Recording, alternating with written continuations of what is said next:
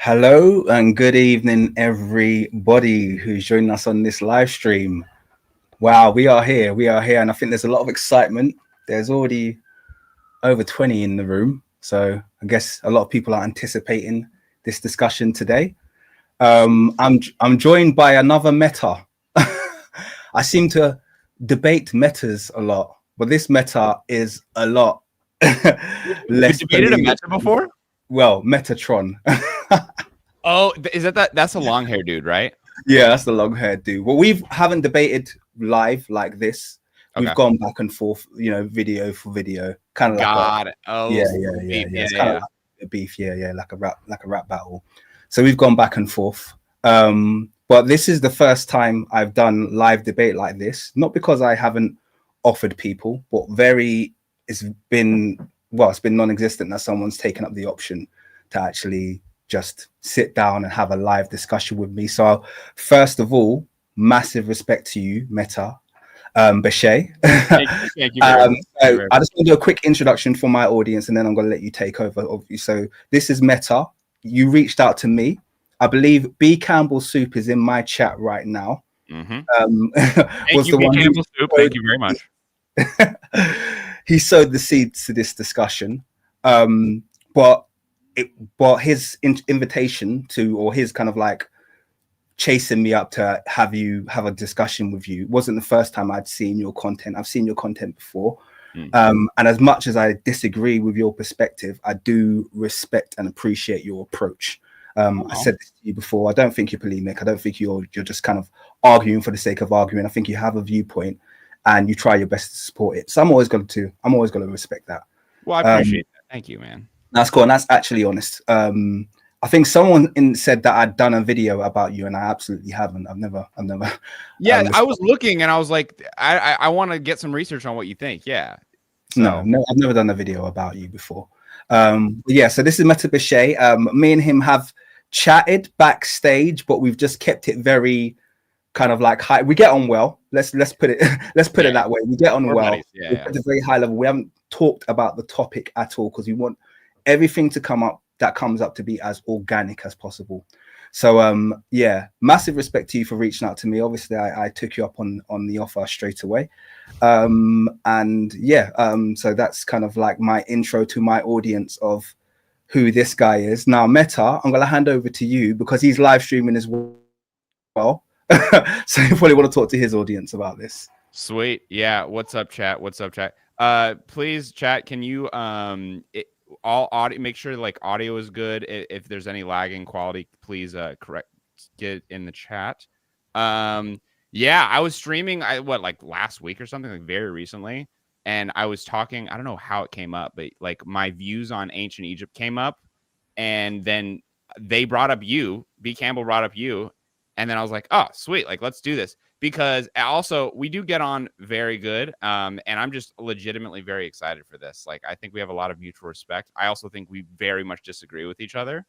Yeah. And I'm pretty pumped to see, I don't know how this goes. Cause also backstory, I have always wanted to do this. Yeah. Are you familiar with my stuff on TikTok or on YouTube?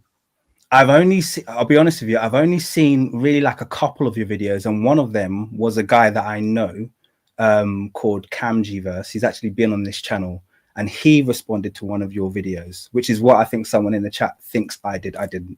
He was and I remember YouTuber or TikTok? YouTuber. He's a YouTuber. Okay. And as he was responding, he's got his own point of view. He does a really good job. But I remember thinking, okay, I'm okay with this guy's perspective. At least he supports it. He's not just, one of these "they're not black guys." Yeah. To your argument than that. So yeah, that's where you kind of won a little bit of my respect there. Definitely. Okay. So before I'm for all of your audience, I don't do this stuff on YouTube anymore. So I was a TikToker who actually covered specifically like race and ethnicity and like during the whole like Afrocentric like TikTok craze that was a few years ago, right? That's like how I got my start in social media. And then I transitioned to YouTube, and now I do ethnobotanical studies on YouTube. So studying plant drugs on YouTube. So very different. I've always wanted to debate this because I think both sides love Yeah. to argue with one another online, but no one actually ever has the balls to actually sit down and debate, because I think both sides are kind of scared that the other one's going to get a gotcha, and we have to change our whole mentality around it. So Absolutely. Actually, I mean, I've reached out to a lot of people. One of the people that I reached out to very early in my journey, I reached out to this girl, Kemet Queen, who's an Egyptian who was making, you may or may not have heard of her, but she was making a lot of these really kind of like, just very anti-black videos, to be honest with you. That's what her video. But I actually reached out to her on TikTok, and I was like, look, we've both got decent sized followings. Let's have a discussion, make it a kind of like a reasonable sit down where you can raise your arguments and I'll raise mine, and we'll see if we come to a middle ground that isn't so, that isn't so poisonous. But she didn't respond. And that's what normally happens. Normally people, when I invite them to sit down and have a discussion about this, they don't respond. So, Yep. And without further ado, let's talk about like our like what each other is like representing. What do we actually believe? So do you want to start? Yeah, I'm happy to start. So in terms of this discussion, obviously we're having a discussion about the makeup of ancient Egypt, or Kemet, whichever you want to call it. And my position is very, very clear. I believe ancient Egypt was a deeply melanated, melanated African society. Okay.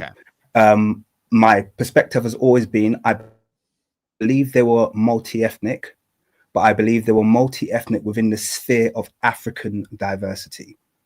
So I've got to make that clear. And I'm quite distinctive about what I classify as being African diversity, because Africans are incredibly diverse, by the way, which you probably know. And it's native African diversity. So where we probably differ is I don't believe a large proportion of the phenotypic traits seen in modern Egyptians are native African diversity. I believe they're inherited diversity from various parts of Europe, or Eurasia, let's just say. I believe a lot of that is inherited diversity.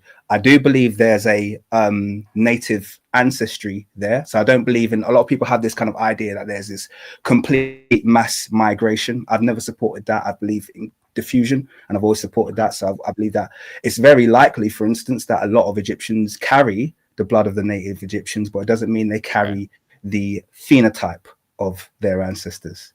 It doesn't mean they carry the race, because they're carrying all of this other introgression that has come from the Eurasian region that has literally changed the way it looks.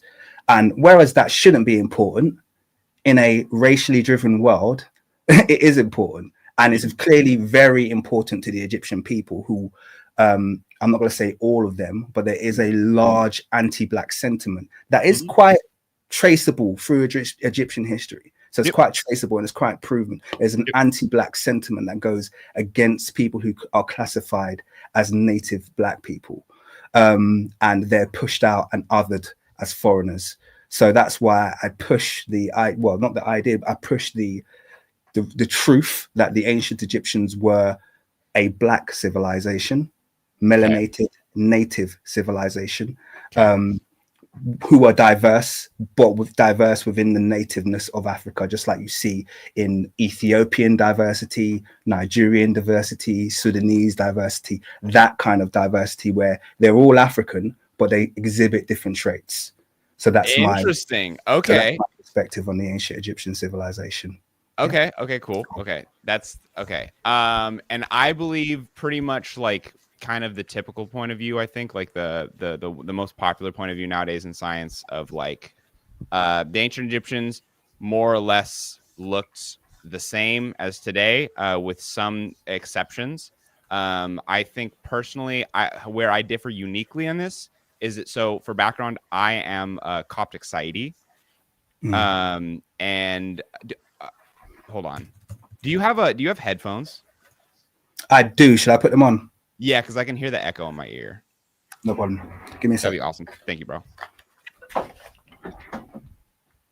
I'll turn that down. Speak for me. Hello. Can you hear me? Okay, yeah, that's fine. Yeah, that's absolutely fine. Yeah.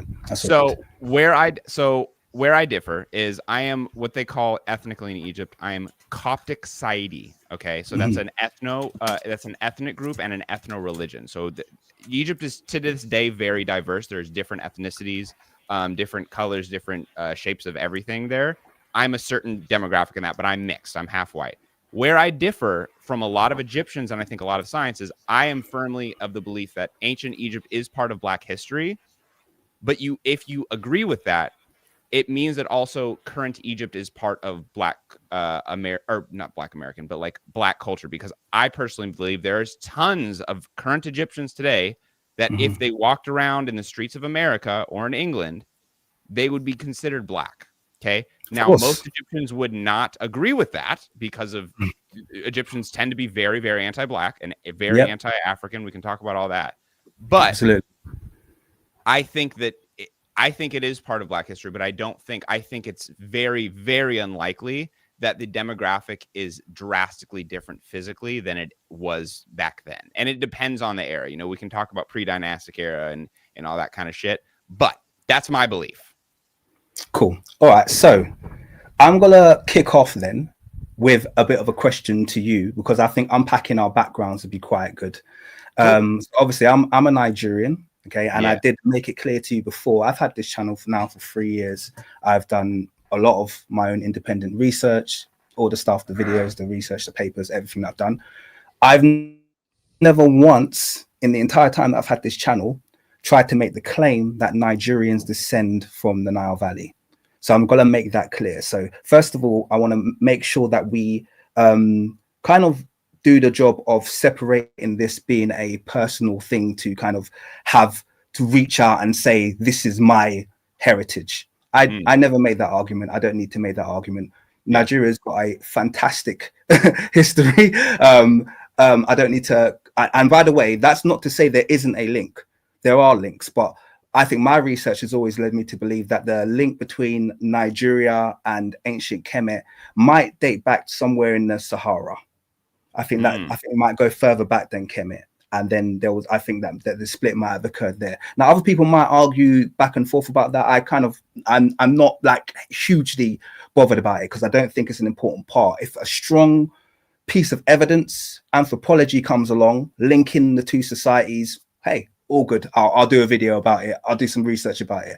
At the moment, it would all be speculation. But I just want to make clear that that's not an argument that I have to sit upon. I believe that this is another argument that I want to quickly add. I believe that the diversity seen in ancient Kemet is existent. It hasn't disappeared. You can see it all along the Nile. You can see it amongst East Africans, Central Africans, Sahelians. They still exhibit that same diversity that we used to see in ancient Kemet. Okay, that's the thing I want to make very clear. Now, my question I was going to ask you, I know you're half Saidi, and I think you said half white American. Is that fair to say? Yep. Now, you easily could pass for a current native Egyptian. Yeah? Yeah, you could. Yeah, you could. Oh, I go to Egypt every year, brother. No. No one thinks you're Egyptian. It's just because you're out in the cold. If you were out in the warm and you tanned up a little bit, you absolutely... You know why I say that? Because I've got a friend who looks like you. He's a mixed race guy. He looks a bit like you. And he always gets mistaken for being Egyptian. Bro, is he mixed race as in like half white, half black? Yeah, half white, half black. Bro, and he always gets mistaken. Egyptians just look mulatto. Like that's like our look. That's my point. And you look mulatto to me. You look maybe more towards the quarter octoroon side. Yeah, exactly. Yeah, but so my point is that you kind of you're not far from passing for an Egyptian. I know you're saying no, but I think there must be people who think you're Egyptian, or I can't project that. You tell me. Yeah. Did you pass for an Egyptian? No, I mean, I go to Egypt and I'm always clocked as Khawega. Like he's like, he's you might have a father, but no, you're not full Egyptian. Like they don't Cairo and Alexandria, or are you down in the south in the Saidi parts? Well, Saidi, I would never ever, not even once. Even if I spoke the most perfect way, I would never even kind of pass. Cairo, the thing about Cairo is that Cairo is so wicked diverse, no one really even gives a fuck.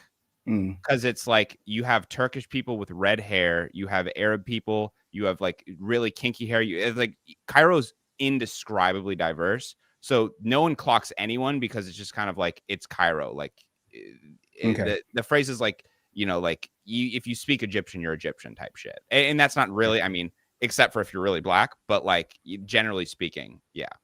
Okay, so it sounds like we're heading towards a similar outcome here. Because the point I was going to make is that, in my view, and correct me if I'm wrong, but in my view, you would pass for, if you're walking the streets of Cairo, Alexandria, you could pass quite easily for an Egyptian. You could say I'm an Egyptian, and no one would go, no, you're not Egyptian. Now that's my perspective. You've kind of corrected me in terms of the southern parts, but I wouldn't expect you to pass for a southern Egyptian.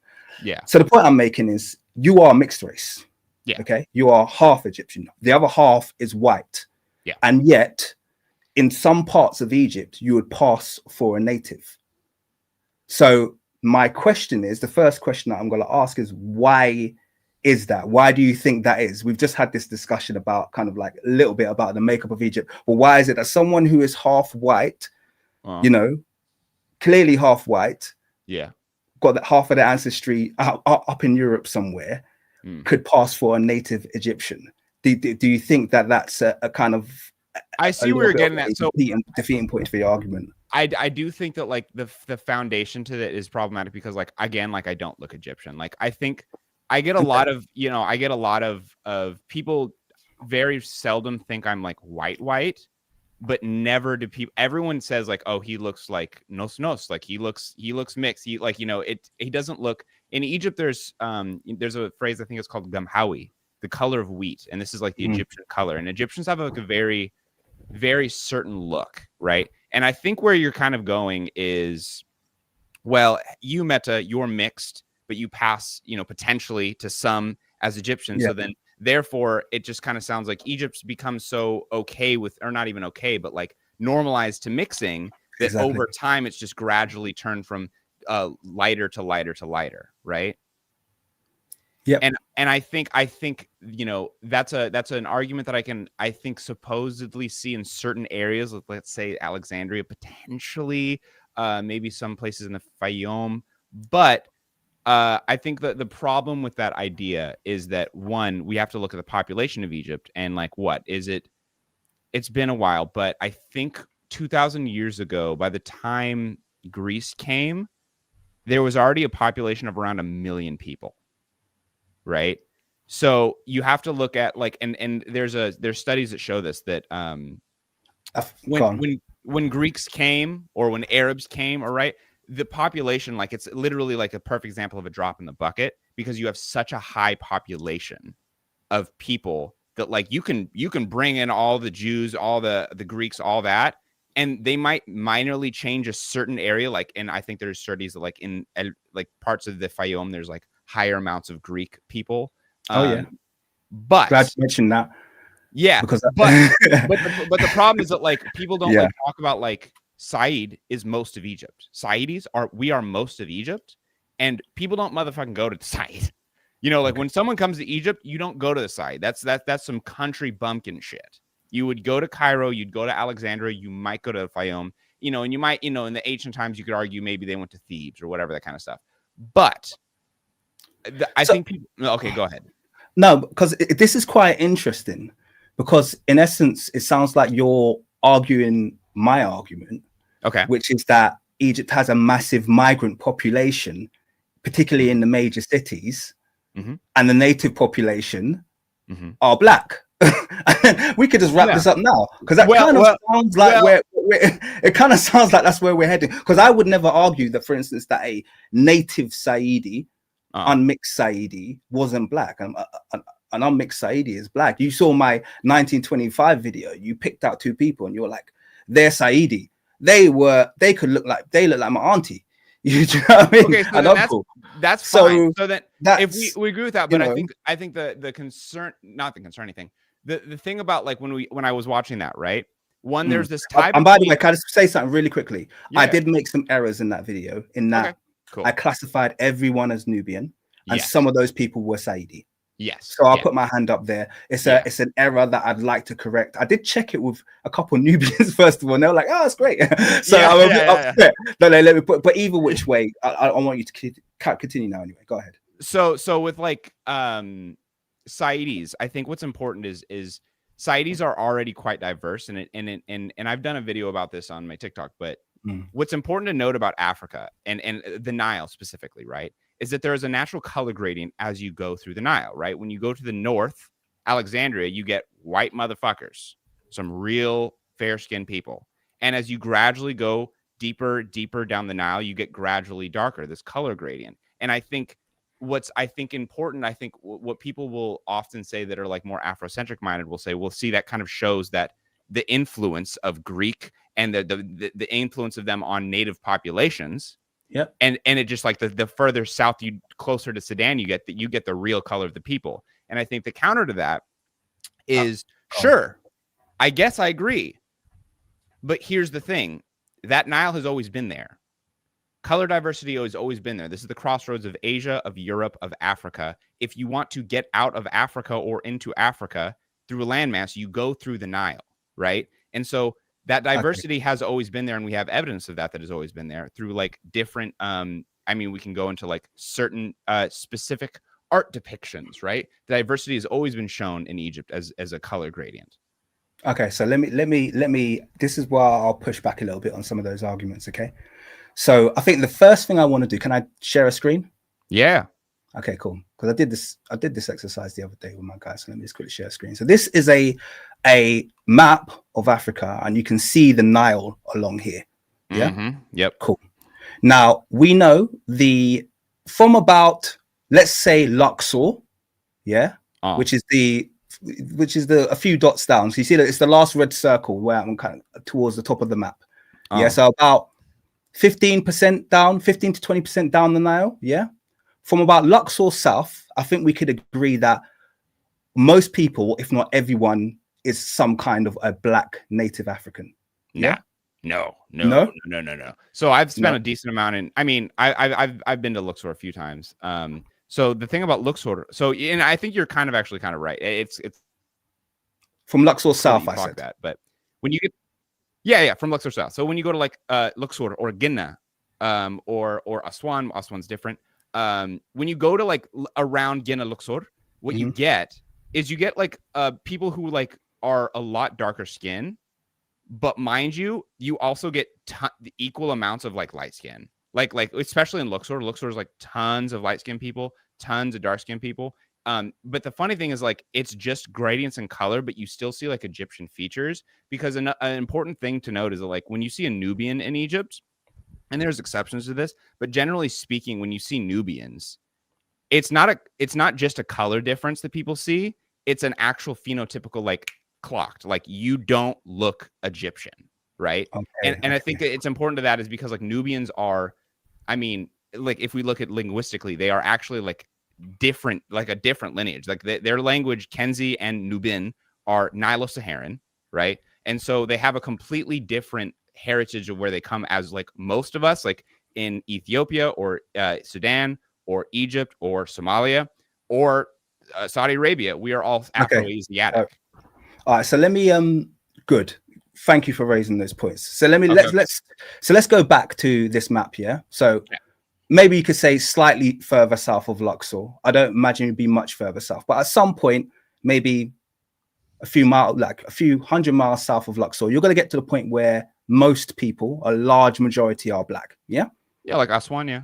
Yeah, and then everyone is black right to the end of the Nile, right to the Great Lakes region. No, that's not a no. That's an absolute yes. Apart from the migrants from the Middle East, apart from the Arabians who are in Sudan, everyone else along the Nile is black. See, that's my problem though. So who would you say? How could you say no to that? Sorry, let's. Okay, so if we look at different demographics, we look at Beja, we look at Tigray. They're black. You don't think the Beja are black? So then why is it okay that when someone says, okay, Tigray, they're black, right? But then a Tigray, of course they're black. Okay, but a Tigray will have straight hair and light skin, and just because they speak Tigray or Tigrinya and they don't speak Arabic, they're identified as not. So, like, I think that's my problem. Okay, so is that there's a lot of light-skinned Tigrays or light-skinned other like Ethiopian demographics that they just get jumped in with black because they're Ethiopian, but then Egyptian doesn't. Okay, so there's where I guess the discussion gets loaded, because Africa and Black people are frequently punished for their native phenotypic diversity. But Yeah. my issue is if you can show that you have traits that have evolved on the African continent, okay, if you can show you've got traits that evolved on the African continent, like the people of Ethiopia can, you know, in terms of their limb proportions, all you're seeing, you're talking about adaptation. So when someone has, for instance, oh, well, you see people with narrow noses, well, that's just an adaptation to high altitudes. You know, it doesn't, it's got nothing to That's do not with necessarily, outside integration. but No, but no, I also, but when you say like, I think the problem with that is that like to say that there is there's phenotypes that developed in Africa and like that's how they have, but it's like one, I think the separation of Africa from Saudi Arabia is a separation that like historically we don't even find, right? yeah, of course. So the thing about that is that like a lot of these features, these narrow noses, these, you know, Hamitic features, whatever you want to call them, right? Yeah, we don't call him Hamitic. We'll go on, carry on. Is that Yeah. bad? No, it's okay. Carry on. Finish your point. But those very likely, some of them developed outside of Africa and then imported. That's why we have the layout that we do of North Africa and East Africa having a lot of the similar features, not maybe skin tone, but with nose type and with lip shape and all that kind of stuff. But like Natufian stuff, it's like Natufians were out of Africa, then went into Africa, right? Natufians are phenotypically consistent with Nubians and Niger Congo, according to. I'm not arguing. I'm not arguing over what Natufians look like. I'm arguing over where they came from, which is no. But this is the issue, because this is an art discussion about race, and at the moment, I've raised the point that a majority of the people who inhabit the Nile, at least 85% of the length of the Nile, is inhabited by people who I would classify as Black Africans. And I guess your pushback is that if someone's light-skinned, they're not Black. You know, it's kind of like, this is weird, because any, you know, a group of Ethiopians walking the street in UK, wherever, they're gonna get called Black, light-skinned or not. I haven't seen the combination you're talking about. I haven't seen, for instance, a native Ethiopian with your complexion. That's me being honest. You know, they're darker than you. They're still, to me, they still look African. This is the thing. So we have maybe differing perspectives and definitions on what Black is, and I think that's something that needs some correction, because I'm talking, that's why I started with deeply melanated African populations. But these are people who are, one second, let me just quickly finish that. So deeply melanated African populations are going to be people who are adapted for the African climate and for the African environment. Let's look at the ancient Egyptians. They walked around shirtless, okay, in the heat of the Saharan sun. So these are people who would have needed to have the requisite melanin content to be able to withstand that kind of heat. I don't think you would, not like the ancient Egyptians did, not like the natives would. I think you'd need a bit more of a melanin boost to be able to kind of like withstand that kind of heat and walk around shirtless. But this is a day in the park for people who have evolved within the African climate.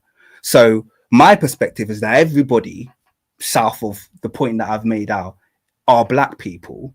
And if we're trying now to make the argument that the ancient Egyptians, you know, were like the modern Egyptians, but you've kind of already said that loads of the, like, you've made a lot of my points to put that, you know, Cairo, Alexandria, the Fayum, these places are filled with migrants, but yet these people are some of the people who are making some of the loudest cries about being native Egyptians. These people will classify themselves, and they are. I think Egyptians. So this is where your argument's confusing me. It's like, do you only classify foreign integration when it's Black, and when it's European it doesn't matter?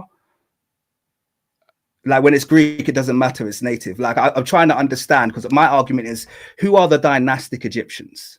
The dynastic Egyptians are a native Black population. They are dark skinned. So okay, so if they are a melanated red, you know, dark, deep brown to Black population based on how they depicted themselves. That's how I would classify them. Okay, so I guess there's a couple ways to address this. So let's share. I'm going to share my screen with you. Cool. Shall I remove? Let me. Yeah. Share screen.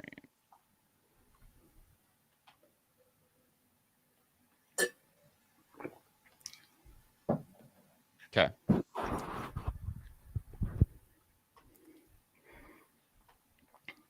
Cool. It's added. Okay. So what we have here is Tigray. For those of you who do not know Tigray, they are an Eritrean people. They speak Tigrinya. They are linguistically Afro-Asiatic speaking. So they are related linguistically to other Ethiopian languages, a lot of East African languages, but also Arabic, also Semitic languages, even Hebrew, right? So that is Afro-Asiatic, okay? Can you remind me to just address you on the Afro-Asiatic point as well when I start? Of course. So So these are Tigray people. So this guy that I have right here, okay, this guy is a typical Tigray looking person. Also, almost completely would pass as an Egyptian. Like this looks like pretty much. I think I'm going to correct you there, and I think it's very unfair to say he's a typical Tigray looking person, because Tigrays can be incredibly dark and look very different. So I think this is probably one of the more borderline kind of Asiatic looking Tigrayans, but Tigrinians. But I'm going to allow you to continue your point. But I wouldn't say he's typical. I'd say that's a stretch. Sounds good. Okay, so we can click on like other people, right? So when you go through this, you can see already just with Tigray, right? Mm-hmm. There's an exceptional amount of diversity, right? There's an exceptional amount of diversity. Yeah. And a lot of them would pass as Egyptian. Okay. Yep.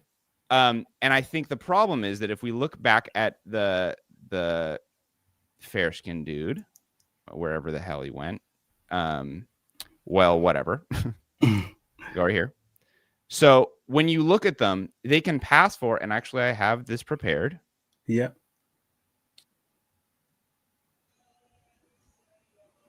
I mean, because everyone who's watching the stream on my end, I've got to say these are black people, but feel free. That's fine. I think, but I think that's the problem. I think that's the bigger problem with what we're talking about, and the problem with actually it's not going to show. Because I mean, once again, if you're going to make so just to kind of like use this to compare with the point that you've made earlier, you talked about the modern Egyptians being wheat-skinned people. You've looked up Tigray and you haven't pulled up any wheat-skinned people. So the person I clicked on was I think I would consider him. He was like that. I mean, he was. I mean, that's like a medium caramel toned black person. You know, Beyonce is much lighter than that. She's black. Okay, so then I think that's my problem then, because my problem is that like I don't understand why people will accept the natural diversity of East African countries like Ethiopia. Like, let's actually switch out of share screen. Let's go to interview back. People will admit the natural diversity of this is just one people, right? And as you know, there's tons of people. Beja are also diverse. There's tons of different every feature, right? And they'll accept that diversity, even on the extremes of light skin or straight hair, and say, see, these are the natural diversities. But then when it comes to Egypt, when they display the exact same diversity in a place like, for example, my family's village, Sohag, right? Where you have someone who's just as dark, and then his wife is just as light, maybe close. I mean, not really close to me, but probably quite close to me, right? My sisters are pretty darn fair. And they go, she's an Arab colonizer. She's mixed. And it's like, no, why? I say I guess this is why I'm going to pull you up slightly. What I'm not going to let you do is reverse this. The issue with modern Egyptians is of their own making. Okay. No one has ever had a problem with Ethiopia being accepted as a black African country.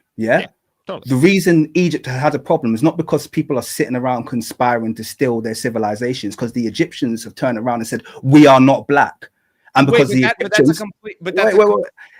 not, it's exactly the same. It's exactly, to me, that's where the issue lies. So the issue of people being resistant is because the person who maybe someone has turned around to and said, you're an Arab colonizer, although I've never really seen an Egyptian that overtly African making these claims. It's normally the lighter ones. But let me, for the sake of argument, say, let's say a dark Egyptian who could pass for an African.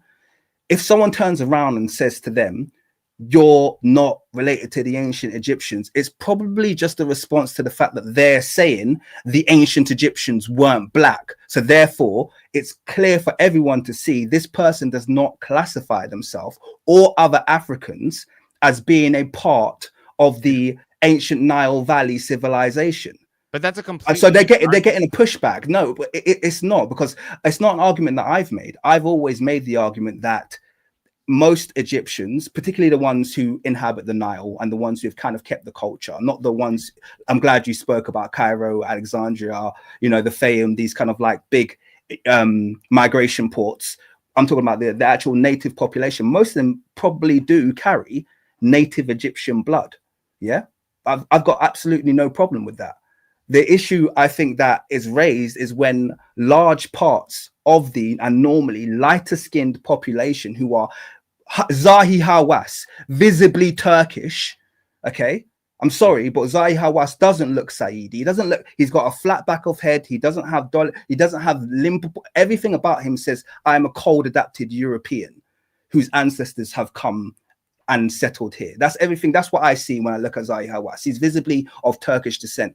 He'll make the argument that we are the native Egyptians, Pharaonism, pushing this idea that those people who, because I would never turn around to a Saidi who looks like a African, you know, looks like a Tigrinya and say, oh, well, you're not native.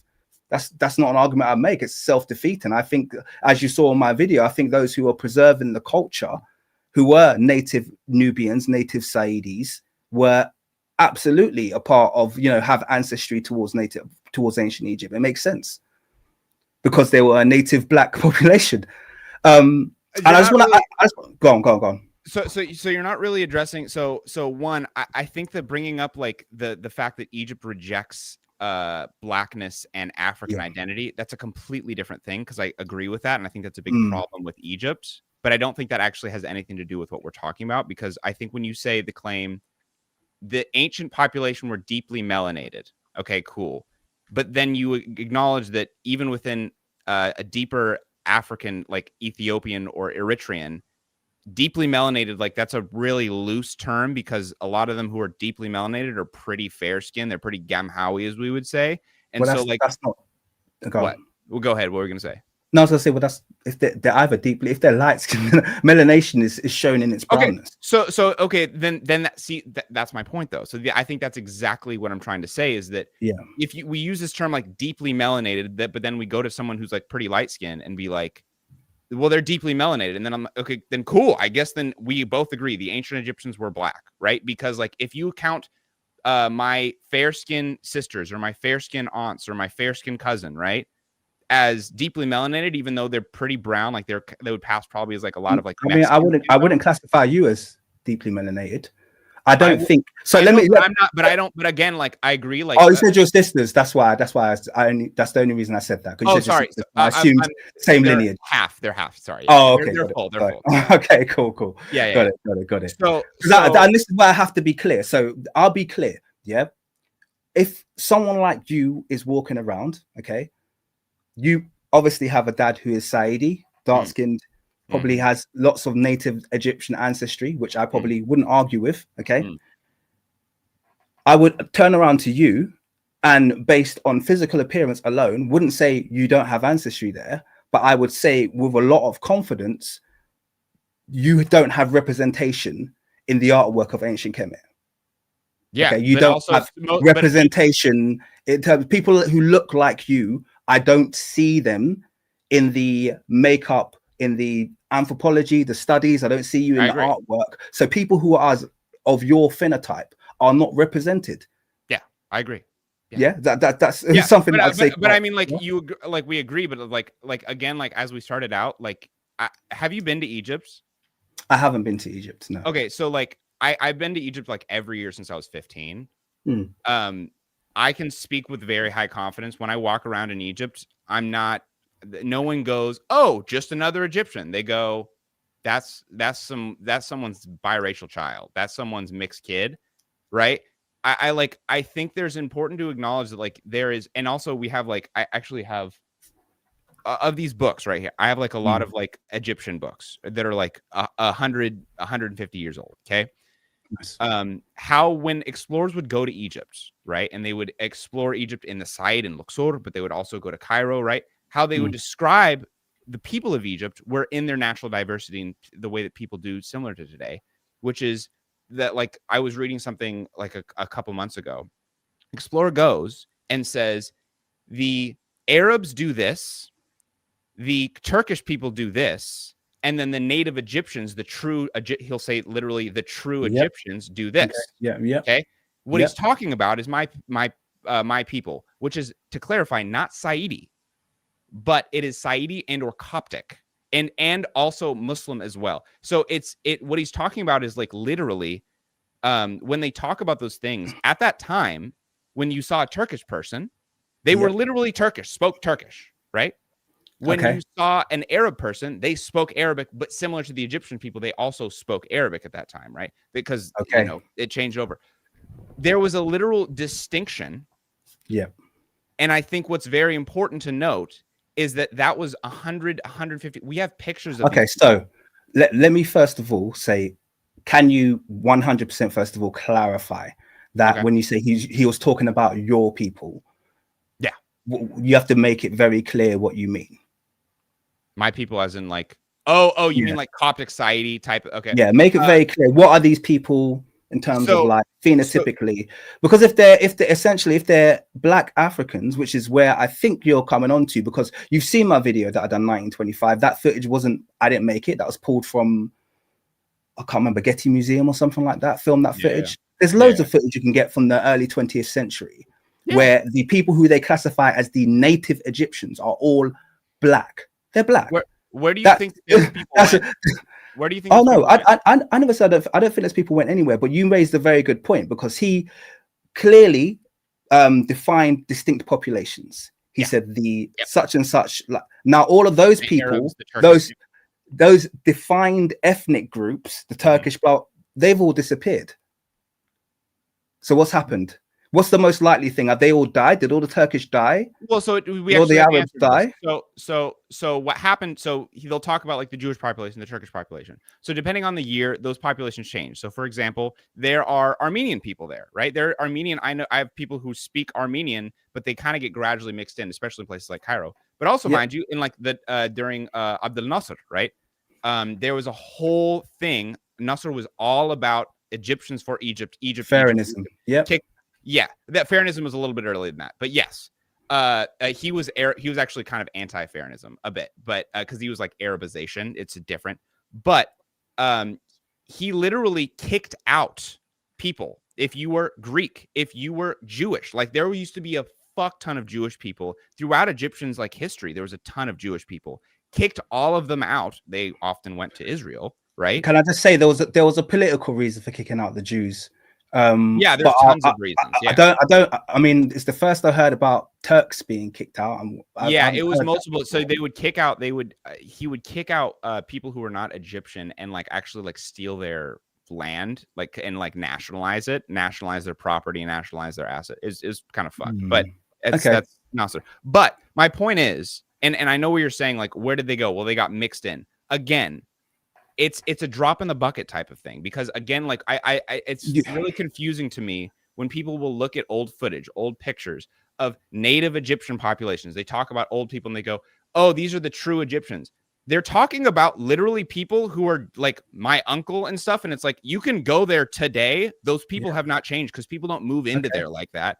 And they look just like always, very diverse. There's people who are very fair and very dark.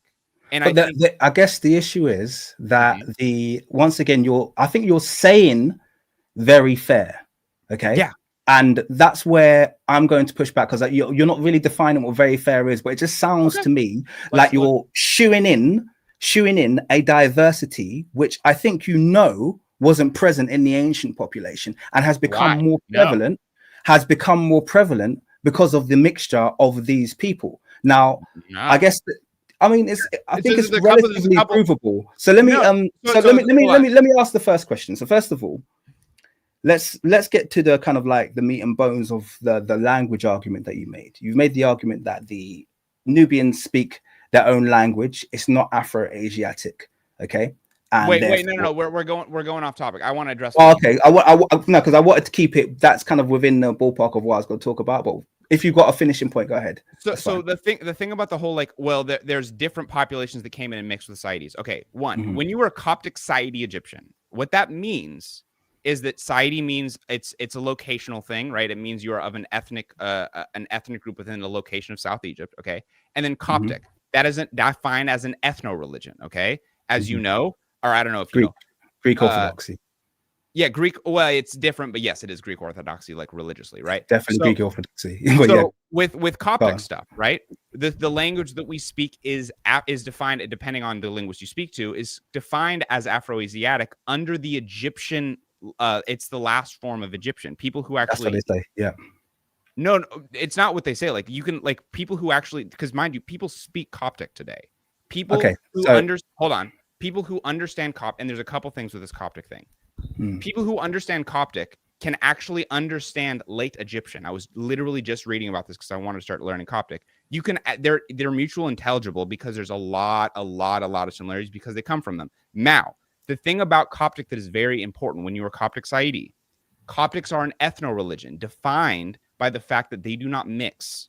It is a huge thing because of religious things, for religious reasons, that you do not mix with a Muslim and a Christian can never be together. Okay, Coptics are defined by their speaking or being together for literally hundreds of years. Okay, so let me just literally ask you a few questions regarding that. Okay. So first of all, let's talk about Coptic. So first of all, the Coptic. I've heard you say it's a liturgical language. Yes, liturgical. Yep. Okay, yep. So liturgical languages all really pretty much have the same purpose, okay? And that's the conversion of scripts, okay? Preservation and conversion of scripts, that's what they're there for. We have other liturgical languages like Yiddish, okay? And, you know, other which aren't the native language that was spoken. It was a way to preserve the native language in script, okay? And be able to still translate it. So that is literally Coptic's purpose. You can always know where, well, let me just finish my point. You can always know where the kind of, I would say, origins or at least the motivations behind a liturgical script comes from by looking at the loanwords. The loanwords will provide a big clue, and Coptic is over 20%. It's 20 to 30% Greek loanwords. That is a fact. Okay, so 20 to 30% of the language is Greek. So that means the language used to fill in the gaps that weren't known. Okay, we've got this thingy, but we don't have a way to express this, and we need to express it, or we don't know what was used to express this. We're gonna plug that gap with a bit of Greek. Whoa! No! That's not how Coptic formed it. Okay, so where did the 30% of Greek loanwords come from? The fact that the Greeks were colonizers. It's similar, but like it's like 30% is a very high amount. I think you're getting mixed up. So it wasn't so ancient Egyptian by the time when the Ptolemies came, right, was not like a lost language. Now the people couldn't read the hieroglyphs for a number of reasons. That's its own like kind of debate. But Theodore speaks about that, which is funny enough. But carry on. Yeah, they couldn't. I mean, they were scammers. You know, it's Egyptians are Egyptians no matter when. But they literally did speak Egyptian though. They didn't speak. They like. What's important to note is the Egyptian language, like as in the Afroasiatic branch of the Egyptian language, that was spoken well AD, like well 100. Like I think the last time that I've heard records of maybe a family speaking native Egyptian up until like the 17 or 1800s inside. When you say native Egyptian, what do you mean? Because you're not talking about ancient Egyptian language. You're talking about. I am. So when was it? When do you think it was last spoken? I've heard records of someone saying that there might have been a family that they found in a society that like a village that was like 1700s or 1800s. But also, I mean, like, and this is like Egyptian shit. I've talked to my dad and he was like, yeah, in the village over, there's a rumor that like in the 90s, they actually still spoke a bit of it. Because mind you, these are villages. Like these are also quite violent. People don't go there. It's kind of like going deep into the Congo. Like people don't just chill. Like linguists don't chill there like that. So what I'm saying this is that the Egyptian language, if let's say that account of 1700s is way late, which it could be, right? I mean, it's just speculation, so we can't lean on that. Sure. But the Egyptian language, the record would say around 500 AD. But anyway, carry on. But even if that's the case, the record would not say 500 AD. Arabic was introduced into when Arabic was introduced in 641 AD. Okay. Maybe 706 AD. I get the dates mixed up a bit, but that would literally make no sense. Like that's not true. That 500 AD is not true. The issue is with the languages. Okay, so this is what I was going to say to you before. So first of all, we're putting a lot of emphasis on what's classified as the Greenbergian classifications. Okay, What's that? In terms of that's the you're talking about Afro-Asiatic. Okay. Okay. We can't classify. First of all, ancient Egyptian is proto. It's been classified as proto-Afro-Asiatic. That means before Afro-Asiatic. Okay, and we can't really classify ancient Egyptian because essentially what you're trying to do is classify a language of which our only evidence of how it was spoken is in a consonantal based script. Okay, so it's a script that only gives us consonants. Now, here's the issue with the fact that we're trying to put a language classification on it. You have to do comparisons with all of the surrounding languages, and very little work has been done to make comparisons of, let's say, for instance, even a population as local as the Nubians. How many people have attempted to do the linguistic work to link the local Nubian languages? Like that's why it's classified as Nilo-Saharan. No, they haven't. So Greenbergian classifications were done in a very quickly and in a rush. And most of these classifications were just done based on accent and pronunciation. You could take a language like Berber, for instance. Let me finish. You could take a language like Berber. Berber has no cognates for ancient Egyptian. It also doesn't relate to the Semitic language. Like, they're very distant from each other. They have similar pronunciations, but they're very, very distant from each other. They're not like, the Semitic languages, which are incredibly close. So you have like, Tigrinya, Amharic, Arabic. These ones have got loads and loads. So that's why they're kind of classified under the Semitic branch. But remember, when you're dealing with Afro-Asiatic, you are dealing with an African language group. It is an African language group. Only the Semitic branch goes outside of Africa. Everything else stays within Africa. Why does that matter? That's important because the ancient Egyptian language that we're just speaking about, all we have is consonants. Okay, we don't know what the vowels sounded like. We don't know if they were preceding vowels. We don't know if they were ending vowels. And a lot of the guesswork that's being done, once again, I'm talking about the fact that when it comes to Coptic, this was a bridging language. It's a language that was essentially not really spoken. Okay, it was written before it was spoken because it was created in order to be able to utilize the texts. It was created to be able to utilize Egyptian texts. Okay, so this is in terms of the pronunciation, they're going to be. What do you mean it was used to? That's what liturgical languages are used for. They're textual before anything. So before they're, you can speak them. Was Roman when it was liturgic, right? When it was being used, was there ever a point where Roman was spoke? What, Latin you're talking about? Or? Yeah, sorry, Latin. Mike. No, that's fine. I've heard the arguments that it wasn't a spoken language, but I'm not going to push that because I don't know enough. I'm not a classicist, but I've heard people make the argument that it wasn't a spoken language.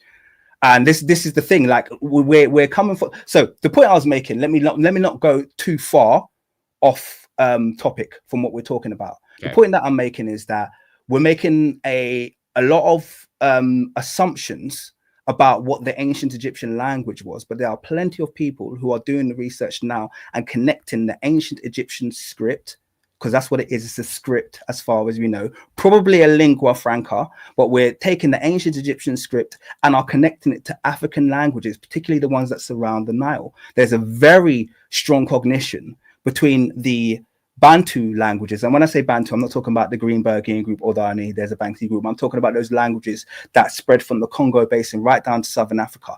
Okay. Very, very strong linguistic links between the consonantal forms that you find in the Meduneta and the Bantu languages. Okay, so people just kind of like running away with the fact that ancient Egyptian was a Afro-Asiatic language. That's not something that I'd run away with too much. We've got these Greenbergian language films that kind of somewhat dominate the African sphere, but ultimately a lot of them are very meaningless. So you would say that you disagree. So I think the issue that I take with this is that and I'm not a linguist, right? So I this is grain of salt. Yeah. But so it seems like like, mind you, people speak, or people are pretty like good at doing ancient Egyptian, right? People to this day know how to read and write ancient Egyptian, middle kingdom. They know Coptic. People, like regular everyday people, a decent amount of people can read and write Coptic, right? So people that is still a classification, and mind you, we still have people who are actually speak these things. Yeah, they're literally related, because like it's similar to like when you speak Spanish and then you listen to Portuguese, you're like, yeah, you can. That's I have no doubt that Coptic is related to ancient Egyptian. So my problem though is that, like, why are we challenging this entire, like, well, we shouldn't even play with this Afroasiatic. It should actually be like Bantu. It's like, well, literal linguists who are professional linguists who speak these languages, they actually don't say that.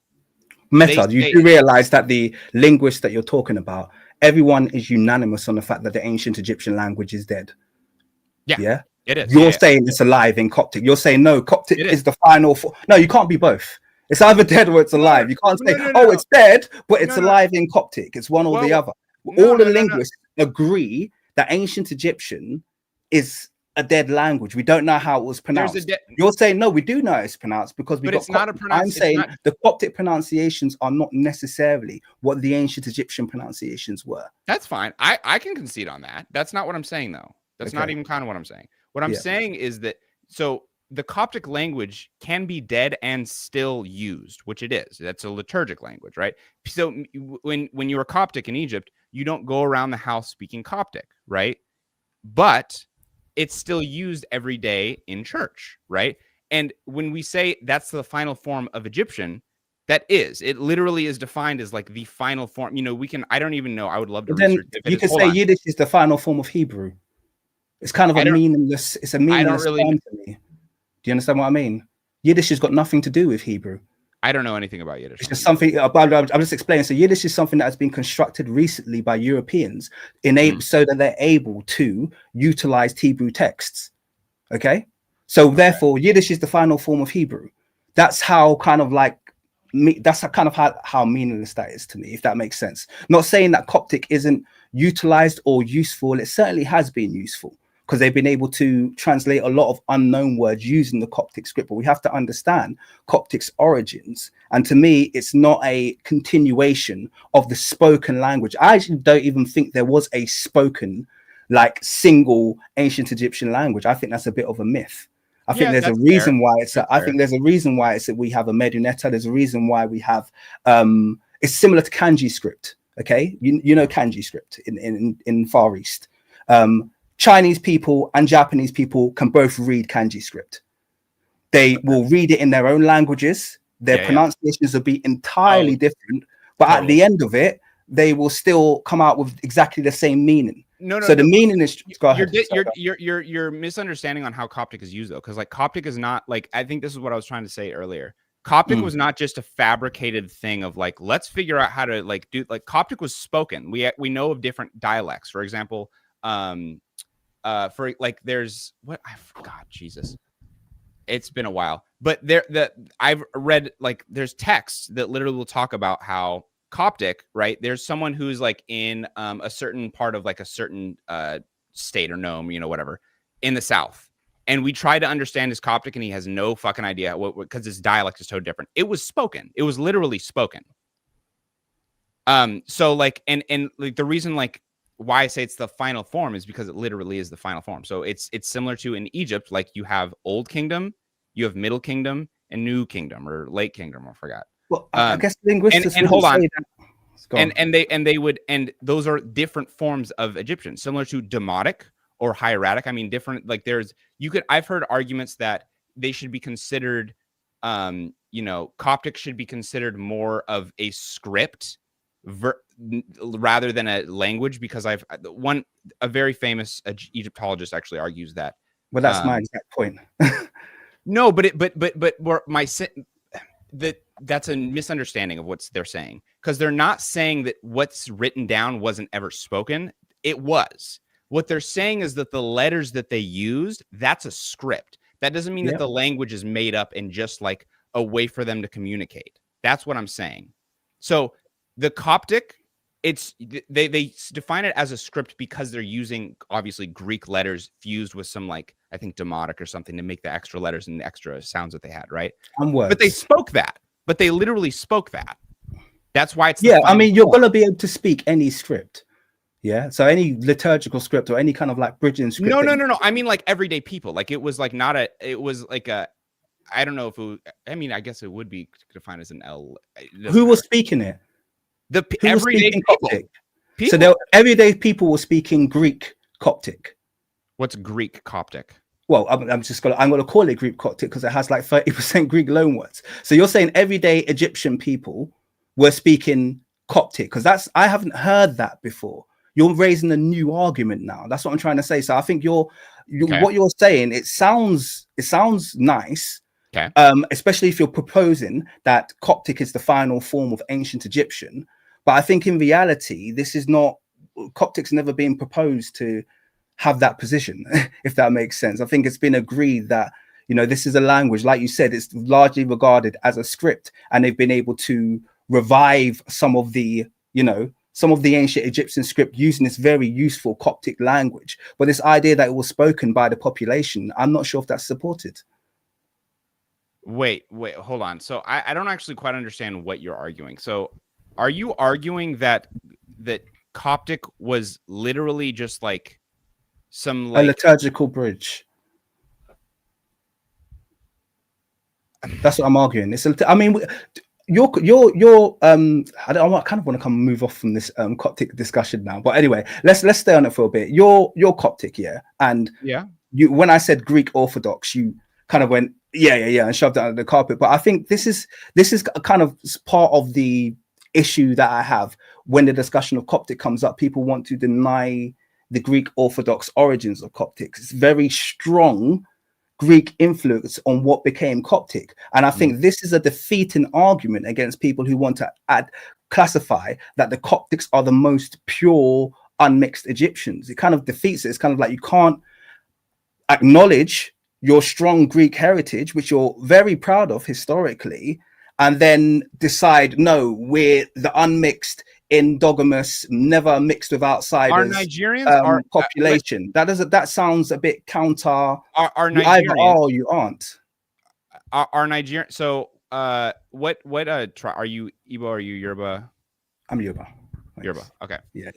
I'm assuming your family's Christian.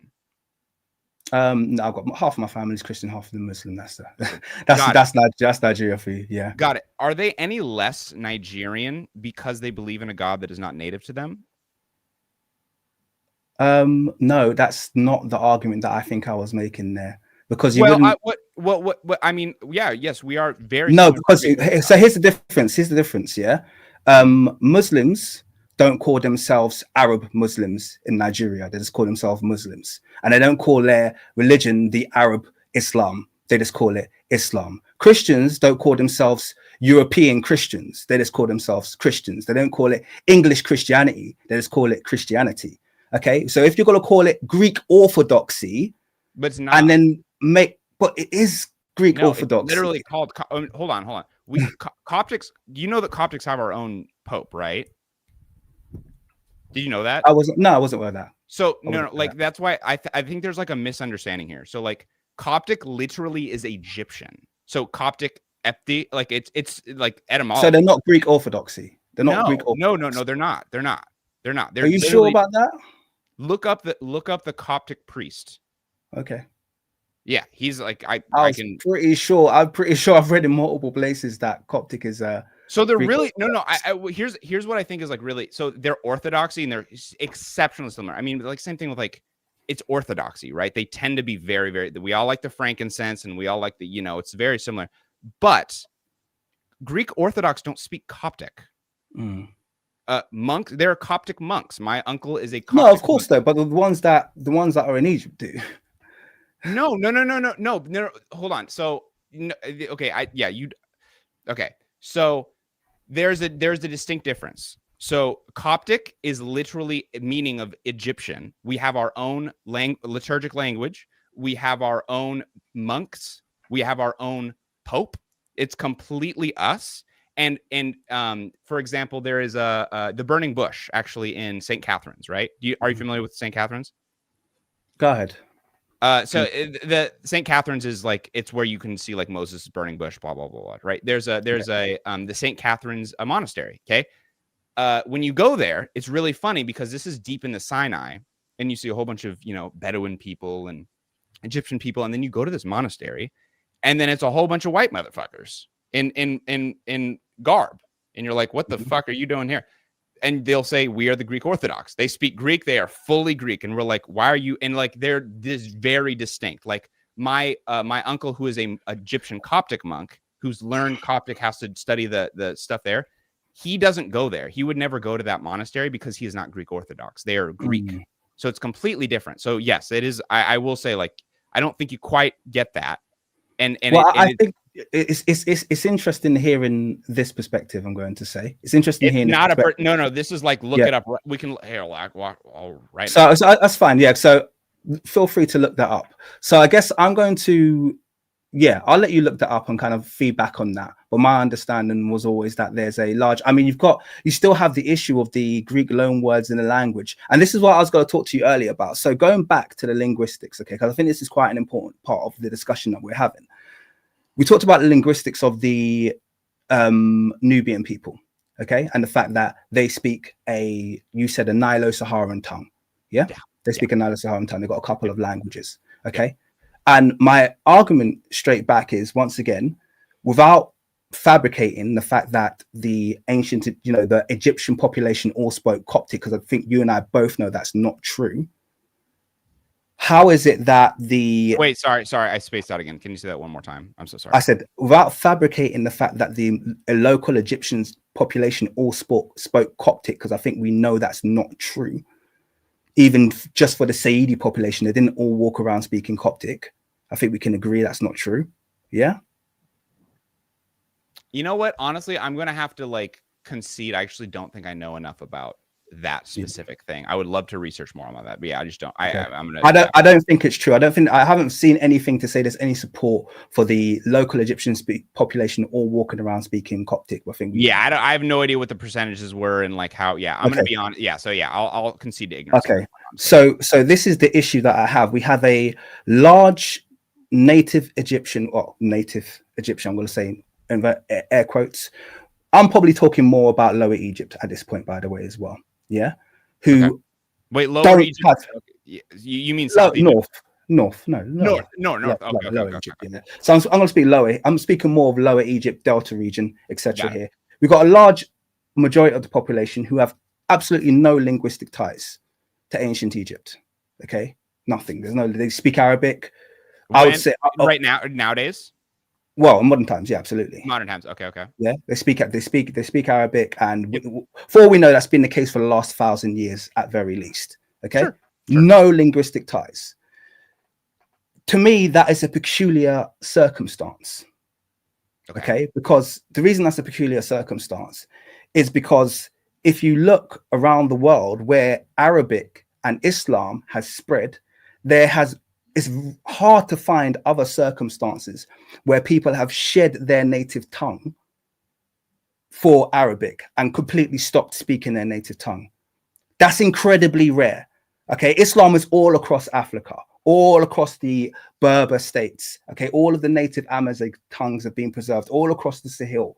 All of the native Sahelian tongues have been preserved, all across the Guinea region of Africa. All of the native African languages have been preserved.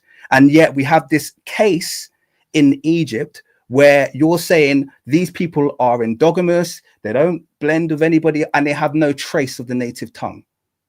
That's a unique circumstance. Okay, that's a circumstance that would be, I think, influenced by a population that have been influenced by mass migration and who are quite distant from the culture. And I would argue, let me just quickly put a point on top of that. I would argue that aside from the Saidi, because I'm not talking about the Saidi here, by the way. And yes, I do think the Saidi have become very mixed, but that's neither here nor there. I still think they preserve far more culture than a large amount of the Lower Egyptian population. So if you look at the Lower Egyptian population, I don't think they have any cultural link. I can't see any like preservation of ancient Egyptian culture. Ancient Egyptian culture, I'm talking about here, not modern Egyptian culture. I don't see any preservation of ancient Egyptian cultural links. They have no linguistic links. Okay, No. so how is it that you're making the argument based on linguistics that the Nubians can't be related because they speak a Nilo-Saharan language, and yet a majority of the Egyptians that you're saying are related speak a foreign Semitic language that was imported from Arabia? Okay, so there's a few things to address here. So first, when you go to Jalisco or Mexico, you know, how many of them speak their native indigenous tongues? Well, a lot of them are Spanish there, so it's kind of yeah. But that's the point. I think you've made my point. No. See, my point is that when you go to Mexico, or when you go to parts of South America, Latin America, right? Yeah. You'll find people who are not genetically that mixed, but they don't speak their native language anymore. And that's because why? Well, when Spanish people came, they said, hey, your tongue is dangerous. Your tongue is the devil. Your tongue is, whatever the fuck the Europeans do. That's exactly what during certain caliphates in Egypt did. I track this. There's certain, I forgot, like the Umayyad Caliphate or like this. So different eras of these caliphates, what would happen is that they might be more tolerant of indigenous culture, indigenous Christianity at that time, or indigenous language. But then they'd have another caliphate that said, hey, and this is how a lot of Muslims go, is that they would say, we're going to start killing you need to pay exceptional taxes. You need to stop speaking your language. They did exactly what the Spanish did.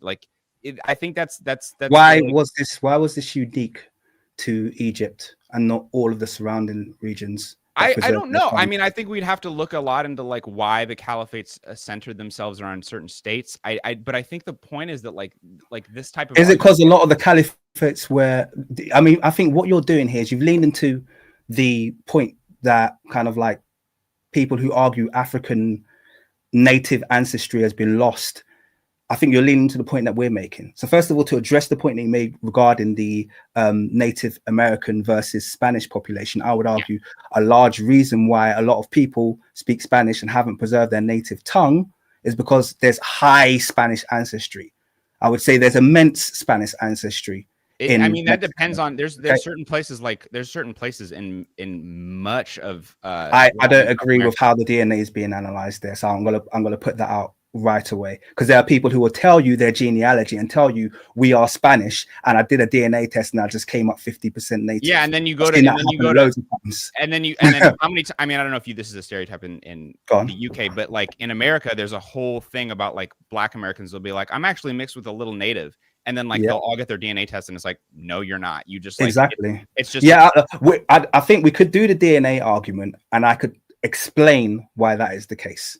Okay, I could explain why that's the case, but that brings us into a whole. I don't want to go down that road because I got to speak to you about pre-Columbian exploration by West Africans, which is provable, has been well documented. Okay, which we can account. Oh, do you believe? I don't think I checked this. Do you believe that the native populations of South America were Black? Let me make a very easy response to that, and then I want to move on from this topic because it brings us on to something else. Okay. I believe that Black people are native to every continent on this planet, and that is logical if you believe in out of Africa. So if you're out of Africa, then you should also believe that Black people are native to every continent on this planet. Otherwise, what are we? Are we doing? I mean, that's a little debatable when it gets to native to the Americas, because of the let's move on. I don't want to cut you off, but this is a whole nother discussion. It kind of brings us left way, doesn't it? It's like we're debating something. We can do that. Let's earmark that, and we could do the Native American discussion another day. Okay. But the point I was making is you were making the point regarding the Spanish population. The Southern American, some Southern American, some. I would say where there's large amounts of native ancestry, there's been a preservation of culture and language. Where there wasn't large native ancestry, there hasn't been a preservation of culture and language. Sure. And I would say that you see the same phenomenon in modern day Egypt. Okay, where there's been now. I think here's my thing. I think that the Coptic population Okay, I think there's a little bit of denial about the amount of Greek ancestry that are in this population. I'm not saying it's purely, but I think there's Greek ancestry there that for some reason people don't want to acknowledge. Okay, and then there's also this argument about endogamy. What's that? Why? Why don't they want to acknowledge what? The Greek ancestry? Yeah. Because because right now it's cool to say you're native. It's beneficial. You know, it's beneficial to the economy. It's beneficial to Pharaonism. It's beneficial to the entire language. And also it's a pretty cool thing to say, hey, we're the oldest people and we belong here. So I think it's an easy out to make. I think you made the argument quite well early on in our discussion that we have multiple points of continual foreign migration into Egypt that Egyptians just don't want to acknowledge. Especially even me and you, as we're having this argument, it's like on the one hand, you're making it clear that there's been a shitload of, excuse my French, of foreign integration into the Egyptian nation. Okay, you can see it in the Fayum, you can see it. And I found that quite funny because you mentioned the Fayum, and I've heard you say on a previous stream that the Schunemann study proves that we're actually more African now than we were before, and yet all of the mummies were out of the Fayum. So I just found that bizarre that you made that argument. That's because of slavery. Which slavery was the greatest in Egypt? Where did they get most of their slaves from? I mean, what era? I mean, I like pick an era. When they're taking a lot of slaves, because Egypt hasn't taken slaves continually. There are high phases, particularly during the Mamluk rule.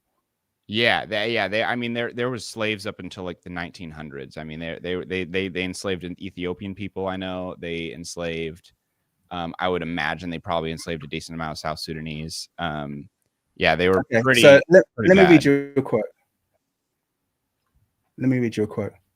Okay, so I'm going to read you a quote from Hannah Barker's book called The Black Sea Slave Trade. Okay.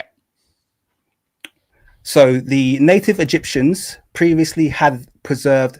One second, is this the right one? No, that's not the right quote. Sorry, excuse me. Let me find it really quickly. Bear with me.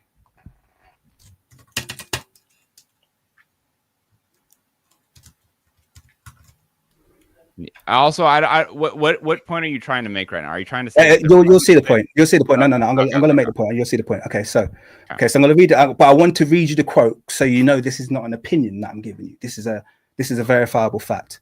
Okay. It says even at its height during the 14th and early 15th centuries, the Black Sea slave trade was never the sole source of Mediterranean slaves.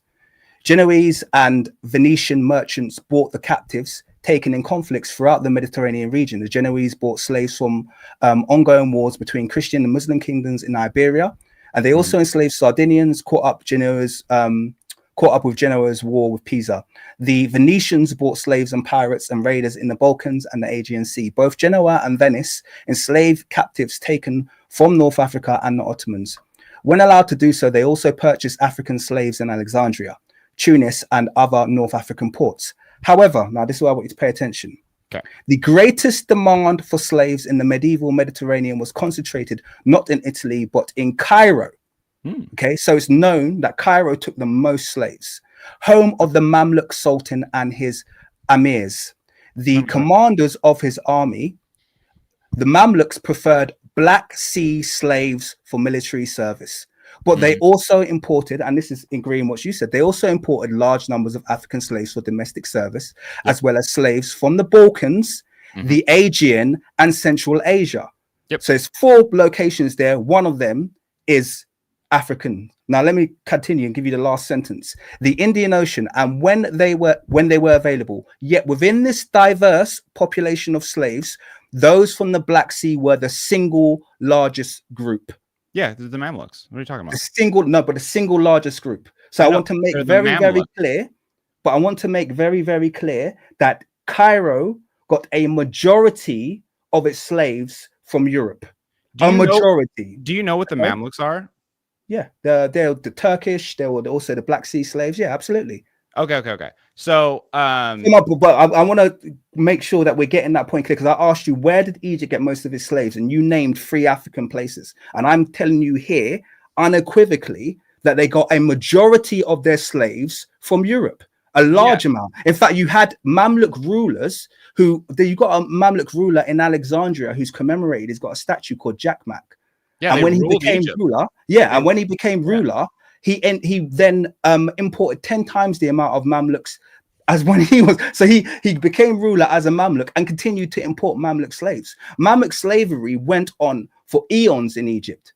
So all of that ancestry exists somewhere. You can't just deny that all of that Slavic, Black Sea, Turkic ancestry, which ended up in Egypt, just suddenly disappeared and became native Egyptian. Oh, we just got some that are light and some no. Because when people are too dark, you'll say, oh, well, that's a result of African slavery.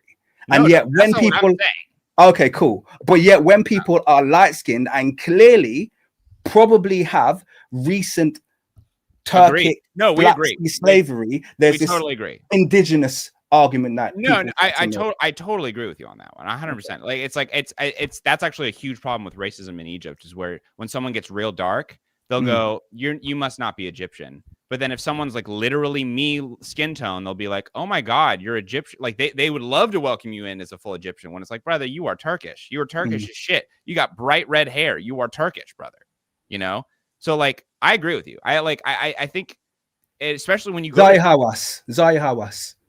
I don't know who Zaya Hawass is. Oh, you don't know who he is? No way. Okay, let me put him up on the screen. I just want you to give me your one-word feedback on native or not. Okay. I thought you would have known who this guy was. Absolutely. No worries. That's me and my little Egypt bubble. Okay. I'm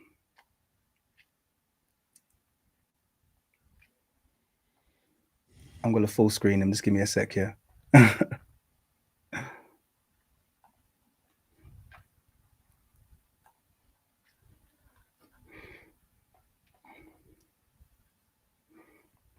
Oh, he looks Egyptian. You think he looks Egyptian? Yeah. You think that this phenotype is well represented in ancient Egypt? That's a good question. Because that's the argument, really, isn't it? Well, no, because I think what I'm learning is that we are having like there's a weird. I think it feels like you're arguing with a version of me that doesn't exist. Like I feel like you're trying to like argue with me, thinking that I'm like a representation of like Egyptian. I don't think you are. Yeah, like I don't like I think like this guy is like, I would not be even kind of shocked if he was like Mamluk or mixed with Turkish or whatever, nor do I really care. But I also think it's likely that people like this existed in ancient Egypt, because again, hold on, the reason why people like that exist, right, is because where are we? We're in the crossroads of Europe and Asia and Africa. So I don't understand why people are like, yeah, well, obviously they mix nowadays, but like they didn't mix in the ancient times. It's like, well, why wouldn't they? Like that makes life they would have. And hold on. Would you classify this? Let me. I want you to qualify that, because you've made a point there. So it sounds to me that you're classifying this as a non-native phenotype. He exists in Egypt, but that's because it's a crossroad. That sounds like what you said. So I want you to classify: does he exist in ancient Egypt as a non-native phenotype or as a native phenotype? I want you to be strong on that. That's a hard one for me. I think honestly, and I'm not trying to like wiggle out of an argument or anything. It's okay. No, it's okay. Honestly, I don't know. I think personally of this is not. I want to separate. This is not scientific. What I'm about to say. This is my own opinion. I think his phenotype probably did exist. I think in a minority of cases, though. I think he would have been a minority back then. But I also think like, and I would love to see. We can actually just get into this. There's like, what is it? Sneferu, is it Sneferu's kids? The really famous ones where it's the really white woman with the crystal eyes and then the brown red guy next to him. Rahotep. No. Rahotep and Nofret. Yeah. So let's get into that. Let's get into that. Absolutely. Okay, so first of all, hold on. Let's tell you. This is So everyone, this is Rahotep, and you said Nofret. Nofret, yes. Yeah. His wife. So these people are from these are from the Old Kingdom. I believe, what are these? The kids of the great King Sneferu, which is arguably one of the most influential kings in Egyptian history. So this is who we're talking about right now. Okay, cool. So let me. Are you going to share your screen? Oh no, I thought you were going to share your screen. Oh, sorry, I was sharing my You screen. brought them up. Yeah. So I just wanted to, I forgot on my trail of thought now. I wanted to make a point regarding Zahi Hawass there. But the point I was going to make was a very brief one regarding Zahi Hawass. I'm going to say if his phenotype did exist in ancient Kemet, it hasn't been found yet. Because we don't pull up. If his phenotype existed in ancient Kemet, it hasn't been found yet. Because I haven't seen a single ancient Kemetic skull with a flat back of head brachycephalic kind of like I read that paper. Hold on. Yeah? Actually, I read that paper. I got a whole mess of things to bring up with you with that one. But let's first to bring up the dorsiocephalic and brachycephalic stuff, okay? Yeah. So first let's address this, what we're talking about. I'm talking about the head shape as well, because it's not just a case of whether or not people have brachycephalic, dolichocephalic heads. It's how they're exhibited in Africans and how that differs with Eurasians, because they do differ. But carry on. So right here, to address the Rahotep, what is your when you look at these, which by the way, they're not on the screen. 1 second. Let me add them to the screen. 1 second. I'm asking to share my screen. Did you see I'm that? clicking add to stage. I gotta remove this one. Give me 1 sec. Here we go. Okay. So cool. So this is what we're talking about. This is from the Old Kingdom. Okay, this is a long, what was like maybe 4,000 years ago or something like that. Really long time ago. Okay. Yeah. So this is a pretty accurate representation of like a lot of when you see a lot of Egyptian representations of people, it's often the man will look very brown and red, and then the woman will look very light. Okay, can I jump in? Let me jump in now. Of course. Okay, go ahead. Because I think it's important. Let's analyze what we're looking at here. Okay, so first of all, I'm going to correct you on that complexion. That complexion that you see Rahotep, this kind of like orangey brown, that doesn't have representation in ancient Kemet. Ancient Kemet's colors are very, very consistent. It's a strong, deep reddish brown. That's the range where the range starts, and it stops at a deep dark black. And you have all of the colors in between. That's what you'll see on ancient Kemet. You will not see this orangey color. Now, I'm going to disappoint you because I'm not sure if you knew this. I've done many live streams of a professor called Professor Manu Ampim. Rahotep and Nofre are absolutely fakes. Interesting. This is absolutely a fake. And I'll tell you some of the things that absolutely make it a fake. Or it's either a fake or it's the most unique, well-preserved, different, and protocol-breaking piece of artwork ever created in the Old Kingdom. So it's one or the other. All right. So first of all, we have the hieroglyphs that are over the shoulder of Rahotep and Nofre. Okay, that's not protocol for ancient Egypt at all. If you're looking at hieroglyphs, they're either going to be down by the feet of the individual or they'll be on the back. Okay, and also you won't have a back plate that goes above the shoulders. You might have one that goes above the neck, but you won't generally have a back plate that goes above the shoulders like that. Secondly, is the coloring of Rahotep and Nofre. Okay, they are very uniform. Sorry, when was this faked? Likely by the Germans. So this would have been it would have been late 19th, early 20th century that this was faked.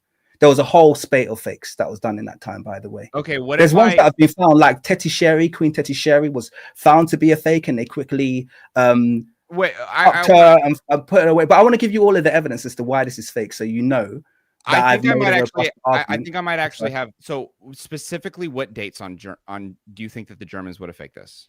I don't have the exact dates. I don't.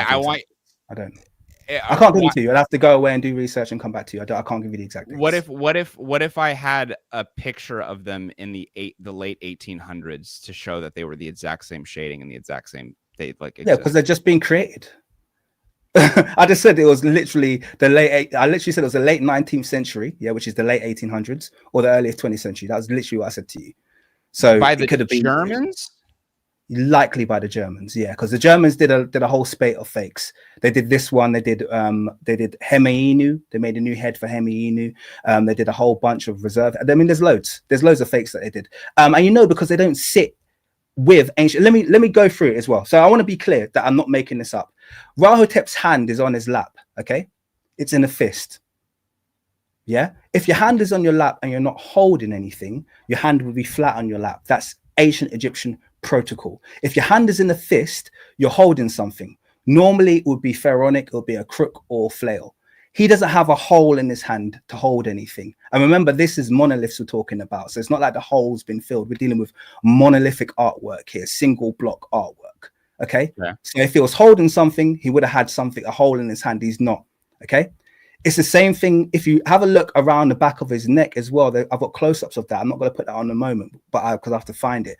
But you can actually see there's paint dripping down his neck because they did this rush job in a hurry. This artwork, and by the way, like I said, the hieroglyphs by the head have basically not been done to hieroglyphic standard either. Hieroglyphs were always carved in quite heavily. The normal depth would be anything from 2 millimeters to about 2 millimeters to about an inch. That would be the depth of hieroglyphs. On this one, we've literally got a light etching and then paint. This is like, you could even call this the earliest use of pen. That's how light it is, because this will be one of the earliest uses of a calligraphic pen. And also the preservation of white and black. Do you not find that somewhat? Have you found? I mean, if you can find another thing, ancient Egyptian hieroglyphs were always in color as well. They weren't white and black. Okay, these ones by its head are all black. Now, my argument to you is this. And also, I could keep going. Husband and wife are always embracing each other. They wouldn't create two statues made to be displayed together that weren't showing some kind of an embrace. There'll normally be a hand behind the back or something like that. These are all just general protocols. Nofret's crown is it's an Aegean crown. It's not even a uraeus that is seen in ancient Kemet. And by the way, she shouldn't be wearing a uraeus because she's a princess at this stage. She's not a queen. Okay, there's so many.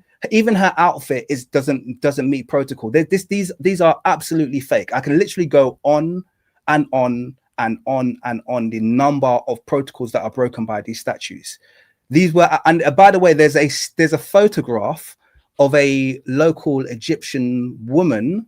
Sorry, I'm gonna have to switch over because my camera's overheated. Sorry. Okay. Switch over to my rubbish camera. Sorry, people. It's all gonna. Good. Everything's going downhill in terms of the visual quality, now, guys. So just sorry, forgive me. Let's pull it up. Sorry, I've got to just change my camera. Everyone's gonna be like, "Ugh, what's going on, man? You think you were looking good before, now it's all looking terrible." Sorry, this is what we've been reduced to. Excuse me, everyone. So the point I was making was that there's been so many protocols broken in these statues because they were done in a hurry, and they're also done before they knew the fullness of what Egyptian protocols were. So they just got a whole bunch of stuff wrong. These are absolutely. So I want to approach this in a different way. Yeah. So I'm not here to argue with you whether it's fake or not, because I will say I'm very skeptical of the things that you're saying, just because neither of us are Egyptologists. And like, I think I would usually just be like, there's a lot of context. There's counter arguments of like, well, this is Sneferu. Like Sneferu you can talk about protocol. Sneferu started the protocol. Like when you talk about the cartouche, when you look about a cartouche, Sneferu, I think, was the first king to actually even start that. So like, there's counter. I don't care to really get into it because like, why is it so well preserved? I mean, that's just the basic argument. Show me another old kingdom. Show me another old kingdom piece that has preserved uniform color like this. At very best, you'll get, flecks of color. But this is a total preservation. And by the way, this is I'm not here to argue with you, but I'm not. No, but I have to make this point. The color of his wife, Nofret, is not. This is a complete and utter break of ancient Egyptian protocol. You do not see. This is the wheat color that you were talking about. She's your complexion. This is unseen. No. She is. And this is unseen in ancient Egyptian artwork. And I'm not just talking about Old Kingdom. I'm talking about all kingdoms. You have to, apart from Nefertari's tomb, which they had, 20 to 30 years to tamper with before released to the public. And I can prove that in photos as well. This is the only woman that you'll see colored in this wheat modern Egyptian color. They're never colored like that. You can look at all the tombs. Tomb of Nebelmum. I could give you loads of tombs. Egyptian women are always brown. Hold on. You're getting really fired up right now. I want. No. I'm not fired up. I'm passionate, but not fired up. You're cool. So I like. I'm not here to argue the legitimacy of this because, again, neither of us are like Egyptologists. Like, we can argue over this and that and kind of stuff, but like, I don't even speak old. I don't know how to read any of this. Like, there's so much knowledge that I do. I read a bit. So you read what, Middle Kingdom? No, I read a bit of hieroglyphs. I know, but I can basically read any cartouche, but that's just like basic. And but I mean, people specialize in like Middle Kingdom Yeah. versus it doesn't. So there are people who can like, we can get into this. I don't really care necessarily if this is real or not. I'm more curious on, because there's like, this is not a hill for me to die on. There's about 1 million and other artifacts that show similar, like. There aren't. That's the challenge I'm going to give you. There's a literal handful of artifacts that people who make this argument about wheat-colored Egyptians being present in ancient Egypt, they all fall back on the same artifacts. I can fall back on that's another thing. Tombs and tell you this is how not what wheat is. Themselves. So I'm not Gumhawi in Egypt. Like that's an important distinction. Like she is not. I'm looking at Nofret. I know Nofret would not be Gumhawi. When we say wheat, he's the guy's wheat. He's wheat. That's what we mean by wheat. Okay. That when we say that so and again, like she is light, even for today's standards of Egyptians, but there are plenty of women like that. So small paintings, I don't even know what they're called. Can I just pause us really quickly? Because I've had a few people make donations, and my rule is just to read out. Of course, their comments. They've made loads from when this debate just started. And if you've got any, feel free to do it now. Now would be the time to kind of give those people a shout out. So I'm going to go from the top. Okay. And I'm just going to read them. I'm not going to respond. Sorry, guys. I know that a lot of you, and some of them, if they're negative, don't take it personally. This is just, they just supported me, okay? Meta. So I just want to sorry. Of course, so mention skin bleach culture in modern Egypt. I think that's quite an important point. So thank you for that. The Visitor, Raven McQueen Network said enough. King, finish him. Okay, just supported me. Thanks, guys. Appreciate it. The Visitor once again says Ethiopia wasn't conquered. That's why there's no fair-skinned people. Gotta carry on. Mosi82 says ancient Egypt was a Nile Valley civilization, aka African, and not a Mediterranean one. That's a point that I think I'll come back onto actually. Without the Nile, there's no ancient Egypt. Its culture and civilization came from the south. Totally agree with that, to be clear. Show him Greek descriptions of the Egyptians. I think we can get into that if he's willing to, if there's a bit of time.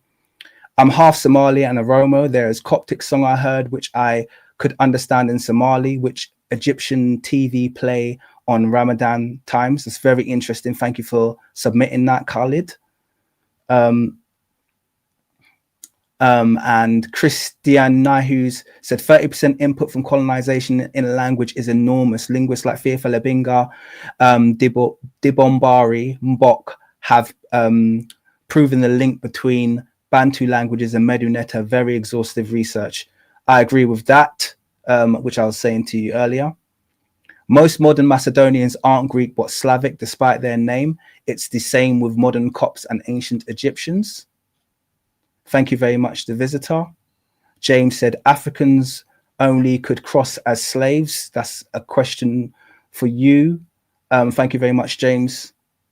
The Visitor says, when you point out the ancient Greece was a crossroad and there were black people in Greece, they call you Afrocentric. Thank you very much, The Visitor. James Stewart says the Germans are the one of the creators of the modern concept of the white race, late 1700s. Got in school, I think he's going say get in school. Love Meta. He knows the Egyptians are black. Yeah, I like him too, and I think he does know that. I think he's in denial. I think he does know it, to be quite frank with you. Dishon Willingham said, Metro is a good sport. I agree. Can you see there's love here for you, bro? I'll take it. And the people are saying cookie, but there's love here for you. Thank you, Dishon. And finally, just a $10 donation from Jolene with £10 donation without any comment. Thank you for sitting through that. I just wanted to acknowledge that. You're good. You're good. Yeah, so yeah, I mean, also just to address, because I feel that this argument is going in certain ways, and I like so I think what is important for me to note is that, like, okay, do I believe that the ancient Egyptians were black? I think, honest to God, yes. I think yes.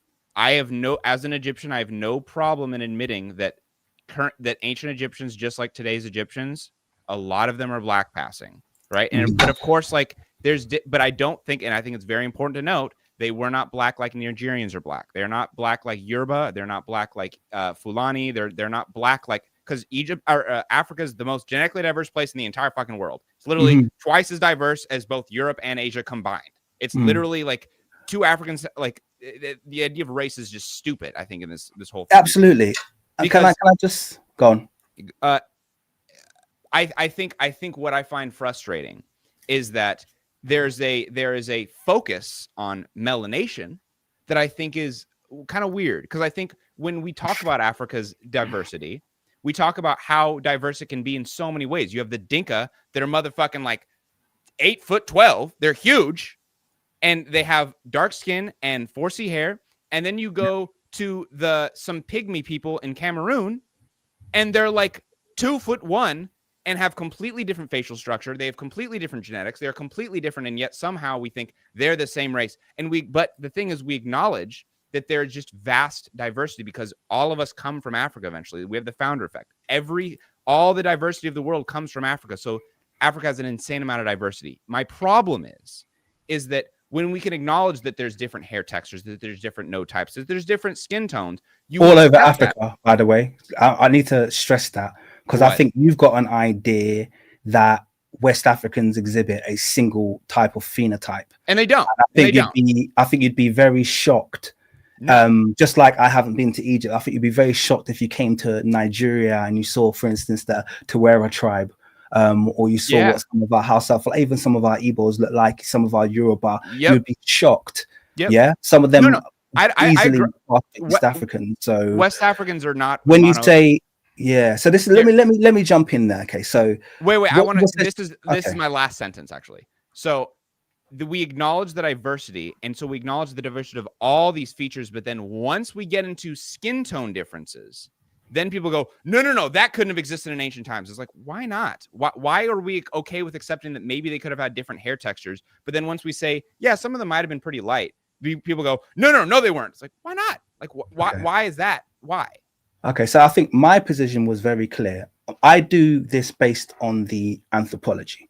Okay, and actually, I think I said to you, I came from the position when I initially started looking into Black Egypt. I came from the position that ancient Egypt was a mixed population with Black and with people who look like kind of like the full span of modern Egyptians. That was my initial position.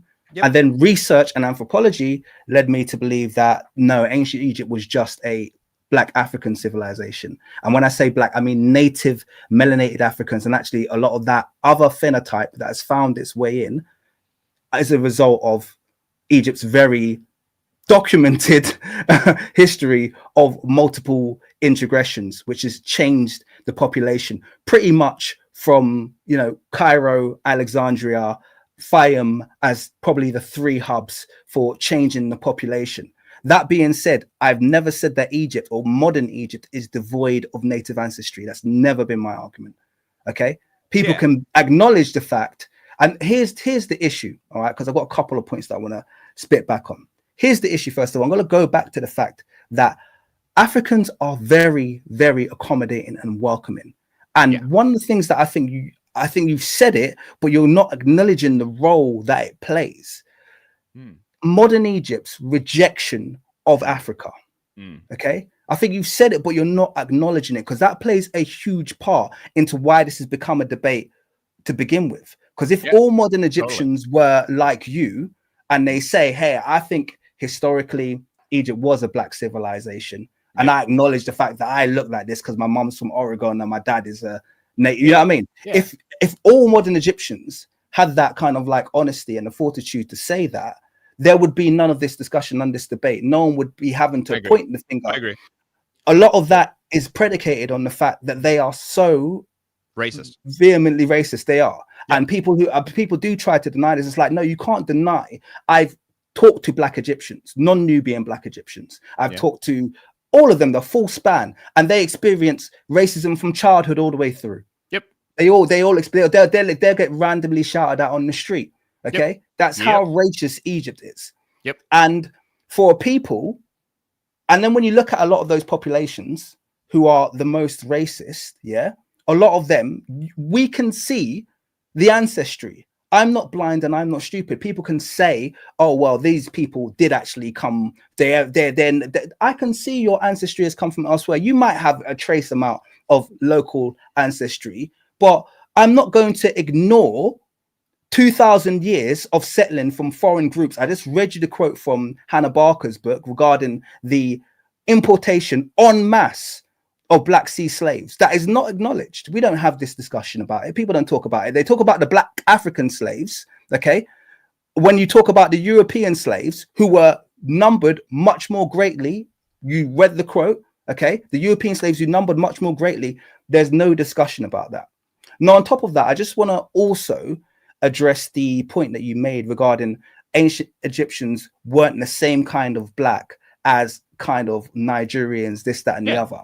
Yep. And to me, that's a bit of a moot point because you contradicted yourself afterwards and spoke about African phenotypic diversity. Yeah. Okay. And I think if you truly understood African phenotypic diversity, you wouldn't make such a claim because it's an impossible claim to prove. If you look at any African nation, take Nigeria, if you understood the phenotypic diversity in Nigeria, it would blow your mind. If you think all Nigerians look like me, you're wrong. Yeah, you're wrong. I've got people in my family who are incredibly light skinned. I've got people with aquiline features. If, like I said, if you go up to the north, you will find people who look Ethiopian, but you've just made a very kind of like bold and conclusive statement. West Africans, they didn't look like West Africans. That's someone who doesn't understand what the phenotypic topography of Africa is. Because if you did, you could. And by the way, there are people round the corner from you. You just spoke about the Dinka, who are literally a stone's throw away,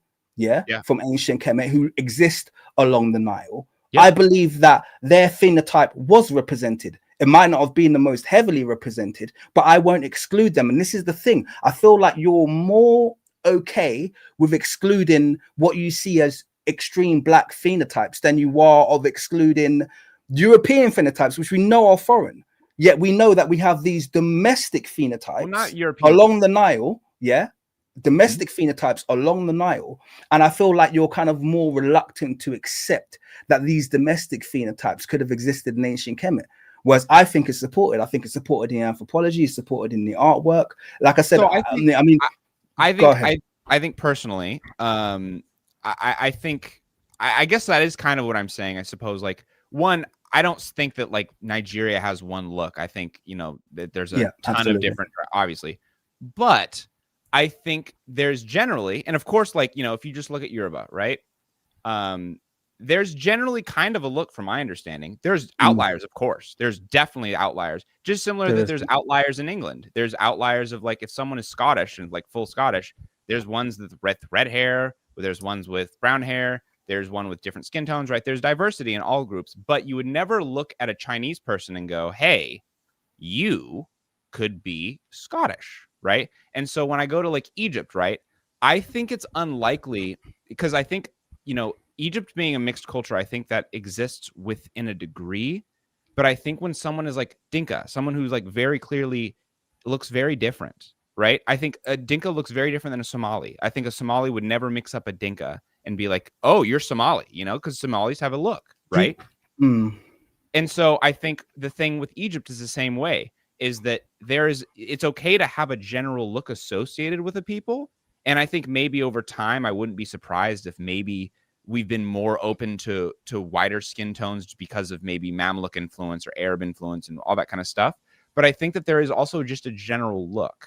And I think also the reason why we bring up languages in this is because languages can sometimes kind of track a bit of a look. Berbers, people who speak Amazigh, they are Tamazight, they look kind of on par with other people. I personally think that Yemen, people from Saudi Arabia, people from Somalia, they kind of have a look.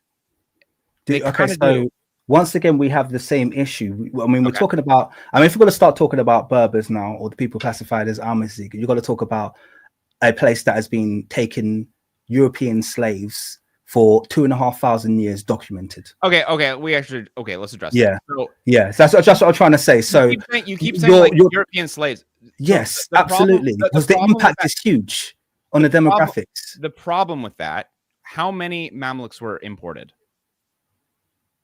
I don't know, but it was the most out of all, according to that quote I just gave you, it was the most. I can't give you a number. So my point is that if you don't know the number, but before the Mamluks, there was what was the population of Egypt at that time? I'll have to look it up. That's my point. So my point is that like we can say it's the highest number, right? And I'm not saying that there's no Mamluk influence, obviously. But like we said, like there's studies on this. There's people who do calculus on this shit. You have to, it's a drop in the bucket. When there's a population of 1 million people and 10 people come in, it's a different game than if 1 million people. Can I respond to that very logically? Once again, you've argued the Schunemann study and you've made the point. What's the Schunemann study? Is that 2017 study where you mentioned that ancient Egyptians currently carry more West African DNA than we used to. You did mention that. So hold on. Are you talking about in the video? Yeah, you've mentioned that. But mind you, if we go back and rewatch the video, I literally say some people will argue that, and I don't even say I argue that. I literally say some people argue that. I don't care. Fine. Well, I would say if you're talking about, well, we have to do the numbers and people do the science, well, the people who do the science and the numbers came up with, there's been a roughly, I think it was 8 to 20% increase in sub-Saharan, that's what they called it, sub-Saharan ancestry as a result of slavery. Okay. Now, the quote that I've just given you proves that the slavery of the Mamluk influx was far greater than any African influx. So we can assume that it's affected the phenotype to a degree of greater than 20%, maybe 30%, maybe 40%. Okay, but we know it's going to affect it much, much more than the African alleged influx. Do you understand what I'm saying to you? I get that, and I like that. That's really like sound logic. I do like that logic, but I think the problem, like if we go logically, and I think this kind of goes into a lot of these arguments that we're having, is that I like the logic. Okay, the logic sounds good, but there's a million holes that are very easily poked in that. For example, this one person could be biased. This one person could be missing. Like you quote many studies that are like not. No, I think that study is bullshit. My point is that I'm only raising it as a talking point. If you think that study's bullshit, then why are you using that to argue? Oh no, I'm using that to argue because you used that as a talking point. I did. You did. That's fine. That's fine. I thought you did. No. But when I brought it up, I made it clear that I heard you say it. I did say that very clearly. Yeah. So I made it clear that I'm bringing this up because I heard you say it. I do think that study is bullshit, by the way. And I hear a lot of Egyptians use it as a talking point. Actually, we're more sub-Saharan than we were before because of this study, which, by the way, tested Phaeomites, who we both already acknowledged are foreigners. Yeah. So we've already acknowledged that they're foreigners. Yeah. So, and that's who they tested for this study. So, but the point is that let's say for the sake of argument, because you were raising the point that, well, the people who do the science, the people who actually do the numbers, it's a drop in the ocean. But they've said that an influx of slaves can affect a population to that degree, 8 to 20%. And this is supposed to be an endogamous population, by the way. But let me just say that, so this is a endogamous population that breeds with their slaves. But that's on the side point. But I'm saying if we can prove then that a greater influx of slaves came from another location, then binary logic would tell us that they have influenced the genetics or the DNA of that people to a greater degree. What we can't sit here and do, Meta, I don't think we can do this. We can't sit here and deny the foreign influences that are well documented. People always talk about, I hear these asinine arguments being made about, oh well, when the Arabs invaded, and by the way, I think a lot of modern Egyptian ancestry can be traced back to Greeks, and Mamluk, and then Ottoman. I think that's where the major. That's my my problem is like people do their PhDs on that. Like people will actually study that. Like people will do a PhD on like literally just one of the points we're talking about. Yeah, and be like, this is what I'm doing my PhD on. I'm dedicating my fucking life to this point and doing insane stuff. And like, personally, I'm going to just read the research and be like, yeah, generally speaking, like I trust this person who's probably dedicated their entire life to it. Of course, some of them can be racially biased, and you have to read through a lot of that bullshit. I think you're shelving the point I'm making. I am. Because it's very logical. Because I gave you a quote from a PhD. The quote I gave you is from a PhD. Okay, that quote that I gave you, regardless. Yeah. So the point that I'm making is we are referencing experts here. We might be referencing them in a different way, but it doesn't mean that we can't say, okay, based on this expert's logic, we can deduce that this might be the case. And I think there's a lot of denial. I think that's what's happening here now, is there's a lot of denial about the known influx of ancestry from outside of Egypt. And this idea of endogamy and people who don't breed with each other and don't breed with others, and yet no preservation of the language, very little preservation of the culture, all of the points, everything signposting to the fact that the people are either different or have had so much influence from outside that they've lost who they are. I gave you the language example because I think that's a really simple one to say, why have they lost their language? Why don't they speak? And then I brought up a very fair counterpoint of there's plenty of other cultures where their language changes because of influence. There's tons of examples. No, you brought up America, which I disagreed with you. I said those who have high native ancestry preserve the culture, and those that don't. I think this is a bit of a rule. I think you brought up a point, but the point reinforced what I was saying. It made a bit of a rule. If you look around, people where their culture or where the people haven't changed, the culture tends not to change. Everything tends to follow with it. Apart from Egypt, which seems to be this unique case where everything's been lost, but we are the native people, and all of those multiple invasions. Most countries don't withstand one of those invasions in their kind of like history. Egypt's had dozens of invasions and settlings, by the way. Alexandria, by the way, not even a part of Egypt historically. So you're aware that even when it was established, it wasn't classified as a part of Egypt. It was Alexandria. It was Alexandria at Egyptian, Alexandria next to Egypt. It wasn't classified as a part of Egypt. They knew it was a Greek settling port, but now it is. So there's kind of like all of this emphasis placed on the fact that you've had this continuation. Oh, we are exactly the same people, everything, nothing changed. And it's kind of like everything is suggesting that you've had so much introgression that's what has made modern Egypt what it is today, an Arab-speaking nation with very little connection to the ancient culture. Dude, you're like, again, you're doing like, I'm not saying Egypt doesn't have mix. Okay. I think that's important to acknowledge. Okay. I'm like, cool. But I think the problem is that when we try to like say like, well, there's this mix and then we have this population that went here. And this is like, there's so many Egyptians. And when the Greeks came, they didn't go to Gina. They didn't go to Sohag. They didn't go to certain places. And yet, but they didn't leave. They say what? But they didn't leave. This is another thing. Yeah, they didn't leave. The Greeks didn't leave. And then we go in, but then we go and they're millions. They're numbered in the millions. Hold on. But then we go into drop in the bucket. So like when we go into Cairo, 2 million was the number I think that's been put out for the number of Greeks. That's not a drop in the bucket. That's a 2 million. I think the population of Egypt was 1 million. Well, you said that, but I've heard. Let me see if I can find a quote for that. But I've heard 2 million was a number. 2 million. I don't even know if there was enough Greeks to do that. I could get that wrong, but I've read that definitely somewhere. It might have been a book. I could be wrong. Carry on. In fact, no. Let me scratch that 2 million because I don't want it to become a side point, and I could be wrong. Yeah. It was a high number of Greeks, a very large amount of Greeks. But we have like, I think that's like and I think this is where like, because I'm getting emotional now because I'm getting a little pissed. So like, why are you getting pissed? Because I'm starting to like.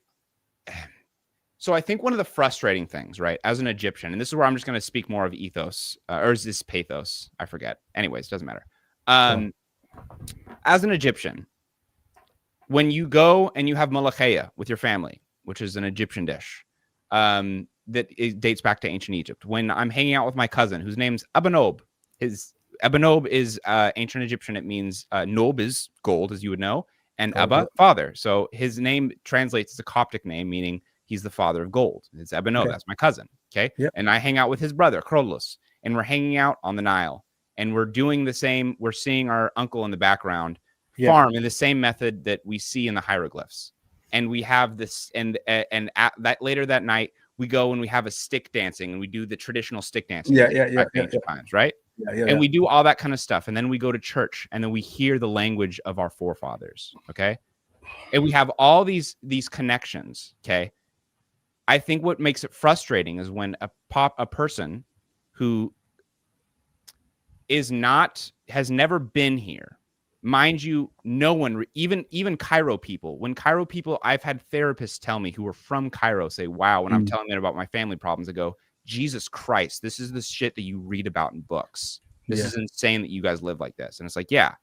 And it's like, that's real. Like, that's actual, like, everyday life. And when we have Americans or European people who are saying, this is what we think that you guys are wrong about your culture. And it's like, I'm so sorry, but you guys are you're bringing up points where it's like, you don't even know sometimes what you're talking about. Like, and this is going to be a little bit of a dunk on you. I'm sorry, but you didn't even know that, like, you didn't even know that Coptic and Greek Orthodoxy were completely different.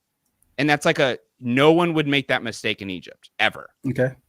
And so I think there's like a frustrating thing. And then like when we bring up like studies, right? Which are already a whole bunch of like usually white people having opinions about our culture, which is like its own thing, you know, as Nyjah, you would know this very well. I mean, you just said you lean on the expert spot. Go ahead. So what? I do. I do. No, I do. Yeah, you have to lean on them sometimes. But like, like you'll like some of the studies that you bring up, I read them and I'm like, those you're misquoting them, or you're kind of like you're trying to prove your misquote. Okay, for example, the quote that you brought up when you tried to hold up, let me bring it up for you. King Tut, when you try to prove that King Tut was black. Oh, you're going into my stuff now. Okay, cool. Yeah. Then you've got to hold the point that you made regarding the Schunemann study, because you did say that. In the book, I didn't like. We can look it back. I don't say this is what I believe. I literally say some people make this argument. I am not making that argument. Okay, so go ahead. What's my point with King? What's the issue that you have with my analysis? You quoted a Raymond Dart study from 1938 about the head. Go ahead. Do you know who Raymond Dart is? Yeah, a racist. He's a really bad racist. Proper racist, yeah, absolutely. And he's a racist. That's not going to affect his measurements. It does. That's literally how it doesn't. Exactly. No, it doesn't. Like how studies are done nowadays is you actually have to declare your bias. He literally has a foundational bias. So, this guy literally starts out this paper that we're supposed to somehow. I totally understand, but if you let me hit back now. Let me hit back because you're talking about something that I've done here, and this is an invalid argument. Okay, I'll tell you why it's an invalid argument. Because all I utilized from Raymond Dart's study was the fact that he has primary data about the measurements. I don't quote his analysis. He does. He has measurements that haven't been done elsewhere. Why are we trusting? No. That now you're doing a bit. You're contradicting yourself because you literally just said the opposite earlier. You literally just said we can trust the experts. And now there's an expert, and you're saying we can't trust this expert. He's using phrenology. It's a study of phrenology. It doesn't matter what the purpose of the study was. What matters? Listen, stop. You got to let me finish now, Meta. You got to let me finish. Let's not do this because now I'm getting irritated. Okay, it doesn't matter because all I was utilizing was the range of measurements. He has over 2,000 ancient Egyptian skulls that he's measured.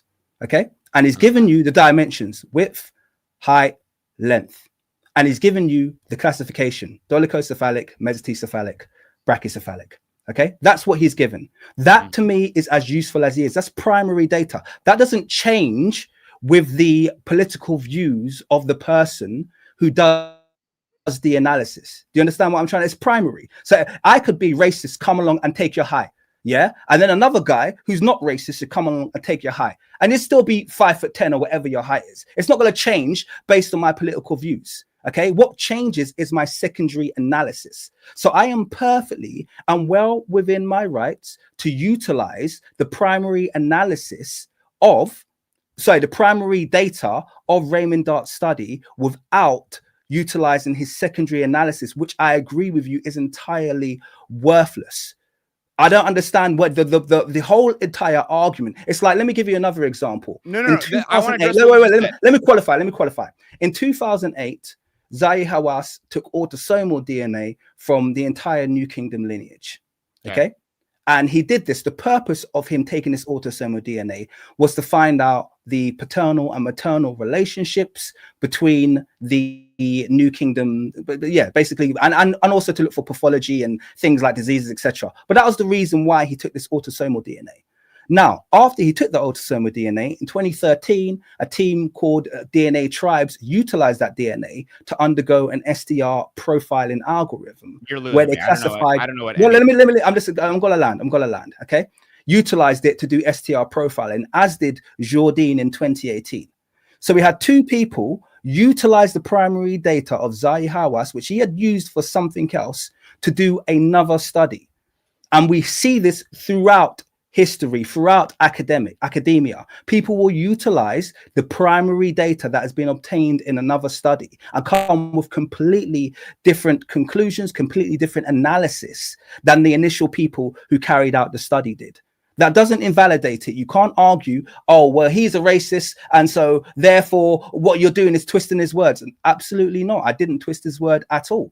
Okay. I utilized this primary data. No. So, okay. So we can go in a lot of different directions. So if we take this study, okay. So this study. So one of the reasons why, and I stand on this, you cannot use this research. And this is because nowadays we have like different standards. So when you do research nowadays, you have to declare bias. You have to also look at funding. So for example, if a company that sells tobacco funds a study, I understand how conflict of interest works. That's fine. That's fine. Well, but then you wouldn't use a racist data on race and phrenology. You can't say data is racist. That's because it is pseudoscientific. No, data can't be racist. Analysis hold on. So can be racist. How can data be racist? Cut me off. What are you talking about? I'm going to disagree with you there. That's okay. But data can be racist because there's data picking. There's biases. This guy who's a racist has an agenda. He's trying to obviously prove the fact that somehow, as he quotes, white people come for, this is where adventurous and philosophy comes from, right? That man would never, ever publish a study or accept skulls that would contradict his point of view. Okay. Now that's one point. So yes, I think 100% you need to throw away. So, okay. So be clear. Do we discard the first 100 years of Egyptology then? Everything, every single study ever done, because they were all racist. So I want to ask you, do we now discard one? Don't make that face. Yeah. Because I will tell you right now, I think they were all racist. I have the first 100 years of Egyptology. Okay. So I think it's kind of like the Hitler argument of when, do we have to like, we can accept that Hitler has good paintings and was kind of a dick when it came to ruling a country and race, right? And so I can separate them. But when it comes to anything that has anything to pertain to ruling a country or race, I'm not going to listen to him. Same thing. I'm not going to listen to a racist when it comes to anything about race because he's a racist. So I didn't hold on. Any of his analysis. That's very clear. But I'm saying even the primary research, because again, a racist would never actually publish anything that would. So you think the measurements are racist? Just to be clear, 100%. He measured racistly. No, you can have bias in studies, dude. You can literally say, oh, that skull. He might have literally. That's not bias. That's just lying, isn't it? Exactly. That's so you think he lied? You think he lied about the measurements in that study? No. He doesn't even have to, because what he can do is he can get skulls, right? He can get skulls and say, oh, make this measurement. This makes sense. And then if it somehow is a way outlier, they can say, oh, that must be an outlier. There must be things. There's about a million ways. So you're talking about their analysis again. If you want to take this study as is, okay, you quoted that King Tut has a dolichocephalic. Is it that how you pronounce it? Dolichocephalic. Okay. He has a dolichocephalic head shape. And then you quote in the study that he says that many sub-Saharan populations have No, I never said what. I never said at any point what Dart said. So that's incorrect. I never quoted any of Exactly. I didn't quote any of Dart's analysis. Let me finish. So in the study that you quoted for the data, King Tut is not in that study. It doesn't matter. In the study that you quoted, you said that you say in this, oh God, how do I explain this? Dolichocephalic, you say that sub-Saharan populations have it, but you say that what do European white populations have? You say brachiocephalic. No, I didn't say that. Short. Okay, so let me tell you exactly what I said, because you're entirely misquoting me now. Okay. I said the rates that are found in Dart's study, because I think he has dolichocephaly up at around 70%. I said those rates are only reflected in African populations. So you can get dolichocephaly everywhere across the world. But the rates that they're In found the are study, he literally defines white people as Nordic people as having dolichocephaly. Yep, as dolichocephalic. But then why are you talking about what that. Dart said when I don't talk about him? No. So this is the thing. You're creating a straw man. No, you're creating a straw man. Stop. Because you're continually asking me, why didn't you use Dart's analysis? And we both agree that Dart was a racist, so his analysis is entirely useless. So I utilized his primary data. Okay, his primary data were the measurements. How we analyzed it is totally irrelevant to me, because they used to believe a lot of crap about, in fact, they stopped talking about, in fact, let's talk about dolichocephaly, because they stopped talking about dolichocephaly in Europe when they realized it wasn't really a thing. And then they talked about the rapid brachycephaly. Have you heard of brachycephalization? Have you heard of that? No, what's that? Okay, so that was in the early 20th centuries, Europe switched over, or at least, sorry, anthropologists switched over their theory, because before this, they assumed that they were all, well, they had a high percentage of dolichocephaly, because obviously they're digging up all of these ancient Europeans and ancient people, and a lot of them are dolichocephalic, and they think, hey, these are our ancestors.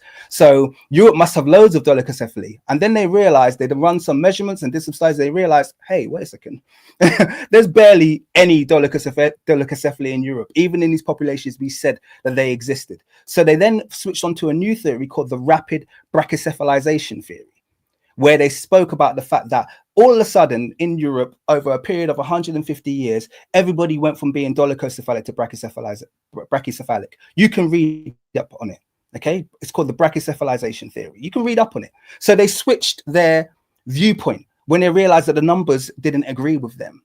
So the only point that I made, and I made this point very, very clear, is when we do kind of thorough anthropology, you won't make a large kind of conclusion from one trait. What you will say is, or kind of like one happenstance. So, oh, this person is dolichocephalic, therefore they're black. I would never make that argument. I said, hey, look at Dart's study. He's got 70% dolichocephaly, which is a high rate. And by the way, it's not just Dart's study. This is continually reinforced. Nurat man, who they just pulled up, is dolichocephalic. Ramesses is dolichocephalic. Menreptah, all of the New Kingdom lineage are dolichocephalic. So no, the point I'm trying to make is the rate of dolichocephaly found in the ancient Egyptians is very high. And you only see those kind of numbers in populations that are Black African. You don't see those kind of numbers in populations that aren't Black African. You might see occurrences of it. You might even see a 10, 20% rate. You might see, a few. Okay, it's much less than that in Europe, by the way, but you might see a few. But the fact of the matter is, when you start talking about those numbers, 40%, 50, 60, 70%, you're looking at African populations, Black African populations. So that's just an anthropological fact. So that's okay. In the study, okay, that you quote, okay, he defines dolichocephaly as Nordic people, white people. Dolichocephaly is a measurement. And so you can't define, it doesn't matter how you define it, it's a measurement, it's a fixed measurement. North African, I think he used the term Berberic. Like, why do you keep talking about what he says? I thought because you're quoting a study and you're literally contradicting. I didn't quote him. You literally bring him up in the picture and you say, didn't quote he does this measurement. Why are we talking about a racist guy? I showed his table. Let's move on, because I don't think this is your strongest point. I'm going to be totally honest with you. And it's one of those kind of like, it's kind of a meh point. I mean, we could go back and forth on it. I think I've explained to you really clearly, and you're very smart. So I know that you understand what I'm saying. I didn't utilize his analysis. I'm not the type of person who will quote a racist because they agree with me. They happen to agree with me on this point. I wouldn't do that. I'm not the type of person to do that. Okay. I literally utilized that study because it's the largest study we can get in terms of finding out the cephalic indices of ancient Egyptian skulls. And they haven't done a study like that since. And that study was very much a spur for me to do further research. And like I said, if you look at lots of famous mummies, all the mummies that come out of the King's Valley, there's a large majority of them that come up with dolichocephaly as a trait. So you can see it was dominant. So the point is, it's not so important to me. You brought it up. No, but I'm saying, like, why are we bringing up? Why are we bringing dolichocephaly? And we, as in, like, when I see your video, like, when I saw your video, you brought up dolichocephaly as like it's linked to race, but then like it's like, but it's not necessarily linked to race. There's plenty of white people who literally have dolichocephaly or whatever. It's dolicephalic measurements or whatever. Yeah. There isn't. Nordic, he literally says Nordic people have this. But he was incorrect about that. I know the trait is present. Do Arab people? I know the trait is present, not at the rates that you find in ancient Kemet.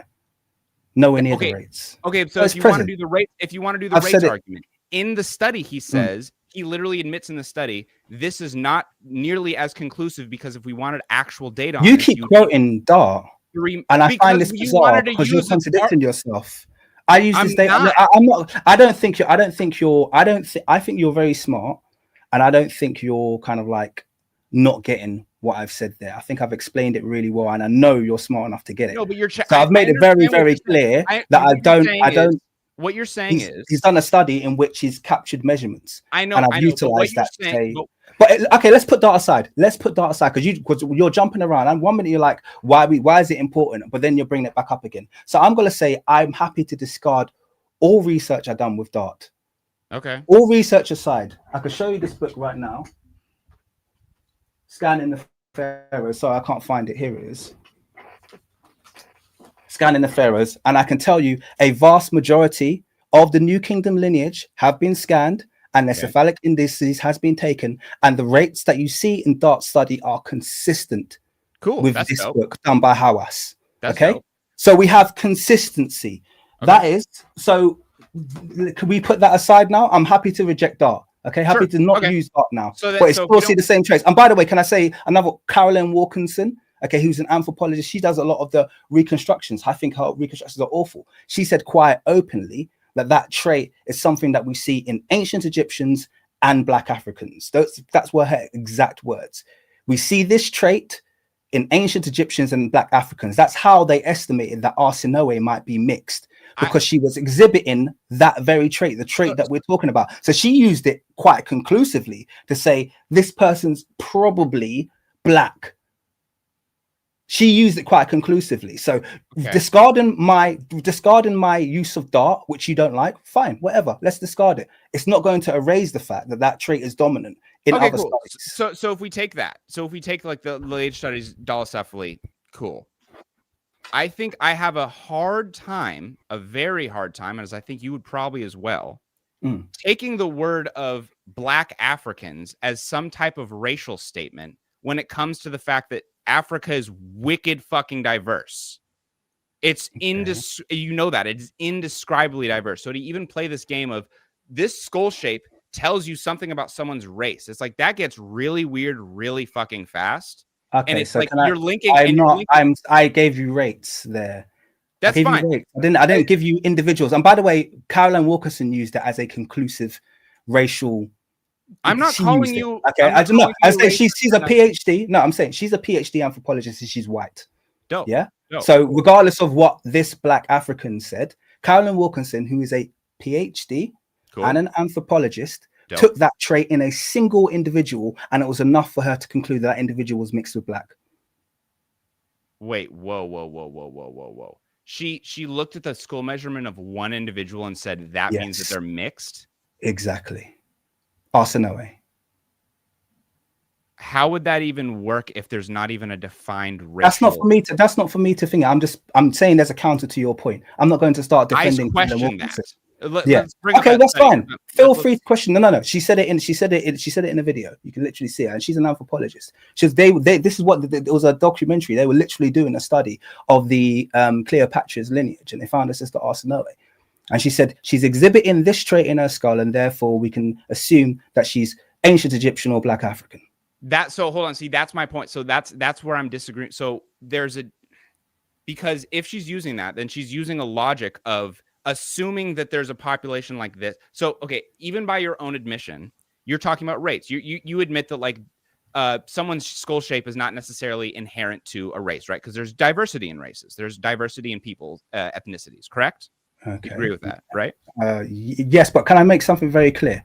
Africans' phenotypic diversity is far greater than I just said non-African that. phenotypic diversity. I agree. Yep, I agree. Okay, There's but I have to, but I have to make that. I mean, because you're like, because then what I don't want you to do is to then, because you said something earlier about, oh, you know, you can tell this person is Chinese and this person is English. That's much easier to do. You said that earlier about, you know, skull shape. No, but you're just talking about phenotype in general. And I want to pull you up and say that's much easier to do outside of Africa than it is within Africa, because Africans show diversity even within small tribal groups. Yeah, I can even within small tribal groups, they show massive. You will know, be it having Saidi bloodline, you will know they show massive amounts of diversity, and that's perfectly normal for Africans, and that's not reflected in our Eurasian counterparts. So it's just important that I actually make that point. Yeah, founder effect. Yeah, totally. Yep, I can get behind that. So, well, founder effect is more what they display than what we display. Because founder effect is a narrow and it's like a bottlenecking. Yep. And that's what you get in Europe. You get that bottlenecking effect across a lot of their populations, whereas we don't have the founder effect. We have the we have that broad phenotypic and genetic diversity. Well, yeah, it's the phenomenon. But yeah, so if you were to say, like, you admitting that, like, there's a lot of genetic diversity even within a people, right? Totally agreed. Okay. So then how, if within a certain group of people where there could be dolichocephaly, branchiopcephaly, just the skull shape could be totally different, right? In a singular population, how can someone deduce just from looking at a skull shape if someone is biracial, if there's so much immense diversity? Why would you ask me that? Because I have no idea. I was quoted. You just said you respect the words of experts, okay? And you said I have an issue. No, this is your exact words. Is I have an issue with a black African coming along and telling me this, that, and the other. So I just gave you an example. I'm not co-signing the example. I'm just giving you a real life example of an anthropologist PhD who made those. I don't do that in my video. I made conclusions based on rates and populations. She made a conclusion based on an individual, and now you're asking me to justify the PhD. Okay, one, tell me why she came to that PhD conclusion. Is like you're now. I know you're intelligent as well, and I know you're mincing my words. PhDs are not all created equal. You know, Raymond Dart, I think, discovered Australopithecus. That's pretty cool. Also wrote a phrenology paper on race, which is pretty fucked up, right? So, you know, PhDs are, you know, you have to take it with a grain of salt. Obviously, there's context, but there's also like the breadth of literature. You know, if there's one PhD making a claim about something, that's something, I guess. But if there's, you know, vaccines causing autism, you know, that's I guess something. But if there's 30 PhDs doing this and they're going, got it, this. So I don't know, like, I'm not like, I think you also would acknowledge that's kind of a crazy claim to think that someone. I don't think it's a crazy claim because they can racially identify just through skull shape, even though you know that genetic diversity is so. Once again, but you keep talking about genetic diversity, but she's just defined a very broad group in saying black Africans. Yeah, which is so what she's talking about. No, it's not crazy. It's not crazy because we both just acknowledged that black Africans have far greater phenotypic diversity than outside of the continent. Yep. So what she's trying to say is this trait that I'm seeing here is either so rare or non-existent in the other populations that I can quite comfortably classify that this is coming from Africa. Because as Africans, we exhibit traits that are unseen in other parts of the planet, not present. Do you understand what I'm saying? It's a trait. We exhibit traits that are not present. And one of the reasons she made that, because I've looked into this kind of anthropology quite heavily, is because the type of dolichocephaly that you see exhibited in ancient Kemet is you have long skull, but it has a relatively low vault, and then you have quite a large rear protrusion. So your occipital bone actually protrudes out. That's very African. So even when you see non-African groups exhibit dolichocephaly, they don't exhibit it the same way. They normally have slightly higher vault and they normally have slightly larger foreheads. Africans don't exhibit it that way.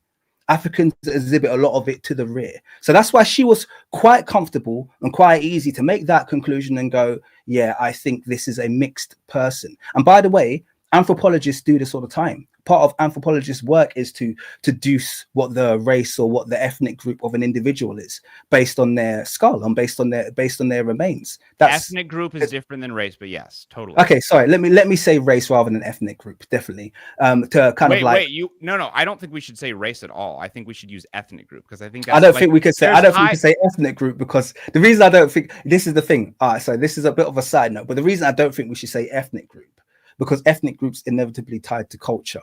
Okay, and that ultimately might not have any link to where a person's from, just like in the case of Egypt, for instance. People will, just like other African nations, by the way, Egypt's not unique in this. People will come from abroad, will absorb the local culture, and will quickly shed where their actual ancestry is from. We see this phenomena throughout Africa. We see it in Uganda, we see it in Kenya, we see it in South Africa, we see it in Nigeria, lots of different places where people will be 1 or 2 generations and they would completely shed their actual ancestry and say, I am now Egyptian, or I am now Kenyan, I am now Ugandan. It's very, very common in Africa.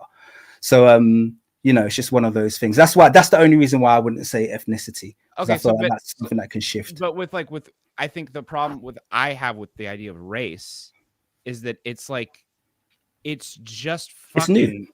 It's not real. It's like total bullshit. It's like not a real thing at all. And so to even like, that's why like this whole debate, I think a lot of people who are on the outside just go, what the fuck are they even fucking talking about? Like Egyptian, like the fact that you would look at my dad, I think you knowing, just speaking from you would look at my dad and you call him black, right? Yeah, probably. Cool. I have no problem with that. If that's how you, I haven't seen him, but I'm assuming I'd call him black. We can show. Yeah, yeah. I'd assume I'd call him black. I don't know. Hold on. Let's show Papa real quick.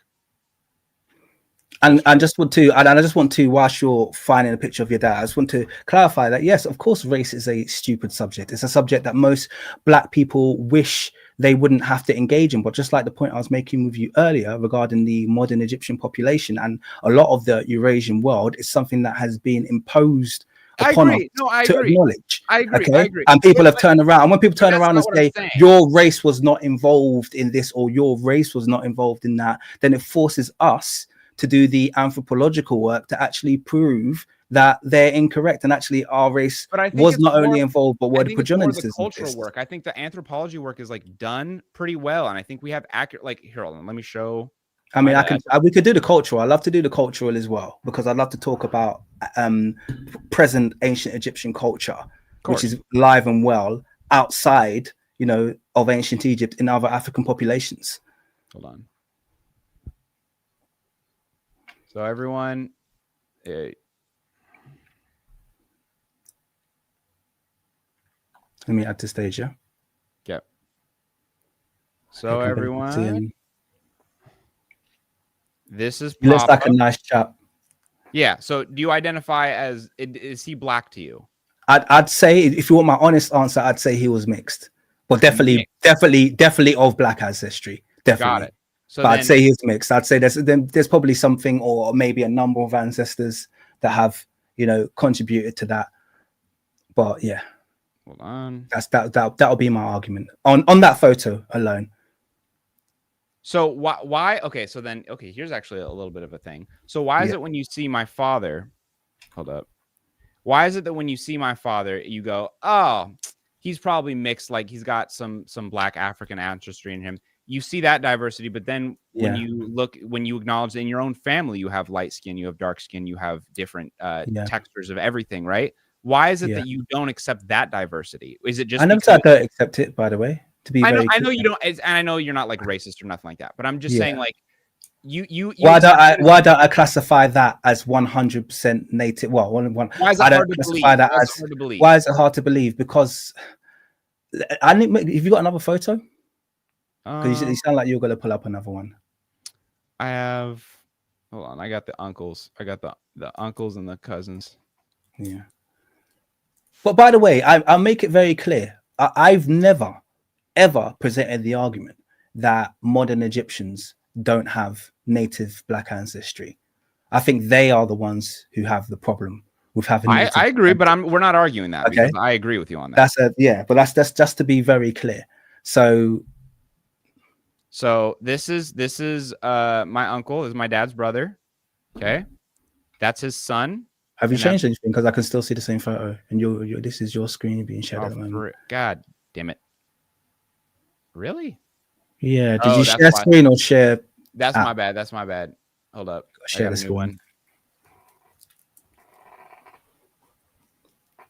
See, and I kind of feel from this discussion, I kind of feel where you're coming from. Are you okay with me making an analysis of what I feel about you? Sure. In terms of I think you are aware that the ancient Egyptians were a deeply melanated, quote unquote, black civilization. I think you're also aware of the fact that Egypt has had major influxes of foreign ancestry and foreign genetics that have affected the way modern Egyptians look. But I feel like you probably feel like it's a bit of a betrayal to not leave the door open for people who I think deep down you probably know have some kind of like non-native ancestry, even if it's a small amount, but it feels like a betrayal to your people. And they are your people, the Saidi people, you know, your people, to acknowledge the fact that, hey, you know, we probably had a, you know, somewhere in the ancestry, we probably got some people who aren't fully as native. Far as my, I disagree with that analysis, because I think as far as my pony and my race, right? The pony, this pony and whatever the fuck. Okay. Yeah. Oh, are you looking at the picture? Hold on. I'm looking. So I just put it up on the screen. Is that okay? Yeah, that's good. Yep. Yeah. So they look like, I'd say instantly, they look like a lot of kind of like mixed Nubians that you get. So I wouldn't say that by the way, when I say mixed is very kind of like, it's very broad. I'm not making a guess about percentages there. Okay. I would just argue. And by the way, man, look, let's be real here. Yeah. Everyone is mixed. Okay. I'm mixed. That's my point. Mixed. Okay. So I just have to be clear. Everyone is mixed. Okay. Yep. So mixed is a little bit of a defunct term, but I am going to be totally honest with you and say it's very likely that people who were from outside, i.e. Eurasia, people who are probably have had some effect on the bloodline of the people that you're displaying here. It might not be a great effect, but I'm still stating that I see it. Okay. That's my honest answer. This wouldn't, when I talk to you about the kind of like native African ancestry that I see, and I mentioned the nations, like all, you know, I think this is just outside of it. So people who clearly have it, but not because of the way it expresses itself. That's I'm just giving you an honest answer. You want me? It's not that. It's not just that. It's the. I'm just giving you an honest answer, but it's not. I don't think it's heavy. I look at loads of different things. I look at kind of like everything from the kind of hair to the. I don't. You know what? These are photos as well. Let me be very clear about that. Yeah, these are photos. I'm not in front of these people. I might get in front of these people and be like, so that dude on the left now that he's moved his head's looking very black. You know what I mean? So it's like, I don't know. It's hard for me. It's hard for me to say. Yeah, I don't know. Like that's so like that's my uncle. That's my dad's brother. And like you saw my dad and he like looked, you know, but it's like I think it, you know, they have the exact same genetics, the exact same lineage, but you see the diversity in it, the exact same thing. Absolutely. I think what I just find is a little like frustrating is I think what maybe the frustration is the hyperfixation on Africa being a singular. I don't think it's singular at all. Yeah, because I think you know, we acknowledge, you know, the different peoples could be mixed. I mean, everyone's, like you said, everyone's mixed. Everyone's mixed, right? And that's everyone also in Africa. That's also always been the case. But not everyone is mixed with Europe or Asia. I get it. Yeah, do you understand what I mean? Mixed in everyone some is way. Mixed, you know? Yeah. So I think the frustrating thing is that like it's like, okay, we acknowledge everyone's mixed. We acknowledge that if everyone's mixed now, then 2,000, 3,000, 4,000 years ago, you know, humans have been around. Homo sapiens sapien is 40, 80,000 years ago. Yeah. So they've always been mixed. Some version of them have always been mixed. And so I think the hyperfixation on, well, they have to be like, you know, Egyptians, like the true Egyptians, were like at one point fully Africans. Like, what if they actually were never really fully African? It was always kind of a mixed bag because Saudi Arabia is right there, and because Europe's is just a hop over, and because there's potentially the Ice Age, and that that's its own thing. Can I make an argument? Because I think one Sure. of the things we shouldn't do is be ignorant about the origins of ancient Kemet, which I think you are sure about as well, where the civilization was birthed from. I think most people agree at this stage that the precursors to the ancient Kemetic civilization was to the south. Okay, the origins, Nabta Playa, Custul, etc. Yeah, so I think there's almost a general agreement or consensus that it was a why is that civilization birthed in the south. Because we're like the picture of the Nile I showed you, we're heading towards Central Africa. And what's really important as well, ancient Kemet has 42 gnomes that are placed along the banks, because I feel like there's an overemphasis on the importance of the Mediterranean in not only the history, but the continuation of ancient Kemet. Yeah, Kemet never had a single city, Sapat, situated along the Mediterranean coast. Yeah, all of their Sapats were along the Nile. Not really. Yeah, it's all a Nile thing. Yeah, all in the Nile. Yeah, so you're aware that it's all on the Nile. So this is and modern Egyptologists, at least the ones that I look to, call it a Nile Valley civilization. So this kind of overemphasis of ancient Kemet being a crossroads, crossroads for all these people coming in.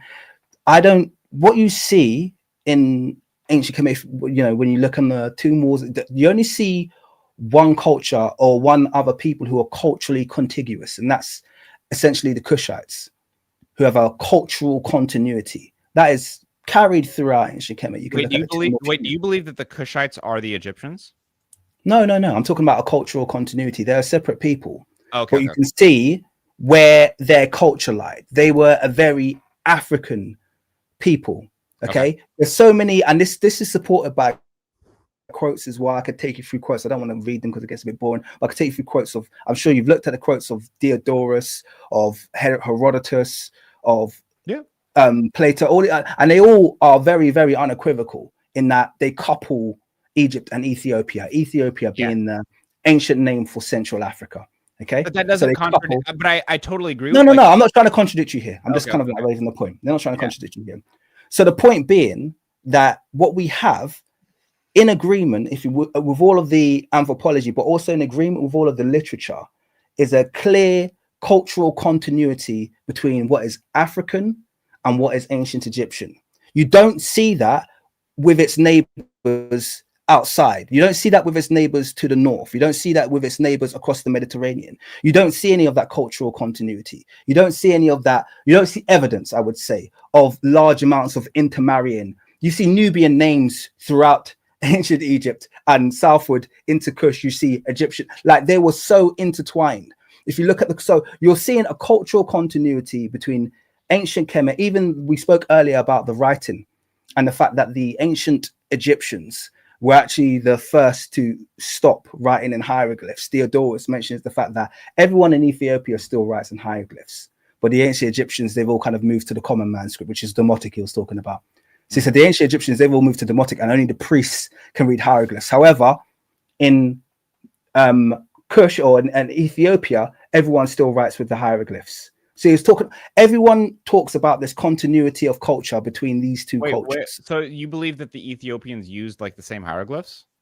I'm not sure if they were the same, but that's what Diodorus said. Diodorus said it. So I'm just quoting a scholar here, a historian. So that's what he said. He was quite open with the fact that, and they still knew how to read it. And he said everyone. He didn't just say they use it. He said everyone still knows how to read it. Now, obviously, we know by the time of the Meroite kingdom that they had a different form of hieroglyphics that we haven't deciphered yet. But he was perhaps talking prior to that. You know, we don't know. But he was very, very open about the fact that they. And if you look at, you do realize that with the hieroglyphics or the hieroglyphs, you're talking about a very African script. In terms of all of the animals that are used in the hieroglyphs are native African animals, Central African animals. Okay, they don't use any animals. They don't borrow animals from Asia and the Middle East for hieroglyphs. All of the animals are native African species, a native African fauna and flora. Okay. In fact, here's another interesting point for you. You know what they used to call ancient Egyptian pharaohs? They used to call them, you know, the native name for a pharaoh was, it wasn't pharaoh meant great house. It was Nesut Biti. Okay. And or Suten Biti, depending on how you want to pronounce it. Actually, if you pronounce it Suten Biti, that's probably where we get not only the word sultan from, but where we get the word Sudan from. But that's an aside. We have Nesut Biti. Okay. Now, Nesut was symbolic of the south, and it was the symbol was the sedge, and the sedge is the papyrus plant. Okay, the papyrus plant. Yeah, and you know what papyrus is used for? No, what's that? Writing. So the symbol for the south. Okay. Yeah. Wait, do you guys pronounce it? Okay. Sorry. It's probably papyrus. So okay. Weird. Okay. So the sedge is the papyrus. Okay. And the B was for the north. And this symbolism of the sedge or the papyrus plant being utilized for the south was carried on. It's used really strongly in the 18th dynasty, where they'll show the papyrus plant and the lotus. The lotus flower will represent Lower Egypt. The papyrus plant will represent Upper Egypt. Okay. So there has been this historic association of the southern part of Kemet, the Upper Nile, being associated with writing, at least in symbology. Okay, so this is something where it feels like there's a continuation of culture, like you kind of like, it's not just something that's pulled out the sky. Oh, well, the Ethiopians know how to write, and if scholars are saying it, and if the ancient Egyptians are showing it in symbols, then we have to essentially understand it to be true. And then once again, if you look at, like I said, the fauna and the flora of the do you know, like for instance, the crocodile used in ancient Kemetic temples, such as in Crocodilopolis and Komombo. So they have the crocodiles there. The breed of crocodile that is used is the West African crocodile that was captured from the Niger. They didn't use Nile crocodiles because they're wild and insane and gigantic. So they didn't get them anywhere near temples. They used to use the West African crocodiles. Fascinating. Which would have been classified as Ethiopian. Okay, that's why they're called the Sucus. The actual breed of crocodile is called the Sucus. That's why Sobek in ancient Greek is called Sucus. Yeah, I mean, I agree with you. I think a big problem with Egyptology and just like Egyptian thought on our identity is, especially with like Arabization and Pharaonicization and all that kind of stuff, is that there's a disconnect between us and East Africa. And I'm like a very proud thing of like, I'm East African. I think people find it cringe because they think I love that. Like, I love that, by the way. I love that. I think that's so cool. Respect to you. Well, and I think it's on, but it's I don't know. It's very clear that Egypt, when we in the Middle Kingdom, when we went to go conquer and fuck people up, we went up to the north and we went up to like Libya. But guess what? We definitely went down south to fuck with some Nubians. We fucked with some Ethiopian, or I forgot what the kingdom would have been called back then. But like we went down there, fuck shit up, right? Yeah. Oh, I've lost audio. Oh, sorry, that was I think it was my internet just going wild. Okay, you're back now. That's cool. Really annoying. Sorry, could you repeat your last sentence? Sorry about that. We there in the ancient Egypt, I don't think there's any reason to make this distinction that Egypt really gave a fuck about whether they were East African or Arab or Mediterranean. They didn't give they were Egyptian, and they went to go get some gold downstairs to fundamentally disagree. What about the pilgrimages to Punt? Yeah. Pilgrimages, yeah, those are pilgrimages. That's what those were, not expeditions. Those are pilgrimages to Punt, where they went to honor their ancestors. Oh wow. Okay, so you think that they weren't there to like, it was just to like honor their ancestors. Absolutely. Even if you look at the tomb of Shoy, for instance, do you think that Egyptians had rivalries with Nubians? Oh, absolutely. But by the way, can we talk about Nubians quickly and quickly, because Nubian is not an ancient term. It's not a term that shows up in ancient Egypt. It's a new term. Yeah. Okay, coined in the Hellenic era and then used extensively throughout, and overused by kind of Arabs and foreigners to push people out. And this is one of the reasons why I do state quite clearly, I think Nubians are native Egyptians, in spite of the fact that they've been kind of like targeted for differentiation. And I'll explain that. Okay. So first of all, Nubians, or modern Nubians, are from the land of Tar Seti. Okay, people will know that. So Is Tarseti one of the gnomes of ancient Kemet? Yeah. Which one is it? It's like the most southern one or something. Yes, the first one. Yeah. It's the first gnome. So what Egyptologists did is they created an other or an either or for Tarseti, because they realized, hey, these people, when they come up, they are, you know, often they're depicted very, very dark. Yeah. In fact, I could show you. You've probably seen the. Let me just pull up. Yeah, on the they screen. depict Nubians differently. Fundamentally, they pick them like much. But they're not Nubians. They're not Nubians. That's what my point I'm making. They're Egyptians. So let me qualify that and let me show you. So I'm going to quickly show you the.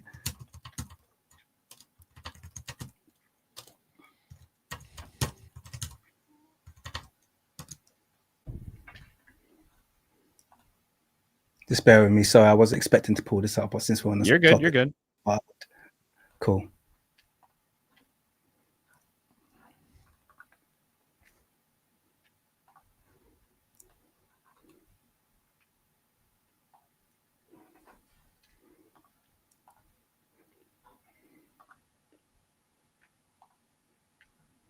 Okay, so I think I've got them both up now. Perfect. I'm going to share my screen.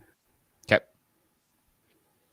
Okay, so this is an image which you've probably seen before of the ancient Egyptian infantry. Okay. Yeah. Yep. So this is ancient Egyptian infantry. Yeah, I think this was found in Luxor, if I remember correctly. I can't remember correctly, but yeah. Yeah. I think we'd agree phenotypically, yeah, they're consistent with Africans. I don't want to say, you know, Saides, used to. Yeah, they look like a lot of Saides. Yeah. I mean, Saides, Rwanda. I mean, these people could fit a lot of African phenotypes. Let's be honest, yeah, a lot of African phenotypes. Now, let me show you another image. Okay, also ancient Egyptians. These are archers.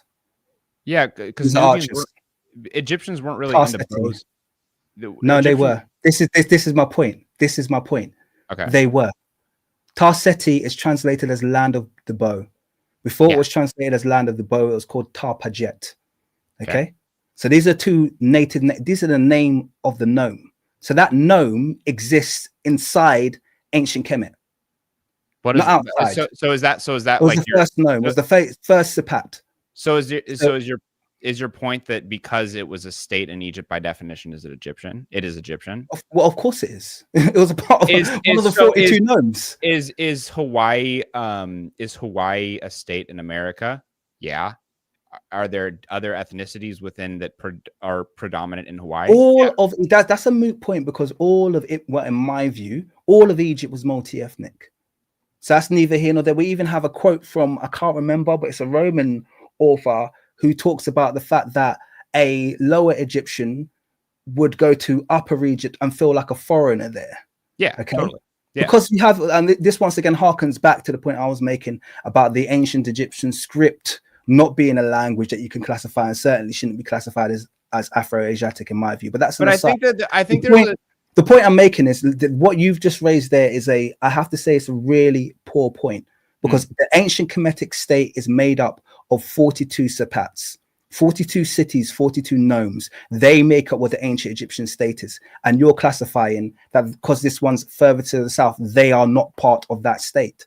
That sounds wild to me. No. Okay. Well, you know, they're 42 gnomes. They're different states or different, sectors, similar to like any other government. Different cultures, different gods. Carry on. Yeah, potentially. Yeah, different eras. Yeah, totally. But there also is like similar to like, this isn't much of like a catch-22, because like I can agree that like there's like, similar to if we go to Texas, they have a different way of cooking food. They have a different way of talking, actually. But they're still American. But they're still American. And so, with the same thing within,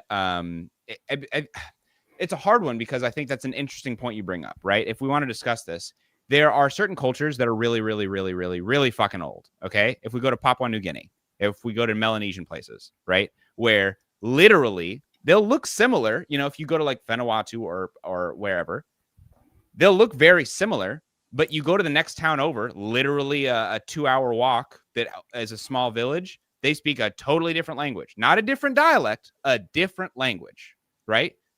And so you have to play the game of, okay, like, are they actually unified? How unified are they really, right? And so I guess we kind of play this game. But I think linguistically, we show that like and I would actually, if you know this, I would love to know this, but you can't. In Egypt, they can share a language, different dialects, obviously. They can have similar to like in England is probably You speak Arabic in Egypt, respectfully. So how can you try to exclude the part of Egypt that preserve their native language? This is the bizarre argument that you're making. Oh, well, they don't speak the same language. No. You're saying that they don't speak the language of the rest of the Egyptians. The rest of the Egyptians speak a foreignly imposed language. You're making a social argument. You're like, no, because you're trying to argue that the rest of Egypt is there busy speaking Egyptian. You're speaking Arabic Egyptian. That's an imposed language. It's got nothing to do with ancient Egyptian. So you're speaking Arabic Egyptian. You're saying because we're speaking Arabic Egyptian, we're more native than the Nubians who actually You're making a social argument. I'm not a racist Egyptian. Like, you got to stop putting. I don't think so. No. But I'm saying, I'm addressing your point. You've just said that. Well, you say on the linguistics there are different people. No, maybe they're just the people who didn't get conquered. Sure, because we know that they weren't conquered until 1200 AD. But then we get into a semantics argument. So one, I want to clarify. I'm not saying that Nubians are not Egyptian. I think I've made plenty of videos about this. I have Nubian friends. Good. Nubians are, if you are native to, like, it's similar to Bedouins. Do Bedouins have the same culture as Egyptian? No. Do Amazigh have the same? No. But are they in Egypt? Do they have roots in Egypt? Fuck yes, they do. Do they belong in Egypt? Do they deserve to be treated as an Egyptian in the same respect? Fuck yes, they do. So you're talking about Egypt. You're not talking about Kemet, and I think we need to make that distinction. Okay, so you do realize there's a difference between Kemet and Deshret, and we can come on to that and talk about some of those nomadic peoples that you've just mentioned. So to go back to like the idea of like Egyptian identity, I think it goes back to like if we go to Papua New Guinea, which is like a highly, highly, highly diverse place. There's an identity of like there's identities, but there's sub identities within that, and it kind of like it just shows how diverse people can be. And I agree. I think there's definitely, I would not be surprised if during certain gnomes in ancient Kemet there was really dark gnomes, or more. Maybe this gnome had a stereotype for having red hair. Or maybe this gnome had a stereotype for having light skin, right? There's diversity, right?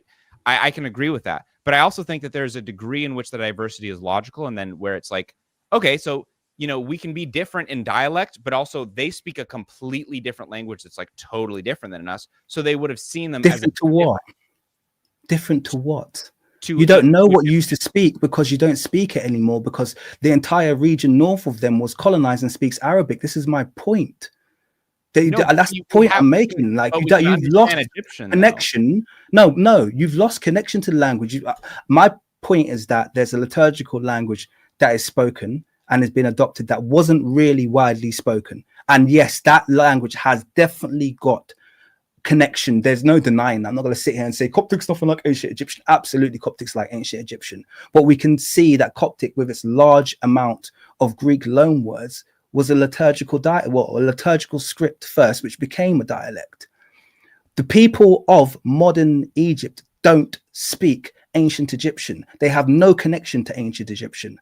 And in my view, it's relevant because you're penalizing the Nubians for speaking a language that is different. How am I penalizing? I'm asking you, yeah, you are, because you're saying, well, they're different, so they're a different culture. And I'm like saying, different to what? How do you know you weren't speaking the Nubian language? You don't know, because your language has been totally overruled and you speak Arabic now in the rest of Egypt. Do you understand what I'm saying? That's like, you can't, it's weird to say, well, because they speak a different language. And like I said, the Greenbergian classifications, I think they have done a job on people.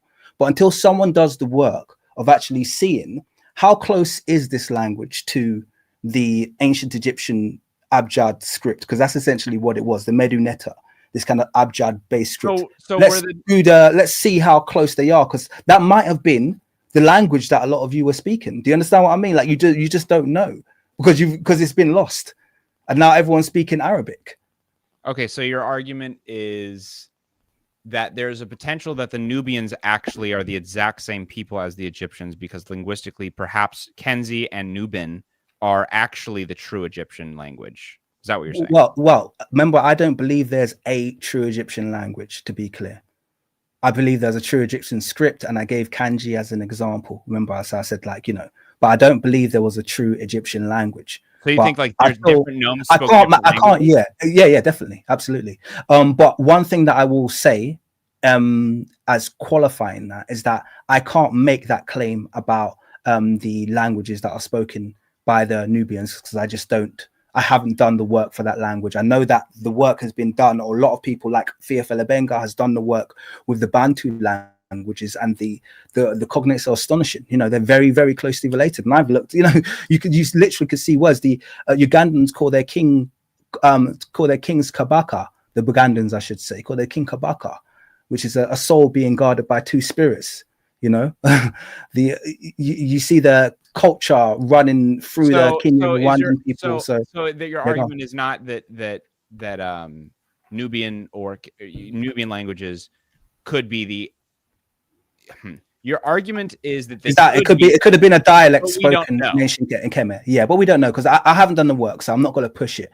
My point is that you can't use that as a penalization point when none of the rest of the nation speak anything close to ancient Egyptian. This is my point. This is the issue. If none of the rest of the nation speaks anything close to ancient Egyptian, then it's a moot point that the Nubians speak a different language. To clarify, so I don't know if you know much about Arabic, but like the way Arabic works is it's a super dialectually diverse language, right? There's like stereotypes, jokes in Arabic, like we can, you can't understand a Moroccan. Yeah.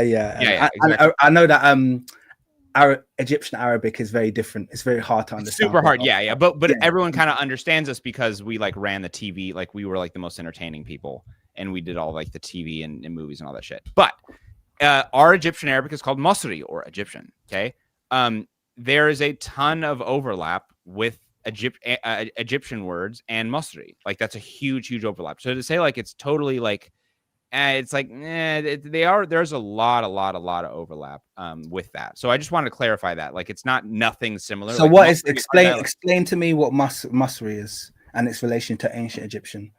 So it's Arabic. It is Arabic, but we have a lot of Egyptian words in it. I forgot I don't even know if I've ever actually known the exact percentages. But there's like, for example, a lot of our names, it's simple. Like my cousin actually is nicknamed the father of gold in ancient Egyptian, right? Krolos is an ancient Egyptian name. I think Nunu, what we call a baby is that's ancient Egyptian. There's and I think that's, again, we go back to like this idea that they're so separate. And I think I hate this about academics as well, because academics, I just got in a debate with a UC Berkeley student about this, they were like, well, ancient Egyptian is totally different than current Egypt. And I'm like, that's just not, we have FGM, like female genital mutilation. That's an ancient Egyptian thing. People love to blame Muslims for that. No, we did that. Ancient Egyptian, the term that we use for female genital mutilation, I forgot what it is in Arabic, I believe is actually an ancient Egyptian origin, I think. So like there is a tie. You know what's really wild about that is that FGM is, I did my research, and it's definitely not Islamic. It's actually kind of like endemic across Africa. It's fucked. But it's once again probably the worst cultural continuity argument that I'd ever make, and I won't make it again. But once again, it's kind of proof of an African, but that goes right into the thing of like, one, Africa is really diverse, and two, like you can be not just 100% African. You can be Ethiopian. Even like the origin of coffee. Like, who invented coffee? Is it the Ethiopians or is it the Yemen? And it's the fact that like it's this debate because they're literally right next to each other. They're like just a cross bridge over. And so to make this Ethiopians, but yeah, let me just say. I don't really care. I don't really give. Most Arabica coffee is actually grown in Ethiopia. That's true, but that doesn't true origin. No. I'll just throw that out there as a little tidbit for people. Yeah, but I'm saying like there's a huge debate, and we're probably never going to get a real answer. Because just the sheer fact that Yemen might be on a different continent, it's not in Africa, but they're still like they're right next to each other. You've seen people from Yemen. What? A lot of Yemenites look black. They look black. I used to live in Qatar, by the way. So I used to really. I used to live in Qatar. So I've lived in the Middle East. That's cool. And I'm very, if you go to Qatar itself, 40% of the population is black. and they got real like, and this is the thing. So when you make statements like you don't think that the ancient Egyptians, for instance, look like these people. There are people that the Catholic population. What are you talking about? As in, like you said, you don't think they look like your average West African. You made that statement, right? I'm not misquoting you there. Yeah. I don't think it looked like. Yeah, totally. Cool. I agree All right. So I went to when I used to live in Qatar. I'd say the closest, I've said this before, the closest ethnic group that I can describe the modern Black Qataris is African Americans. They look exactly like them. They're really tall, very good looking people, very well groomed. But they, so a lot of people think in the Middle East you only get that East African phenotype, and it's like, well, no, actually, there's a lot of it's quite diverse.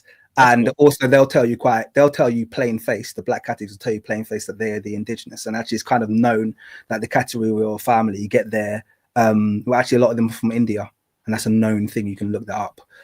So they were given power by the British Empire, but they weren't the indigenous. The indigenous were the Black Qataris, but that's a whole nother argument. But the point being that the Middle East isn't a disqualifier for Black Africa, even West African phenotype, to make that point. So this diversity, I think maybe even a lot of Nubians carry, could, this idea of there being this kind of like vast difference between different Africans, I think that's born of not knowing what a lot of different Africans look like. And I think you don't know what Nigerians look like until you've gone to Nigeria. You can guess, just like you've said, have I gone to Egypt? And I was quite open. Totally. No, I haven't been there. And then you've been able to talk to me and school with me some stuff about Said, and I'm happy to hear that and accept it. Yeah. I could tell you the same thing. Like, you don't know the phenotypic diversity in a lot of these African nations. Chad, Niger, these people, they're so diverse. And the thing about African diversity is not reflected outside of Africa, because it goes in line with our genetic diversity. Yeah, we're just more diverse. Do you understand what I mean? So you can get that diversity across nation, but then you can get it across ethnic group. You can even get it across city and across family. It's wild. Do you understand what I mean? When I first had my son, he looked Ethiopian for the first 10 years of his life. I had loads and loads of just Ethiopian people who stopped me on the street and then just give him a sweet randomly. Oh, he's so beautiful. Because he looked like a little Ethiopian boy. They like treated him like he was one of theirs. Now he doesn't anymore, but that's my point. That's just how African. Is his mom Nigerian? His mom's half Vincentian, half Nigerian. Vincentian, that's Caribbean. Oh, okay, got it. Okay. That's in the Caribbean. But so where did that come from? Exactly is my point. Did it come from? Totally. It's random, but that's how African phenotypic diversity works itself out. You have to be there to kind of understand how it's gonna show itself in different populations. Can I just shout out some people who have had loads of donations? Yep. And really can you switch your screen to so we're both? It's not to share the screen anymore. Yeah, I'll do that right now. Let me quickly remove. But let me just quickly say really quickly. So for me, this is the range. Yeah, this is the Kemetic range. This is the reddish brown color when it hasn't been tampered. And this is the deeper dark color. And that to me is the range. I'm not saying it was restrictive, but that's kind of the range. And I don't think that lighter, although I can't say it wasn't present, but I think the ancient Egyptians did a good job of showing what the kind of diversity that they had in their nation. That's my point. So you agree that there was diversity of like pretty light-skinned people as well? I've said already that there was diversity. I'm not gonna, but I said that diversity sits within the range of African phenotypic diversity. That's my argument. I'm kind of like until I see evidence that forces me otherwise. And so far, the anthropology seems to reinforce it. The artwork reinforces it. The cultural dynamics reinforce it. The language reinforces it. I don't have any reason to move my argument. That's kind of my perspective on that. Can I just quickly make these shout outs, because these are going to take ages, and feel free to dialogue for ages after I've done this, because this is a bit of liberty. So Jolene, thank you for your $10. Delight, thank you for your Delight, thank you for your $2. Macy, thank you for your $2, and she said thank you, Meta. Yeah, so they appreciate you here, brother. Thank you, Macy. Thank you. And this is very, and can I just say to you that I've said to you before, but I'm not sure if I said it during a live stream. I respect the bravery of doing something like this, because we're both putting ourselves out there at the end of the day. It's mutually respect. Yeah, I really do respect you. So I have to make that very, very clear. Most people haven't got the guts to do this. So respect to you, man. 100%. AEs have tropically adapted limbs. I haven't mentioned those yet. We might come on to that. Thank you, Mr. Treaty. James Stewart says Meta should reconsider his position if he's using the Hamitic concept. It's rooted in the agenda to remove Egypt from Africa. Can't agree with that. $10. Thank you very much from Just Call Me. Brian says, I agree with Meta. Many Egyptians look Iraqi, but many look like many Northern Sudanese and Eritreans. If you look at the Muhammad Wadi North Sudanese, look like regular Upper Egyptians. You're absolutely welcome to have that view. Thank you very much for the $10. I appreciate it. $10 from Christian Knight says, I'm Cameroonian. My son passes as mixed race. I'm dark skinned. His father is light skinned. There's not only one way of being black. That's exactly what Egyptologists and anthropologists ignore. Thank you very much. And that's very true. I agree. Dietrich says, Meta, the mainstream academia pushes the color of Egyptians to be your shade and lighter as the builders of the civilization and no one else. And that's true. That's what makes the well, I can see what they're saying. And I wouldn't say mainstream academia, I'd say mainstream media. Yeah, and that's also, for mind you, for people who are not Egyptian, that's a problem in Egypt as well. Like whenever they depict Saidis, it's pretty racist. Like we're the toilet cleaners. We are not the main cast. We're dark skin is not appreciated in Egypt. And I appreciate that, definitely. To me, this is an Egyptian problem. A lot of this conflict, I'm not going to hide from the fact that I feel like it's born in the racism that's within Egypt, and a lot of it is very easily resolved if they gave Nubians and Saidi the kind of respect that they deserve in terms of representation and in terms of the dialogue behind Pharaonism. You probably wouldn't be getting this pushback from black people and Africans who are kind of, hey, don't try and whiteify this civilization. But let me carry on. I totally agree. Cool. Chinese Scottish thing KO'd me. Thank you. Just look at the artwork. They're black. Thank you very much, Macy, for your $2. Will we ever get Kemet? No, that ship has sailed. I won't get Kemet Queen on here. So she won't do as good. No, she won't perform because she doesn't, she's not going to be able to hold a conversation like Meta can. So no way. $10 from Deshawn. He said the British were a drop in the ocean. Look at America now. That's very true. That's People cool. talk about cool that a lot. I like that. That is a very good argument. Thank you very much, Deshawn. That kind of very good argument. I disagree with it, but it's a very good argument. Well, how can you disagree with it? It's like fundamentally, it's objectively true. No. Wait, do we address it or we move on? No, go on. Let's address it since we're here. I mean, like, there's different conditions. So, like, I think that's a really good argument when you like look at a population whose sole purpose was like the American agenda was kill all the motherfuckers and let's try to expand us as big as we can and like reproduce. Like, but there's also examples of people who go into a culture and don't try to take over. Right? Egypt is actually an example of this where they didn't really like colonize. I think you got both. I think you're being very. This is the thing. I think you're being very generous with Egypt's history. You just gave a whole dialogue about the fact that you guys were hunted down for speaking your native language. Now you're kind of saying, well, actually, no, that was cool. They just let us chill and do our own thing. Wait, I think it's one or the other, isn't it? No, that's not what I'm saying. I was sorry. I was talking about ancient Egypt, like Kemet. I was saying, like, we weren't really, from my understanding, we weren't really into conquering people. Like let's. Oh no, absolutely not. They were into like, we'll go and fuck with you a little bit, but like, we're not gonna like set up camp and live there and like mix with your people. Like, we're just gonna go there and then come back. I think the same thing with like Greek. I don't know much about Greek, but like, they wouldn't always go in and like say we're gonna take over and mix with everyone and all that. It was like they could just own your area. Same thing with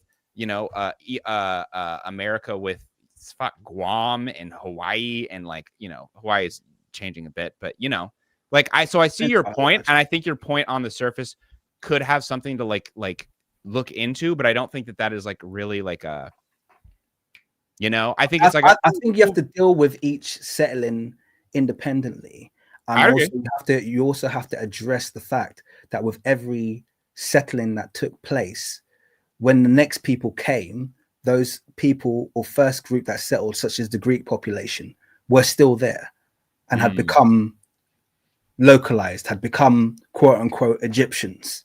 So we have to talk about the fact that we're talking about wave after wave of migration from outside. And yes, there is very well documented. We're talking about with the Greeks, we're talking about 2 cities that belonged to the Greek population. And if you're going to say that that hasn't had an effect on your population, I think that's denial. You know, we have Alexandria and we have the Fayum. That's massive amounts of Greek population. Got it. Yeah. But then we also go to places like Said and then find that the people look kind of similar. That's what, kind to the Greeks?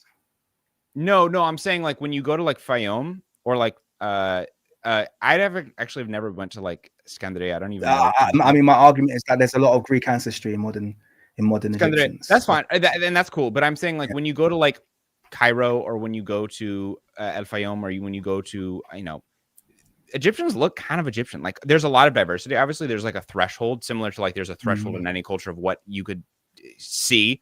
But like you don't go to Alexandria and go like, whoa, where the fuck am I in fucking like Japan? Like it's like, okay, y'all look like I was just inside. Y'all look kind of similar. Like y'all look kind of in the same vein, you know? So but yeah. But I'm not saying that there's not gradients there due to mixing and due to like Greek population mixing and to the influence and like that there's generally maybe a lighter skin tone in Alexandria. I'm not saying that. I'm just saying like it's not this diversity where it's like literally I'm, you know, in a different country. Like holy shit, I'm just in South Africa now. Like whoa, you know, it's just it doesn't feel like that. Okay, I'm gonna carry on. I'm gonna carry on. Thank you for that input. Let's carry on. Nigerians have the most people in Africa. We have hundreds of ethnic groups alone. The Yoruba and Igbo, for example, do not have a typical look. I think that was addressed to you, Meta, because it says Meta at the bottom. Sweet. Thank you very much for the £5, by the way. Sorry, guys, I have to read these 70 South African Rand. Thank you very much. Can't exclude the Hausa, Yoruba, descriptions, Herodotus, book 2, blah, blah, blah. Physiognomics, Aristotle, blah, blah, blah. So these are all quotes. I probably got them and I could read them. So we'll see if time permits. But I'm sure I want to sit here and listen to quotes, but I'm happy to do it.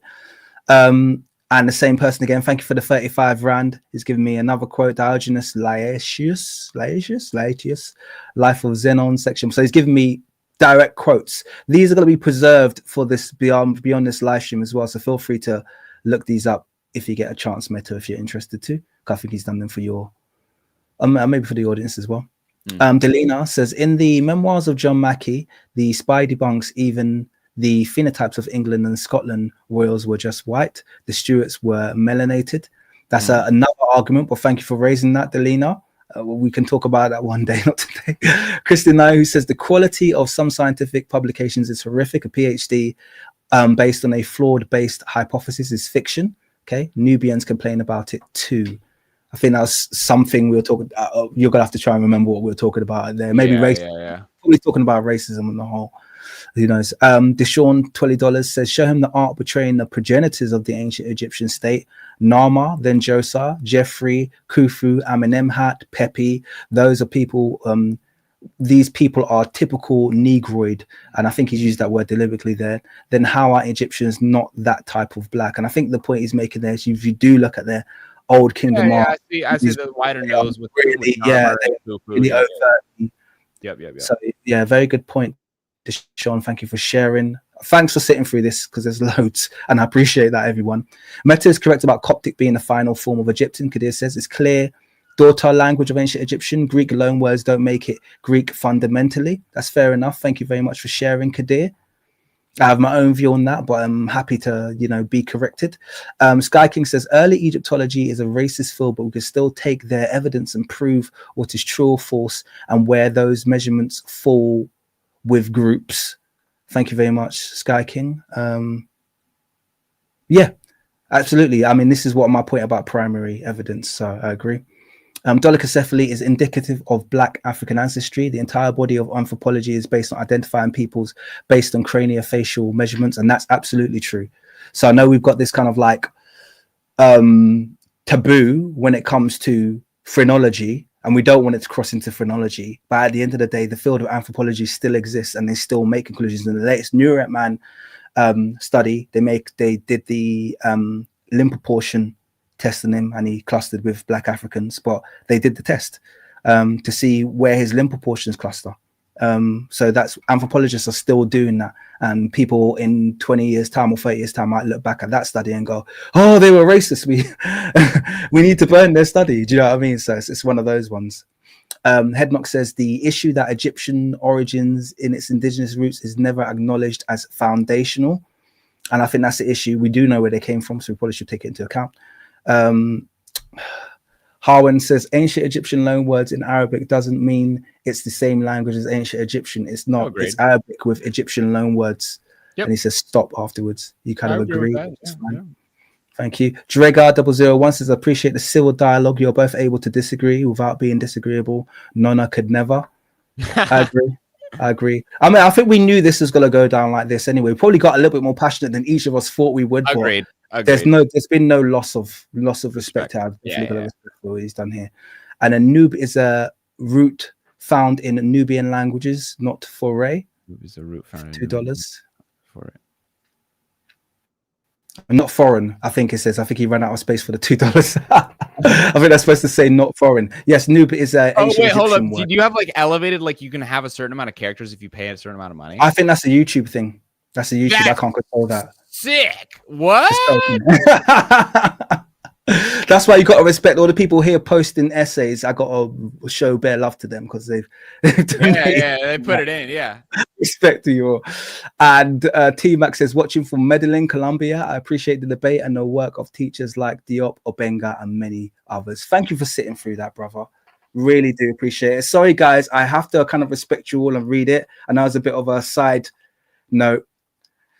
Meta, back over to you. I mean, we go for 3 hours, 15 minutes. How long does it feel like we'd be going for? 5 minutes. It's been pretty cool. It's so funny. Like, is this how many of yours do you have right now? Oh, by the way, I've got 520 in my stream. How many you got in your stream? God damn! What? Got 520 in my stream. That's, I think that might be a record. I got 90. That's fucking funny, bro. Oh my god. Yeah. No, and my audience is like, we don't give a fuck. Like, what the fuck? Talk about drugs. Talk about drugs. Your audience is just chilled, aren't they? They're not here for this. Well, remember, this is we do a lot of ancient Egypt on this channel, and I never do live debates, so this is a little bit of a special thing. Yeah, this is a bit of a special thing. So yeah, thank you, brother. Yeah, dude. Oh, this is. I mean, it's been fun. I also like. I think I'm trying to expand it out because I'm starting to see a bit of like. I don't think we disagree on as much as we might think. I don't think so. I don't think so. Yeah, I think we're kind of on the same page a lot of the time. I see that you have a lot of, I think, anger towards Egypt, like current. No, I don't, because I have a lot of Egyptian friends. So let me make that very clear. Yeah. Okay. I don't have anger towards Egypt, but I'm very pragmatic about where the problems come. I think you've acknowledged that as well. You've nodded your head and agreed that the problem in terms of the current, what I don't like is often groups like Black Americans are scapegoated. You'll see that a lot. You saw that with that comedian Bassem Youssef. You know, when the Cleopatra documentary came out, you know, and he was really deriding towards, you know, Black groups, you know, in general. They've got no, you know, because, and here's the issue.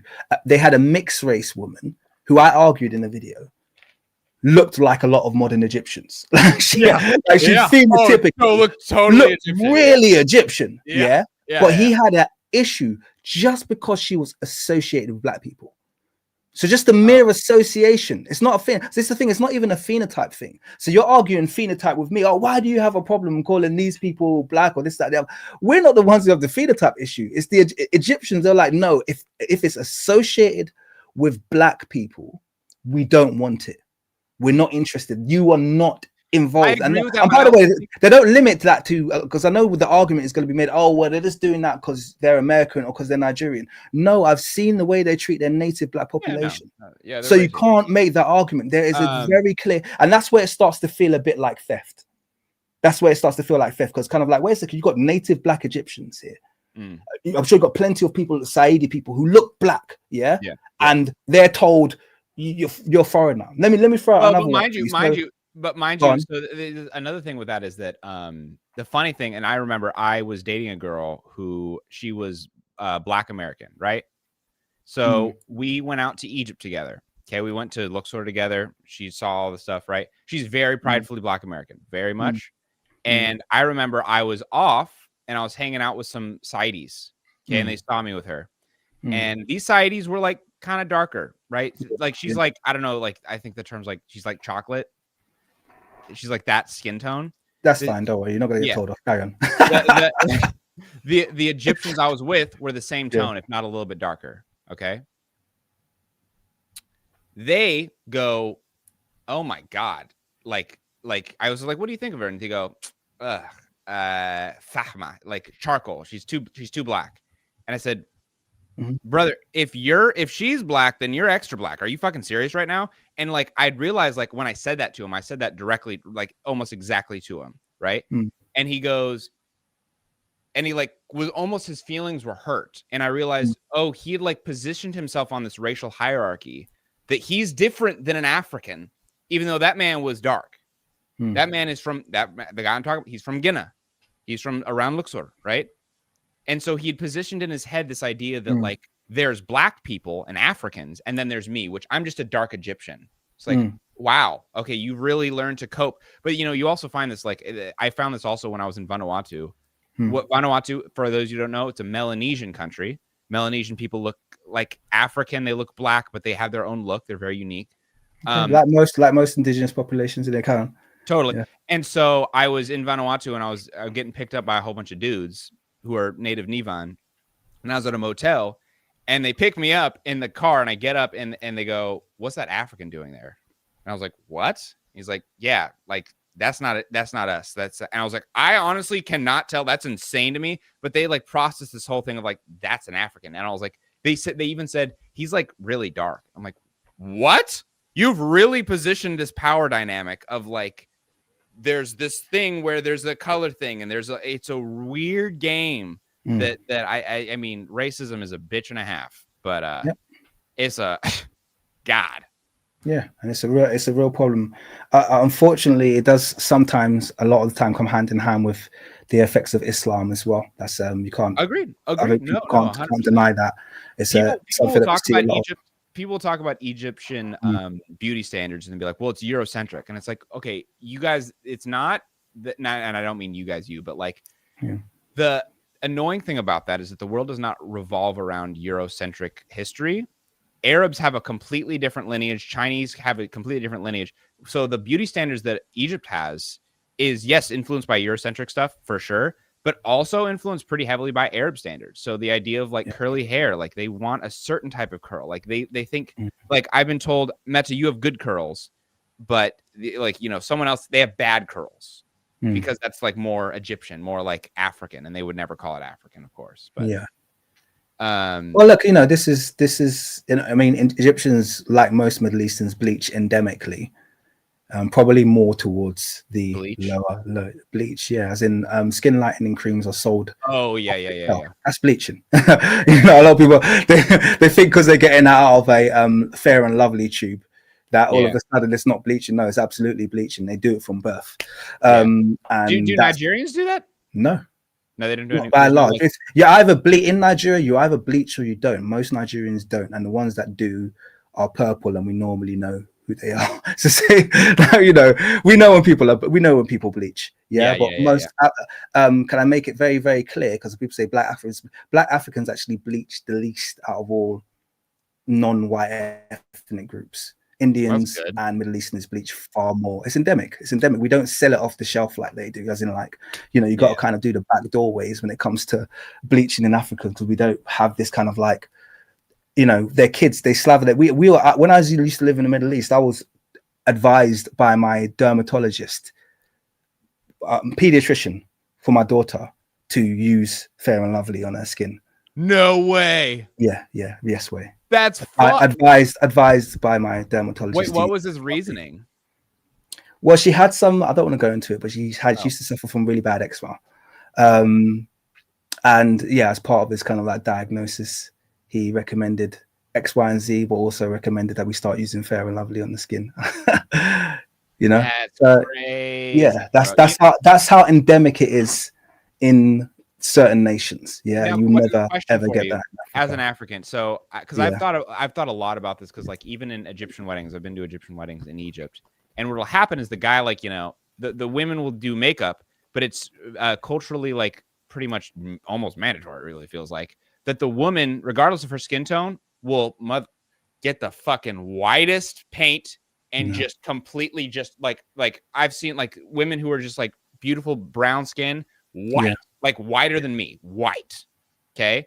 And it's just like a thing. Now, I know that it's just in a lot of brown cultures, whiteness, fair skin is seen as more attractive. Now, as an African, do you find that in a lot of African cultures that light-skinned women are valued more, or do you find that like skin tone doesn't matter? Colorism absolutely exists. So and let's do you be think very that that's clear. Colorism exists, but it's not as endemic, like I said, as it is in the Middle East and Asia. It absolutely exists. People do bleach, and people do, but then I guess it's difficult to say because there's some parts of Nigeria where they really value dark skin, you know. So it's like it's kind of like yeah. So it's kind of but the bottom line is we do live in a world that has been shaped and is currently being shaped by a Eurocentric narrative. I think the denial that Eurocentrism has to do anything with it, and it's all to do with yes, there are local cultural kind of like spins on this, but colorism ultimately probably has its roots in racism. Do you ever think about, because I think about this in Egypt a lot, as far as like, you know how like women are often depicted as light skin in like Egyptian depictions? Yeah. Do you ever think about maybe ancient Egyptians being colorist as well, valuing light-skinned women more?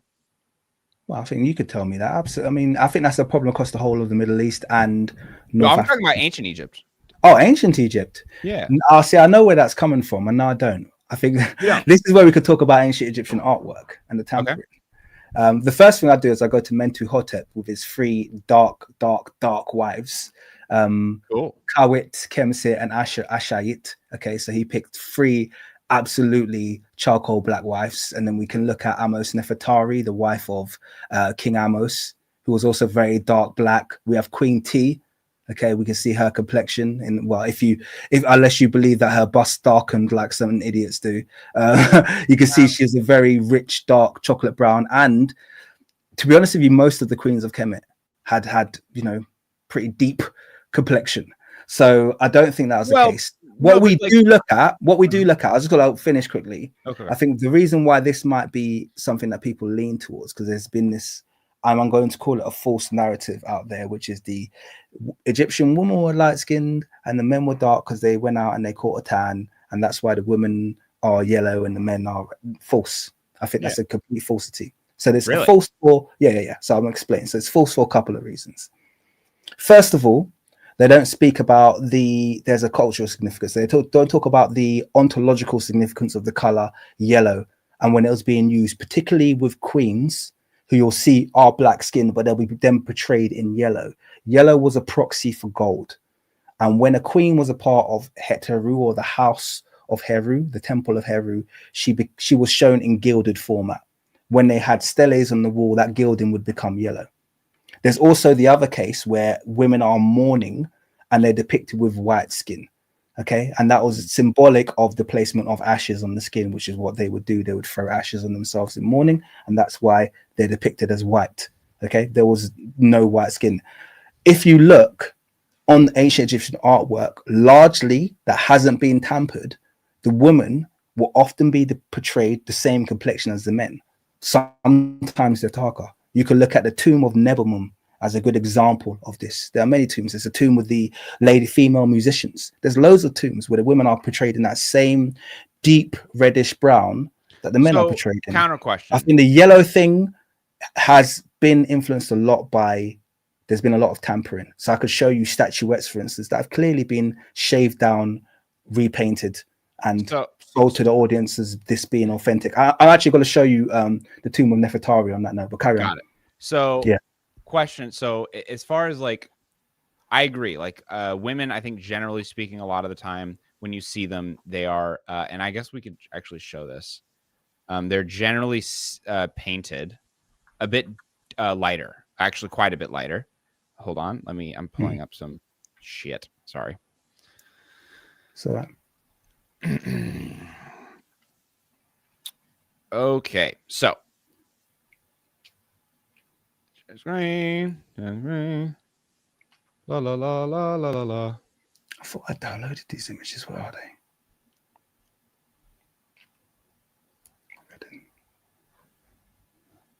Okay.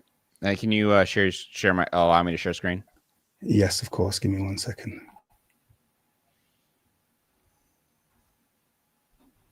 Close, damn you. Do I have a crashing PC? No, I've got crashing Instagram.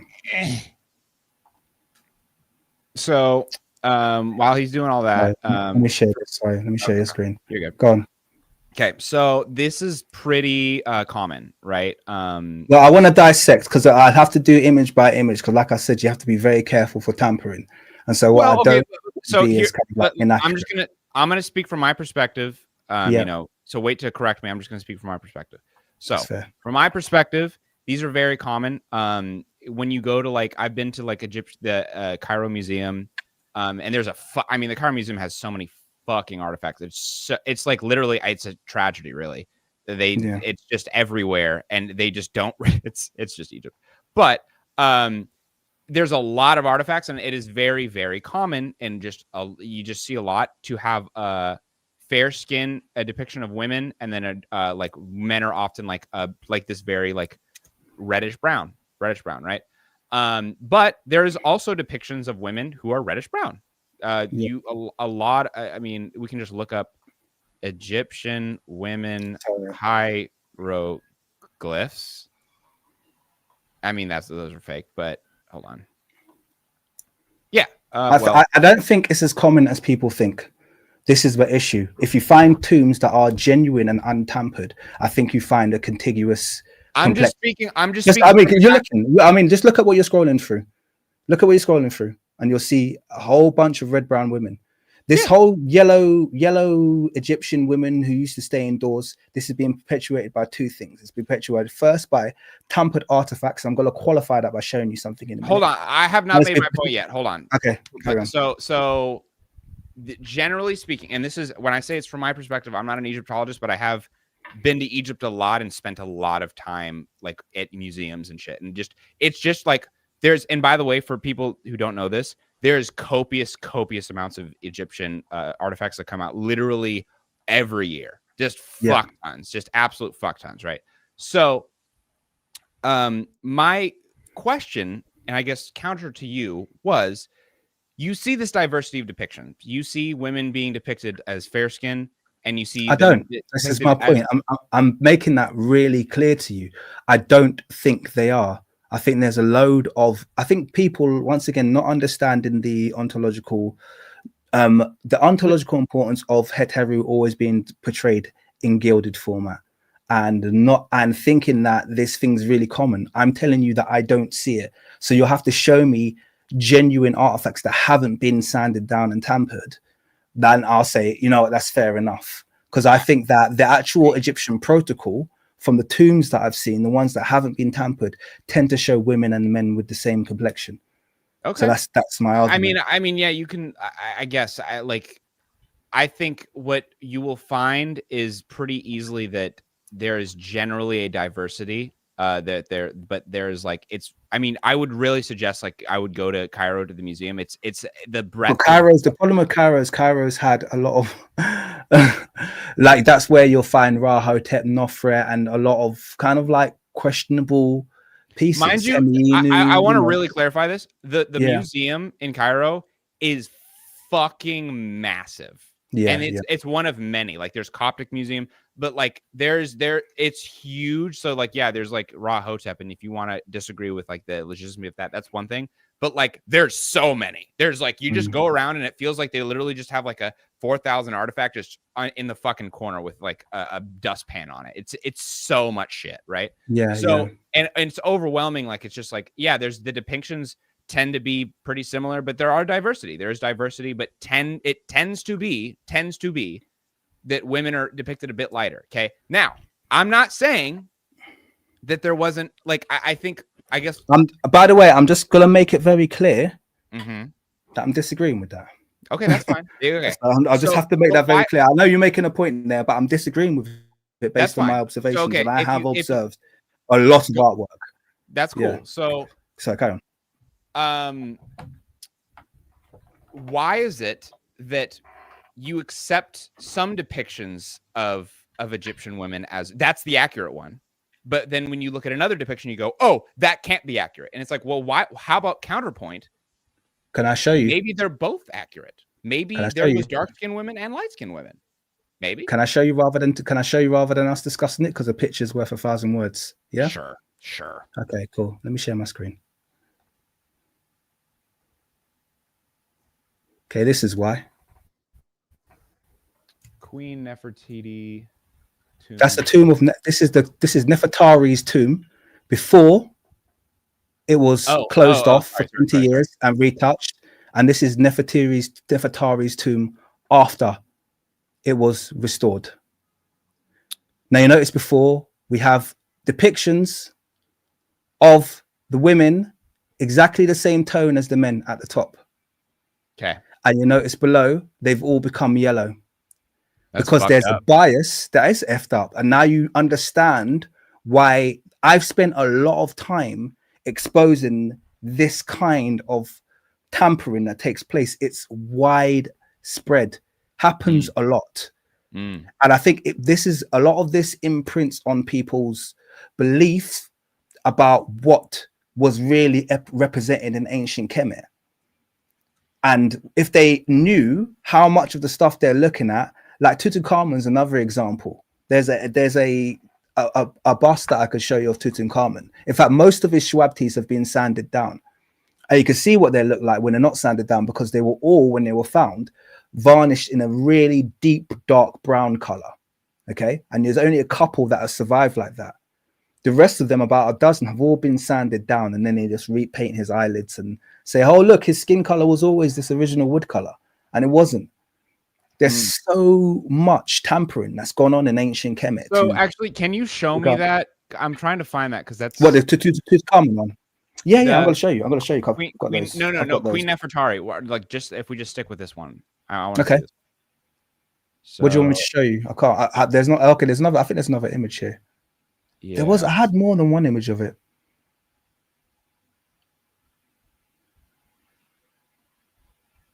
Yeah, and you know, I think when I see that, I like. That's saddening, isn't it?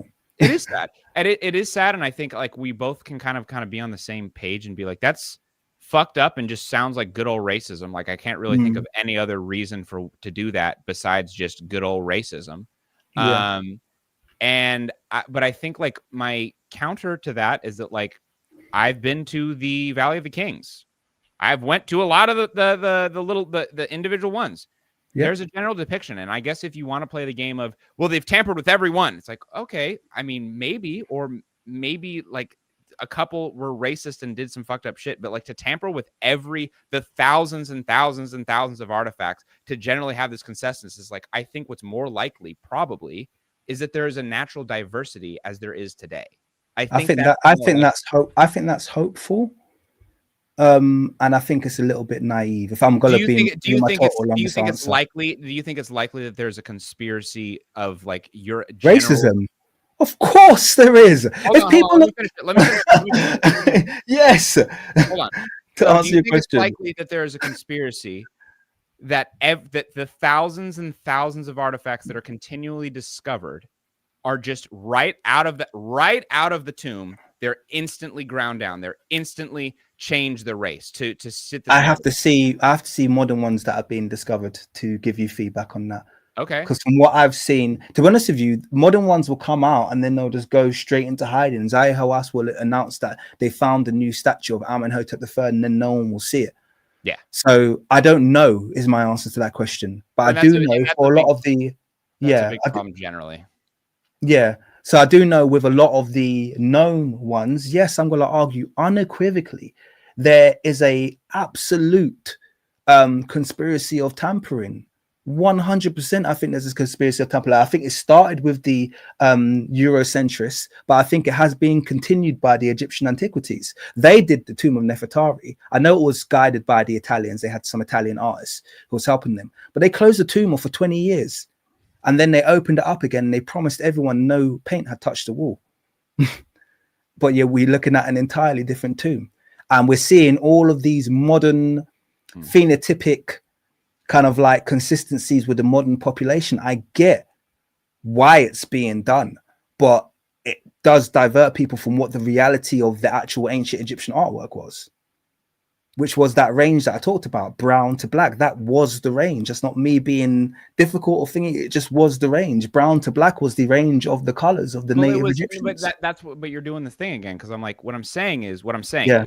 that there is about 1 million examples of women of all shades, and I would say that most Egyptologists and people who work with this stuff would say you're gonna have to qualify that. Like, look up just the let's look up Valley. Can I'm gonna share some pictures with you, some more, because you also, I think you want to see the King Tut as well. So I'm gonna show you another example. But I will say, I will not be impressed by like images of darker skinned women in Egypt, because I'm not shocked by that. Like, I'm not trying to fight that didn't exist. Or no. I'm not showing you that. Let me just quickly show you what I'm showing you. Yeah, I'm not showing you that. Don't worry. I appreciate that. Let me why won't it let me preview? Okay. Let me preview, man. Oh, because it's on my phone. I'm gonna have to pull it up. Now I'm gonna have to just go edit with notepads and hope that gives me an arrow. Sorry, my PC's a bit of a clanger, bro. You're good, bro. It is a clanger, man. I'm not gonna lie. My audience already know what time it is. Is it even gonna open that program? Oh, has it already opened it? Nope, hasn't opened it. I wonder if I can just drag into this. Let me try that. I'm gonna just go try dragging into this program, see if that works. Nope, that didn't work. Oh, that's a pain. It's just ignoring me. I'm literally trying to open the program. And it's like, nope, not opening it from here. It wants me to. Let me make it, put it on desktop. Give me 1 second. I will get this up. Sorry. Take your time. Take your time. I'm pulling up my own thing right now. So I'm just throwing this up as another example, and I could show you quite a few of these, but just to show you how widespread and common tampering is. Yeah. Okay. I am looking at. Okay. Let's see if this works. So here we go. Open with photos. Beautiful. Okay. Well, okay, that's not the file I want to show you. Okay, so I want you to show you how they found this statue. Can you see it here? Yeah. Mm-hmm. And then you can see, for comparison, other Shwabtis of Tutankhamun. Mm-hmm. You can see down here, that's the same target color. Would you say? Yeah, that kind of deep brown. Yeah. Sure. And you can see it all around his face, around his chin. Yeah. Yep. Okay. This is what they changed it to. Yeah, that sounds about white. Yep. Yeah. That sounds about white. Yeah, huh? I mean, I don't question that there is racist people who tamper, for sure. But this is wild, because this is King Tutankhamun's tomb, which was found in 1920s, and everything has been under the spotlight. Mm-hmm. And yet this was allowed to take place. Do you understand? So it's not like a hidden conspiracy. It's something that is widely and openly accepted, that you can be cleaning ancient Egyptian artwork and getting rid of the brown skin. But it's cleaning.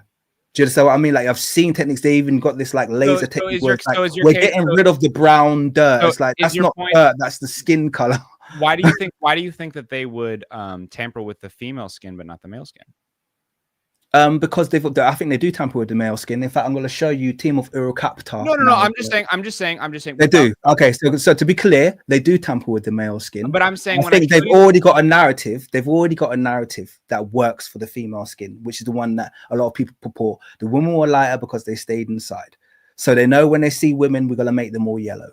That's the thing. Isn't this kind of doesn't this kind of turn into Occam's razor a bit, where it's like, maybe the most logical explanation is the correct explanation? Like, it's like, it is today. Like, my dad, like you saw my uncle, you saw my dad, they're around the same skin tone as these depictions, right?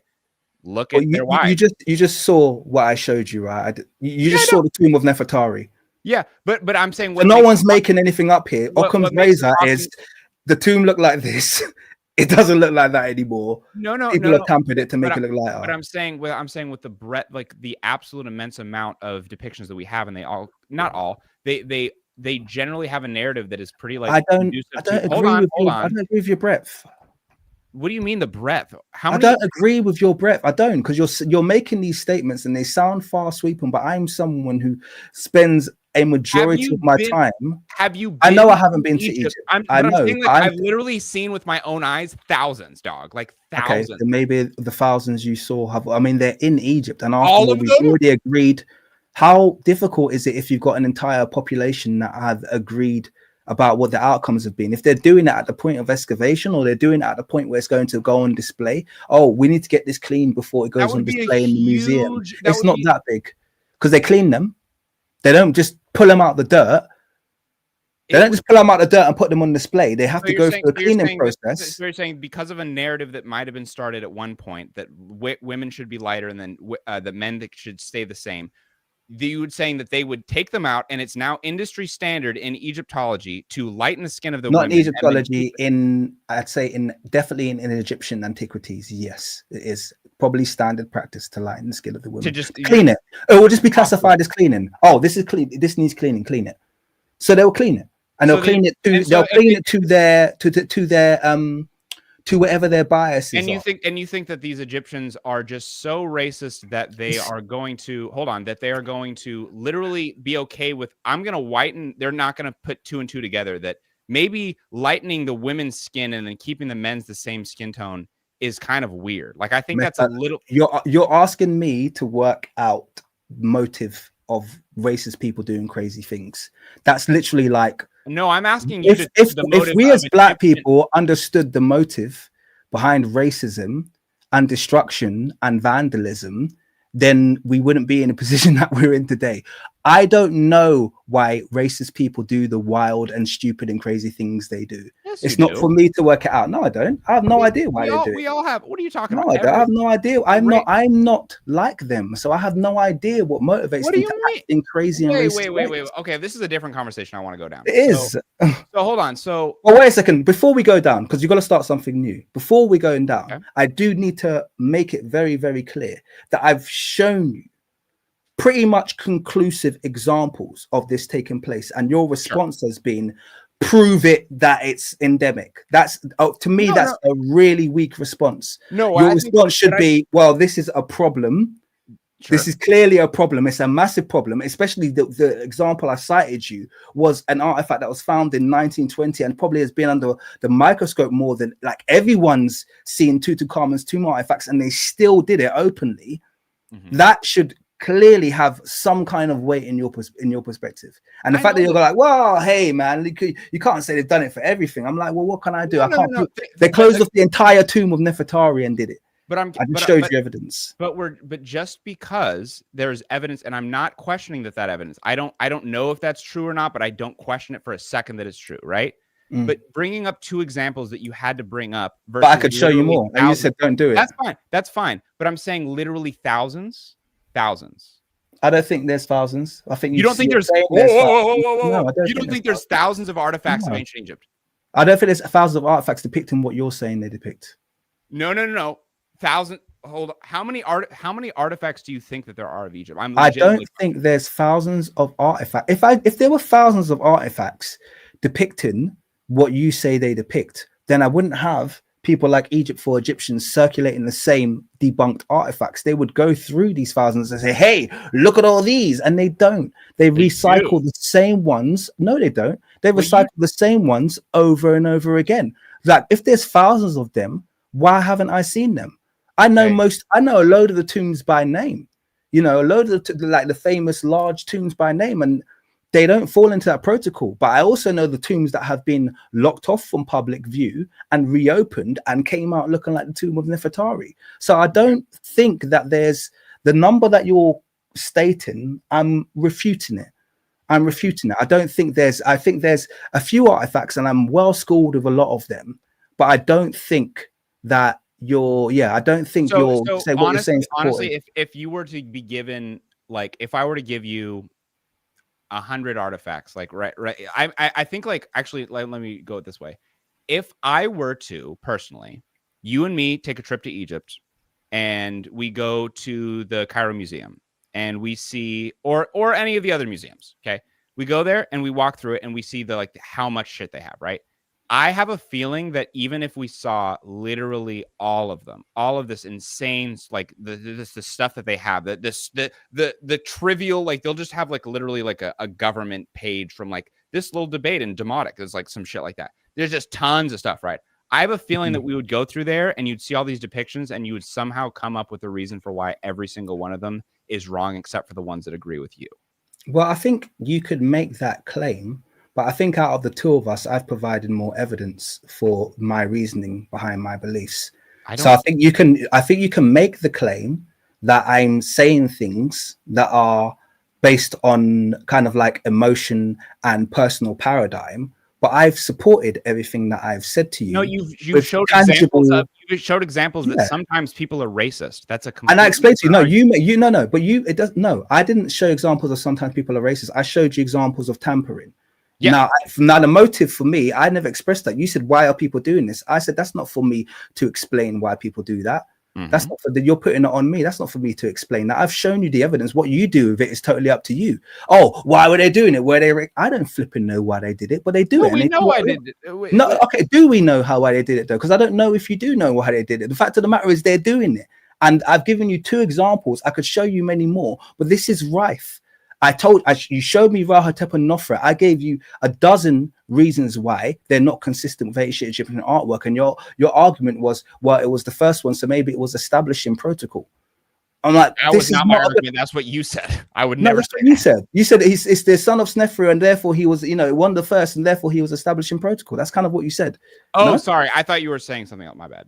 Yeah, that was kind of. I know I paraphrased, but that was kind of your argument. And I just thought, well, that's a bit of a wild argument because first of all, we do have artwork predating that. We have the statue of Joseph and do have like 3rd dynasty, and they still follow the same protocol. So we have ancient Egyptian artwork that all follows the protocol. We got this one that breaks protocol and happens to be in the best preservation of any ancient Egyptian artwork I've ever seen for Old Kingdom, and happens to, it's obviously a fake. Now, you won't accept that as a fake. But you'll ask me, well, I bet you if I show you a dozen that you'll think they're all fake, or 1,000 you think they're all fake. But I bet you I could show you proof why they're fake and you wouldn't accept it. No, wait, no, but hold on. You're not giving credit to like what I'm doing right now. I'm not questioning to you at all that like sometimes people who are historians who are kind of shitbags or just subliminally racist do shit like restore shit and be racist and fake stuff. I don't question that, dude. I don't question that there is tons of fake Egyptian shit. There is for sure tons of fake Egyptian shit out there. 100%. I agree with that stuff as well. What'd you say? And deliberately sabotage stuff and vandalize stuff. Yeah, and I can agree with that. I can agree with that. Yeah. They were. I mean, those Egyptologists were also pretty shitty society people. Like they would not treat it like. Yeah, we can agree. I read a paper the other day about. So just to be clear, about the point I was making there. So the point is that I haven't said anything that I haven't shown you. Okay, so it's not like I'm just sitting here and it's all fake. You made a point. Your statement was all of the women were gold and this, that, and the other. And so I explained to you, no, these are the reasons why women would be depicted in yellow. No, but let me finish. So I listed the reasons why women would be depicted in yellow, and then I gave you a list of tombs in which you will find that women are depicted the same color as men, which was kind of the standard. And then I topped that off with an example of women being changed to the color yellow in the tomb of Nefertari where they are previously brown. So I'm trying to qualify everything that I say to you. I'm not just kind of like throwing out stuff and then being crap. But I'm going pride and proof to you. But I appreciate that. And I like that methodology 100%. But what I'm trying to say is like to expand it out. You can always find examples of like the stuff. But I think what is important is that when we go into just like general Egyptology, there is a narrative that like is aligns. And if we want, we can, I just don't want to like open up my stream, but like, I guess I can do that. Hold on. I'm going to close yours and so you can share mine. Yeah, please. Yeah, let me close my window there. While you're doing that and finding that, I'm going to give a quick shout out because I've had a couple of donations and I should be able to get them through by the time you're on the screen. Okay. I think this is a new one. The issues that okay, we had that one already. I think we had that one as well. Okay, let me just find where we finished off. I think it must be here. T-Max said, I know we had that one. Where am I? I've lost myself completely. Okay, I think it's from here. Macy Graham says, I think the issue is excluding Black Africans from Kemet and downplaying our greater contributions to humanity. Absolutely. And it happens everywhere we were indigenous. And this is one of the problems. Just Me Noel says, the best source is private collections abroad that were collected before they were decided to push this yellow thing. Walters Gallery, not one yellow woman. I'd like to have a look at that. Thank you very much for sharing that, Just Me Noel. Yeah. And he's submitted another $2. And he said, in what country are the women different color than men? And I would argue the same for that. I think it's a silly idea. I mean, you've got a lot of these ideas that are shed, like the lighter women idea. That's one of what I was gonna say. Like I can speak from that. I was actually shocked by that as a kid. Like the men are shockingly dark inside compared to the women. It's like the women, like the women in my family are, I think, all except for a few, very light skin. I mean, not like me, but like they look like very like kind of the yellow skin tone. But the men, like they kind of look like my dad, like a lot of deep reds. It's just like shocking how much Egyptians tan. I don't know biologically how that works, but it's fucking fascinating.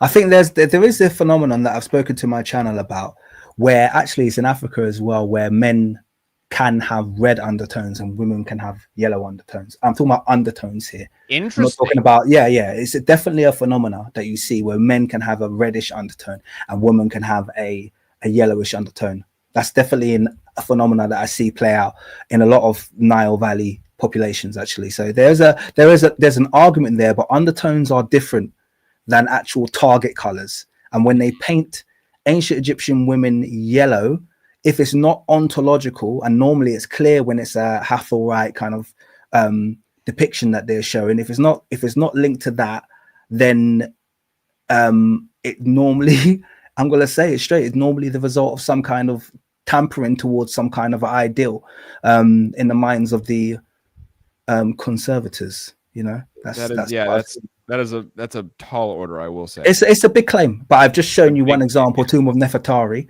and I think that puts weight to my argument. If that I think it puts some weight to your argument. I appreciate that's a big tomb. I appreciate that you acknowledge that, like, it is what you're claiming is very big, of course, but I think it's not completely like lunatic at all. It's like, is it shocking that sometimes people are racist and that Europe is trying to push a narrative? I don't think it's that shocking. I think it's a tall order, but yeah, I can I just say I think it's accelerated under the Egyptian antiquities. The tampering, maybe not the outright making of fakes. I don't think I've seen evidence for them being involved in that, but I think the tampering is rife. I think the cleaning of artifacts, that's what they'll call it. You should do a little bit of I think you should do a bit of investigation into cleaning of ancient Egyptian artifacts and what they classify as cleaning, because you'll see that actually it's hard to find ones that aren't. Let me show you another one just really quickly, okay? And you only know if you look closely. This is the thing, when you start getting savvy to it, you start seeing it everywhere. So you got your screen already? Let me give you the screen. In fact, let me finish mode. You just showed him evidence denial. Sorry, that's what D. Sean Williams is saying. Okay. But since 2020, racism cost $20 trillion in the USA. Thank you, Macy. Gabrielle Loni Budo says women genetically have less melanin than men on average, therefore lighter skin on average. I think that solves that's it. Very interesting. Is that a real thing? That is interesting. Women have less melanin? It might be. I have no idea. I'd like to see a study on that, but that's really cool, and thank you for sharing. But I have said that. I've said that on previous streams, but I've always argued that it's an undertone thing and not a target color. And I've actually got some proof for that, because there's a study that was done on a tomb of Seti, and there's now evidence to suggest that the basically they used to work on groups when they used to do the tomb steles and the artworks in the tombs. And they used to have an initial person who used to come along and do the guide with the drawing, and they used to put a red undertone or red to suggest that it's a man. So I'm starting to think now that red and yellow were symbolic, were signifiers to the person who would come along and actually do the carving, that they were working on a man or a woman. So they did it to be distinctive. because the red was actually, it's actually been proven that the red was the first thing to go down, then the carving took place, and then the final top layer went down. So I was like, oh, that could be a thing. So it's something interesting there anyway that we could I want to do further research into. Let's go on to the next one.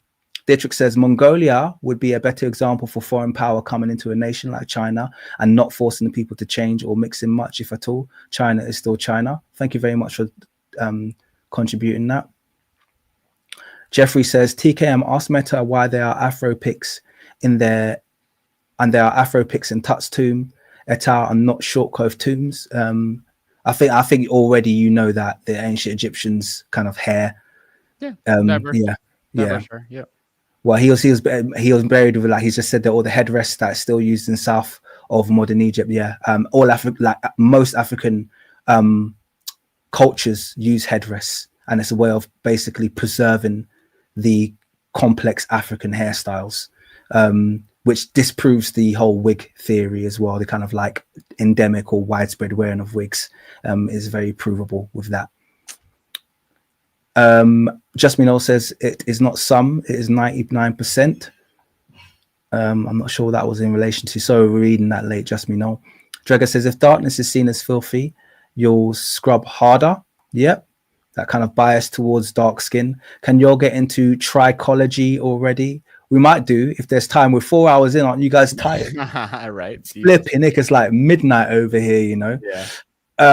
Dishon gave another $5. He said the group restoring tombs is small. How hard is it to believe that if they doctored one tomb, they didn't doctor 1,000?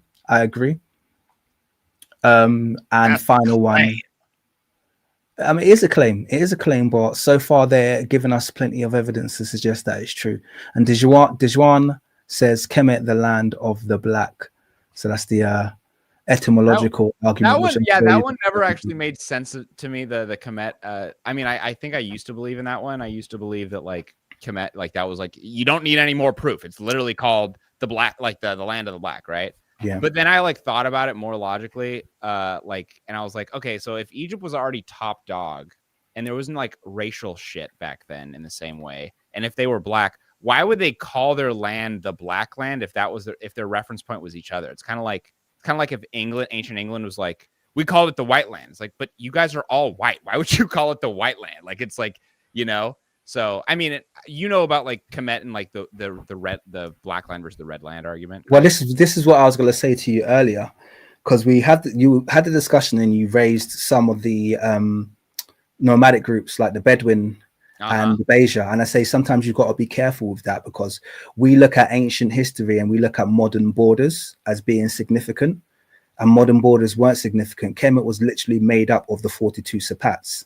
So Kemet had very clear description of people who were east and west of the Nile, who would be in what we regard as modern day Egypt, but were not a part of Kemet. They were nomads. They were regarded as Deshret, and they were also distinguished with a foreign land determinative. That's like the three hills, which signifies foreign land. It also signifies danger. And so there were actually groups of people, nomadic people, within the borders of what we would call Egypt today, who were not Kemite, who were not Kemetic, who were not part of the 42 gnomes. So basically, if you belonged to a city outside of the 42 gnomes, you might very well be regarded as Deshret. So a lot of these nomadic groups, I'd imagine, like for instance, isn't that exactly the exact same kind of argument as like we own Hawaii, but also the native? No, because because they were. It's like you're arguing were for weren't. That's really weird. Like you can't make an argument based on proximity. What do you mean? You can't make an argument based on the fact that they were next door to Libya as well. Like, are Libyans all Kemetic? No. No, what are you? Weird argument to make. That's not what I'm saying. Wait, no, whoa. No. What I'm saying is that like that's comparable to in America, we took over Hawaii, and there's a native Polynesian population there, and they are Hawaiian, but they are like literally like Hawaiian. But then there's like Native American populations where you don't really like they're not really seen as American. There's like I don't know. It's not a perfect analogy, but it's just kind of similar where you're just kind of like, yeah, I mean, you can own a state. Like they could have owned a state that was like similar. Actually, it's exactly to. So I think hold on. It's perfect. Oh, I'm cooking. It's it's similar to like in modern day Egypt. Like there's different states. There's Sohag, there's Luxor, there's Gena, there's Menia, and then there's Aswan. And guess what Aswan is? Aswan is a Nubian area, and they're still ethnically different, but they're still Egyptian. They still have Egyptian citizenship. How is that so unlikely that there was a gnome that was literally similar to today in Egypt? That's the Nubian gnome. We have governance over them. But they were native Kemites. So I don't understand what part of that you're not getting. If they're the first gnome, some would argue that the first gnome is the most important gnome. If it's coming up as gnome number one on all of the, I don't know on all of the gnome lists, if it's coming up as gnome number one, then one might even argue they're the most southern list, and isn't Egypt defined? So what? And what about the most northern? Is the most northern not Egyptian? I don't. That's a weird argument. Is you could randomly pick out any Sapats and be like, well, Thebans aren't Egyptian. Menethans, Memphites aren't Egyptians. That's a bizarre argument. No, all of those gnomes listed in the gnome list were parts of Kemet. There's no debate or discussion to be had there, other than the fact that you're saying that they're different than modern day Egypt. How is that different? Explain to me. You're the one that I'm not making the claim that it's different. You are, because what I'm saying is no, but I'm not making the claim. I'm saying that the Nubians, the Tarsetians, the people who have been back applied and called Nubians, were absolutely 100% part of Kemet. In fact, the conquering of the unification of the two lands happened in that location. So it's very bizarre to then turn around and say these people who come from this location, because they've managed to preserve their independence and not get conquered by the Arabs, these people now are linked to the ancient civilization. It's a very weird kind of thing. But the point I was making was about Deshret. Okay, so that's what I was making. No. I want you to address my point. How is it different than modern day Egypt? So, and what I'm saying directly is what I'm asking. Because you guys regard the Nubians as not being indigenous. Yeah. Why is that unlikely that was the case? Okay, so if you can't understand that, I can't explain that. I think I've gone no, but you're not addressing it. What I'm saying is, hold on, you're getting upset, but I'm trying to really. No, because I can't explain it clearer than I have explained it, and this is the second or third time we revisited this topic. Okay, if it wasn't in the gnome list and Tarseti was just there, and Tarseti was if you address the gnome list similar to any other governance would have states, you would agree Aswan is a state in Egypt. How can they be a state and also be foreign when they were there at the establishment? Aswan today is Aswan. Aswan is Nubian. Listen, if they were there at the establishment of the ancient Egyptian civilization 6,000 years ago, or 5,500 years ago, how can you regard them as foreign? Do you know how that sounds really weird to me? That sounds really weird. It sounds bizarre. It's not like these are people. This is where the culture was established. Okay, you're just regarding them as separate because you respectfully, everybody north of Aswan lost your native tongue to Arabic. And Aswan didn't, and you're like, oh, Nubians different. I'll give you. Let me land on this as well. There's a clip that you can find where they discover the body of Shammai, and they're doing the anthropological measurements on him. And it's a team of Egyptian anthropologists who are doing the measurements. Okay, and it's a German research team, and they turn around to him and they go, he's Nubian, and they're like, what? He's Nubian, and they basically classified him as Nubian purely on his phenotypics, just like you were talking about. Oh, how can people make these assumptions based on phrenology or whatever, anthropological measurements based purely on his phenotype? They turned around and they were like, he's Nubian, and that was it. It was accepted by the German research team. He was of Nubian ancestry based on nothing but his phenotype. This guy had nothing in his ancestry that suggested he wasn't native Egyptian. But what's happened is they've established a protocol where it's acceptable to say people who are black are not native. Therefore, we're going to put them in the Nubian basket. Just like I showed you those archers, those dark-skinned archers, those chocolate-skinned archers that I showed you, those dark chocolate archers that I showed you, are the first gnome of Kemet. You agree that a country can have a state where there is a different ethnicity in that state generally? I told you it's multi-ethnic. Remember, that was remember we gave our bounding arguments at the very start. Remember we gave them at the very start, and I told you I believe that Egypt or Kemet was a multi-ethnic state, but multi-ethnic within the phenotypic range of Africans, modern day Africans. I made that very clear. So I'm not moving from that argument.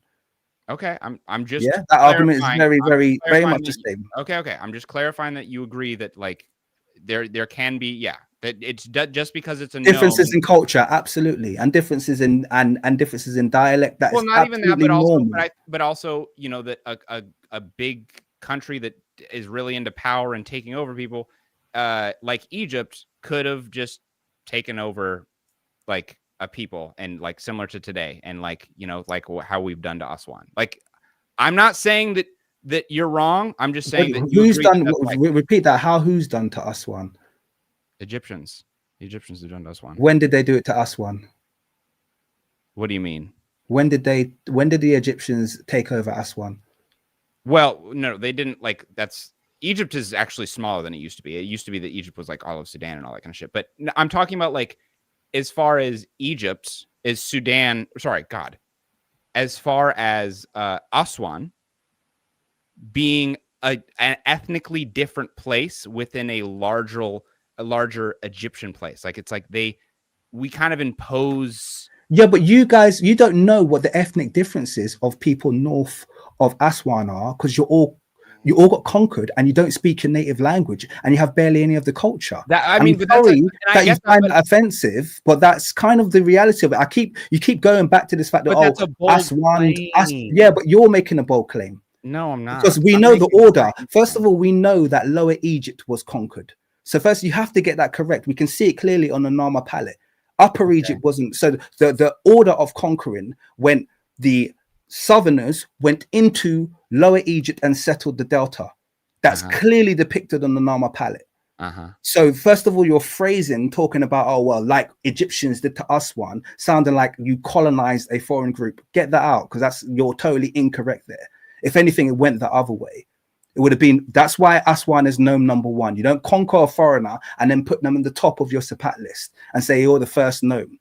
I remember the first gnome is upper to lower. But that's upper to lower. That is the order that it goes. I know, but I'm saying that's not like you can't make when you're talking about really specific like historical things, like scientifically, if you want to do like proper, you know, this is what could have happened. You can't say, well, since it's the first gnome, that means then logically it could have been. It's like, well, no. There's a lot of reasons. I just gave you the history.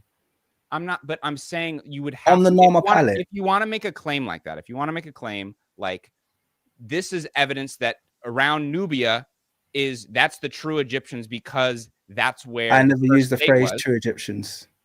Okay, you're getting nitpicky. Like I absolutely have to because you're phrasing me, and it's important because you'll bring this back later.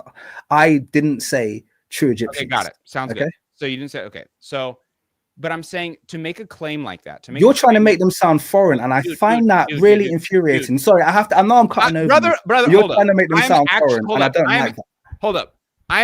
To clarify, I am Egyptian. And actually have to deal with going to fucking Egypt and dealing with racism on the real day with my family, with fighting with my friends, fighting with my cousins about Nubian shit, about like them saying racist shit against. Don't play this game. Like you get to ignore Egypt shit. I have to actually live this shit, this racism bullshit. Like obviously you have to deal with this as a black man in the world, and I get it. But I'm Egyptian. Like don't play this game of like I'm an advocate for Nubians, brother. I have to I'm not playing by the way, I'm not playing a game that I'm an advocate, but you have, by the way, you've brought this up on multiple occasions now. I was talking about Deshret and then you brought it back to the Nubians. I don't know what Deshret is. What is Deshret?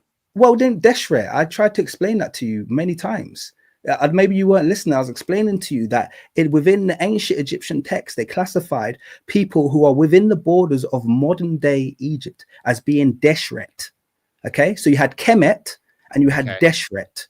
Kemet was the 40. This is what I'm trying to explain to you. Kemet was the 42 gnomes. That's all they regarded as Remet. That's what they regarded as Remet, the men above men, Remet and Rom, whatever you call them. The men above men were those 42 gnomes. Wait, let me finish. Let me land. So those were people who they classify as the ancient Egyptians, or the Kemetians. Those were those people, the Tawians, whatever you want to call them.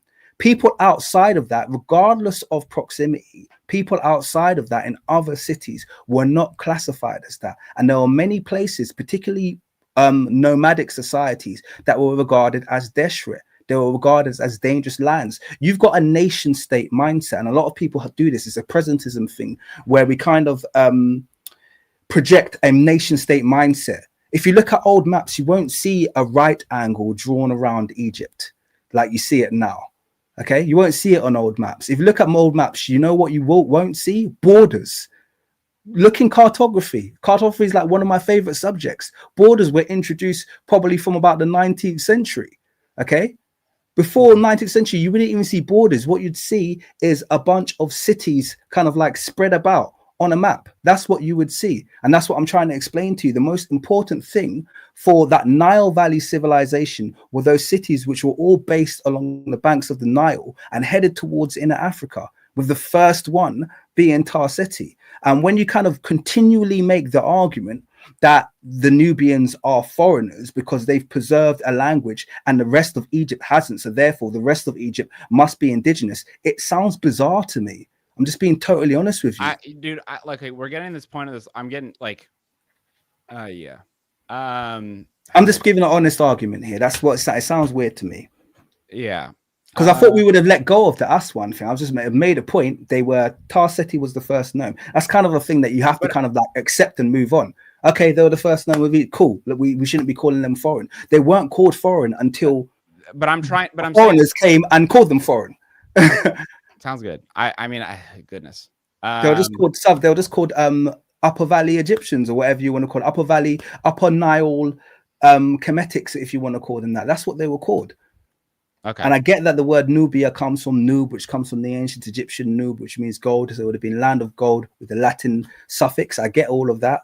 But I don't like make arguments like that. So like I think what I'm like finding here is like we're making fundamental different arguments. Like to be blunt, I don't like the stuff that you're saying, like this translates to this. I don't really take it as like, I take it as face value for like, cool, that's what you read somewhere, right? Because like I don't like there's lots of arguments that I can bring that are counters of like, well, Kemet doesn't actually mean the black line because it's actually a relation to like the color of the soil and it's black, and then I haven't made that argument, by the way, but I could. I know I'm saying that, but I'm saying I'm trying not to do arguments like that because I'm not an Egyptologist, nor you, right? Yeah, but we can still research. I'm not gonna. That's a bit of a cop out. At the end of the day, we can still research and we can still qualify. But this is where I'm like, I'm trying to hold on. You're what I'm trying to do is like I'm trying to like have this like bigger dialogue, and you're like, you got these facts you got to get to me, right? You're trying to get these facts to me. It's like, bro, I know you spent so much time researching this shit. I know you do. I've been there, right? But like I don't pretend to be, and no, I'm not saying you do either, to be an expert on Egyptology. I am just kind of like, there's guys who dedicate their life to this and they generally have this consensus, and like that's cool. Like I accept that. I don't really have a pony in this race, really. Like I know what I am. It's fine if they find out that maybe we're a little bit lighter, a little bit darker, whatever. But like cool. I'm kind of like, I guess I'm kind of blowing up this argument to like a bigger thing and kind of like flipping it, because I don't like, this gnome talk of like, this gnome was like the first one, and so that means that it was the first one, and like, okay, cool. I don't know, or the top, like these translations of these people are other. I just don't. To be honest, it's not that I don't believe you. It's the fact that I'm like, every one of those claims we can pick apart in about a million ways, and there's PhDs that do just that one claim. Well, I think that's, once again, you're making broad sweeping statements, and that's what I'm trying to do, though. But you're making broad sweeping statements, but you're not qualifying them and you're not backing them up. So it's easy to say, well, every one of these arguments that you make, I by the way, I do write academic papers. Okay, I'm not published, but I do write academic papers, and I can tell you right now, they get read by Egyptologists. Okay, cool. I can give you I'm going to give you a long list of Egyptologists, curators who have messaged me. I said, thank you for your research. It was invaluable. Okay, cool. So That's cool. So there's a level of degree of seriousness that I take to this. I'm not gonna say that I'm a professor or I'm an academic. I'm not saying that, but there is a degrry of seriousness. So you can check out my. Do you want to be an Egyptologist? That's neither here nor there. We won't get into that right now. The point that I'm just trying to land here and make a point. The point being is, I like to argue academically. That's the reason why we're having this discussion. I don't like to have vague, silly arguments about emotional things. That's neither here nor there. That's not valuable to anyone. It's not what I do on my channel. I don't make emotional appeals. If you look, I make points, I make statements, and then I back those points and statements up with evidence. That's what you do in academics. Okay, you don't make broad sweeping statements that you can't qualify and you can't support. I've tried not to make statements to you here that I haven't turned around and go, let me show you something to qualify that quickly. You remember you brought up the yellow skin thing, and I was able on the fly to show you stuff. I say, awesome. This is my response to this, and I gave you clear answers. These are my answers, blah, blah, blah. And then I showed you sources to qualify so you knew that I wasn't just making stuff up. Yeah, okay. And I believe you. Those it's important that, and if you believe me or you don't believe me, that's neither here nor there. My point is, I'm always going to argue that way. There's no way I'm not going to argue that way. Do you understand what I'm saying? So let me just sit here and tell you, by the way, I think the Nubians are indigenous. I said, well, let's look at the sources. We know that they're called this. We know that this was the first gnome. So therefore, we have to argue at least a portion of their ancestry is indigenous. And I also showed you the fact that people will be classified Nubian for just being black. It's not even like there's a qualifier. So there's a whole bunch of you out there in Egypt right now and in Eurocentric and actually across the world who think a load of people are Nubians based purely on the analysis of Egyptologists who have just done it based on the fact that they're black. Hold on. You're going. Do you understand what I mean? So they've classified them. You're going right now. Hold up.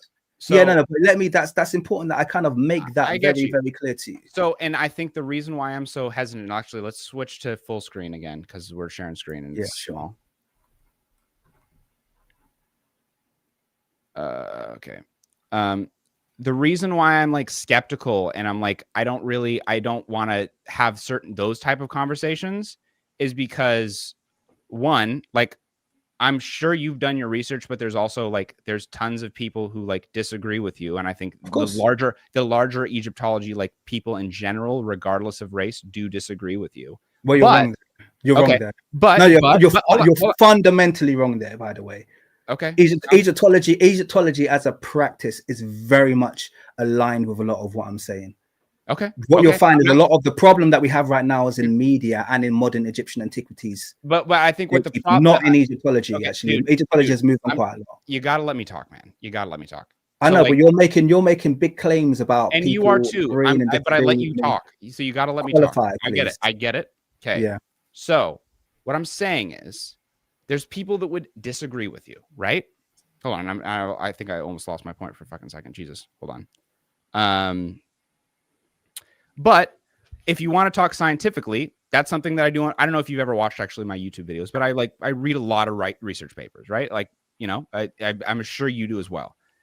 I'm happy to do that. That's perfect for me. So, but then when I brought up a research paper that you've referenced, you then go, well, let's not talk about the research paper. Let's talk about the data. And then I'm like, well, hold on. Like, we can't even talk about, but my point is that no. Let's be clear on this because I don't want you to try and be tricky about this. I'm not trying to be tricky. No, you are now because you brought up that research paper specifically to refute my usage of it. And I defended my utilization of it in terms of the primary source. I think your point was like terrible, but let's just agree to disagree on that point because you made a point that, oh, you're not allowed to use any papers if the person has been proven to be a racist. That is a wild point. That is exactly what you said. No, that is exactly what you said. You said you can't use a paper because the dude is a racist. And I said, I'm only utilizing his primary data. His measurements won't change regardless of the race of person who's conducting them. I made that very clear. Let's not go over that. This is a boring point. Like, if you've got another academic paper that's not one of mine, remember we said we weren't going to be polemists here. We said we weren't going to be polemists. That's a polemic argument. So what I want you to do is show me a paper that you have studied that proves your point, not attempt to disprove my point. Okay, second point. We have study number 2.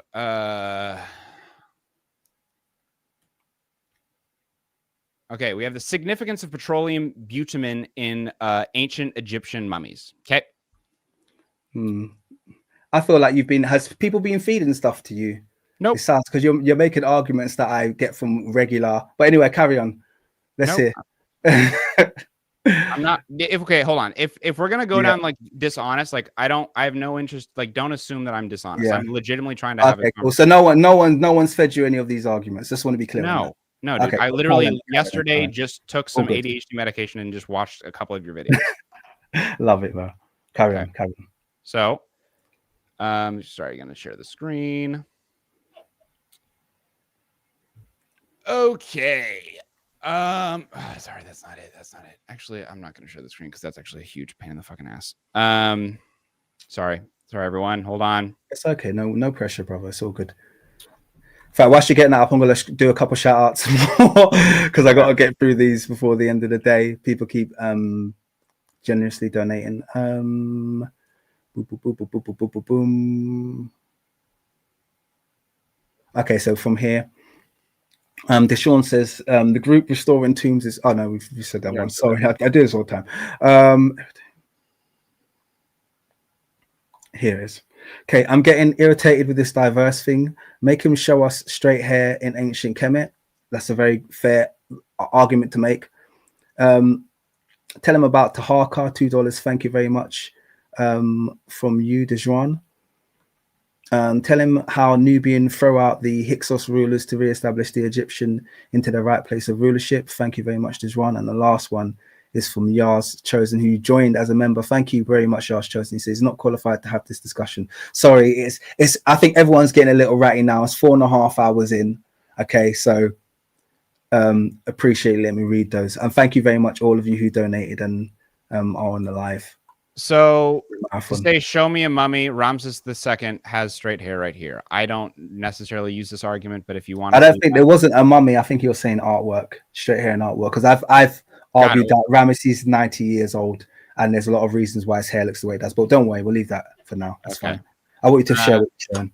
And then we have the significance of petroleum bitumen. So you, in your video, you basically say like, okay, mummies tend to, like, it used to be a belief that, and actually the etymology of the term mummy is from bitumen, basically, from like they thought that they were using basically asphalt to mummify these people. And then there's a study that basically found that's actually not what they were doing at all, right? And that's true, right? They were doing it a little bit in the later kingdom, but from about 1000 BC onwards, they started but even the amount that they were using of bitumen wasn't even that much. Not that much. Right? It wasn't that significant. Yeah, agree. So then you go, okay, well then all the mummies tend to be black skin, and a lot of traditional Egyptian thought was, or Egyptology thought was that it was bitumen, but now we've proved that that's not it is. So it must be another reason why they're black. And then you say in the point, you say, well, you say mummies tend to maintain their skin tone generally, right? And that is like that's quite true across the board. I wouldn't totally I wouldn't say it's completely true, but I think there's the problem is we don't have a analogous practice of deliberate I can actually show you mummifications that were done on baboons and stuff that have preserved their skin tone. But anyway, I'll let you carry on. So we have, I mean, I can bring up a lot of mummies that are from Asia, that are from Europe, that are black, very black, right? And they are naturally preserved. Okay. Show me. So we have Tolund man. Tolund man is a bog. It's not a mummy. It's not a mummy in a true sense. No, it's found in a bog. It's a naturally No. He was found. What color are bogs, my friend? I actually don't know. That's what they're black. It's black. He was found in black. He was literally preserved in black soil. Okay. So Tolund man is a terrible example because Tolund man is a bog. They're called the bog bodies. There are multiple of them. And Tolund was one of them, and that's why he's. What about Sangha Tenzin? Show me. Sangha Tenzin. Show me, because I've never seen it. I've never even heard of it. Okay. You might have heard of this one. It's hold on. Ba ba ba ba ba da, ba ba.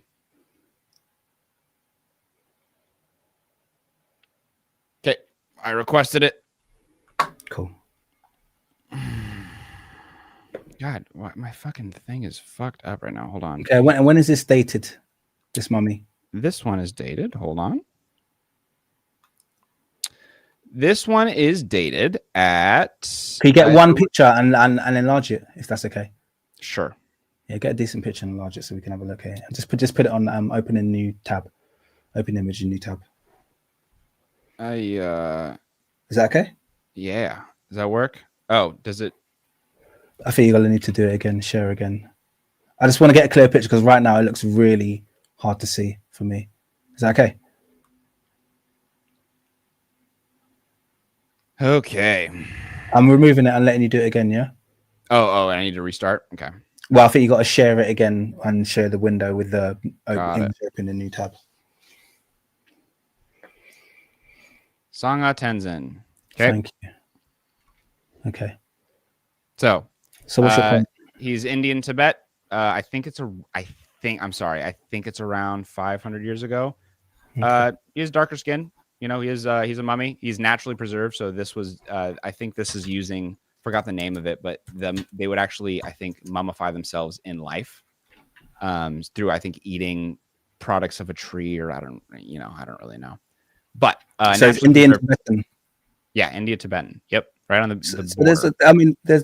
There's a high probability that he could have been dark skinned. You do realize like South Asians are like a really, they've got a very high probability of dark skinned individuals. Okay. Yeah, I mean, sure. He could be. So it's not like if it had been, somewhere. I don't know. No, but I'm saying, but what I'm saying right here, what I'm just saying right here is that you're right.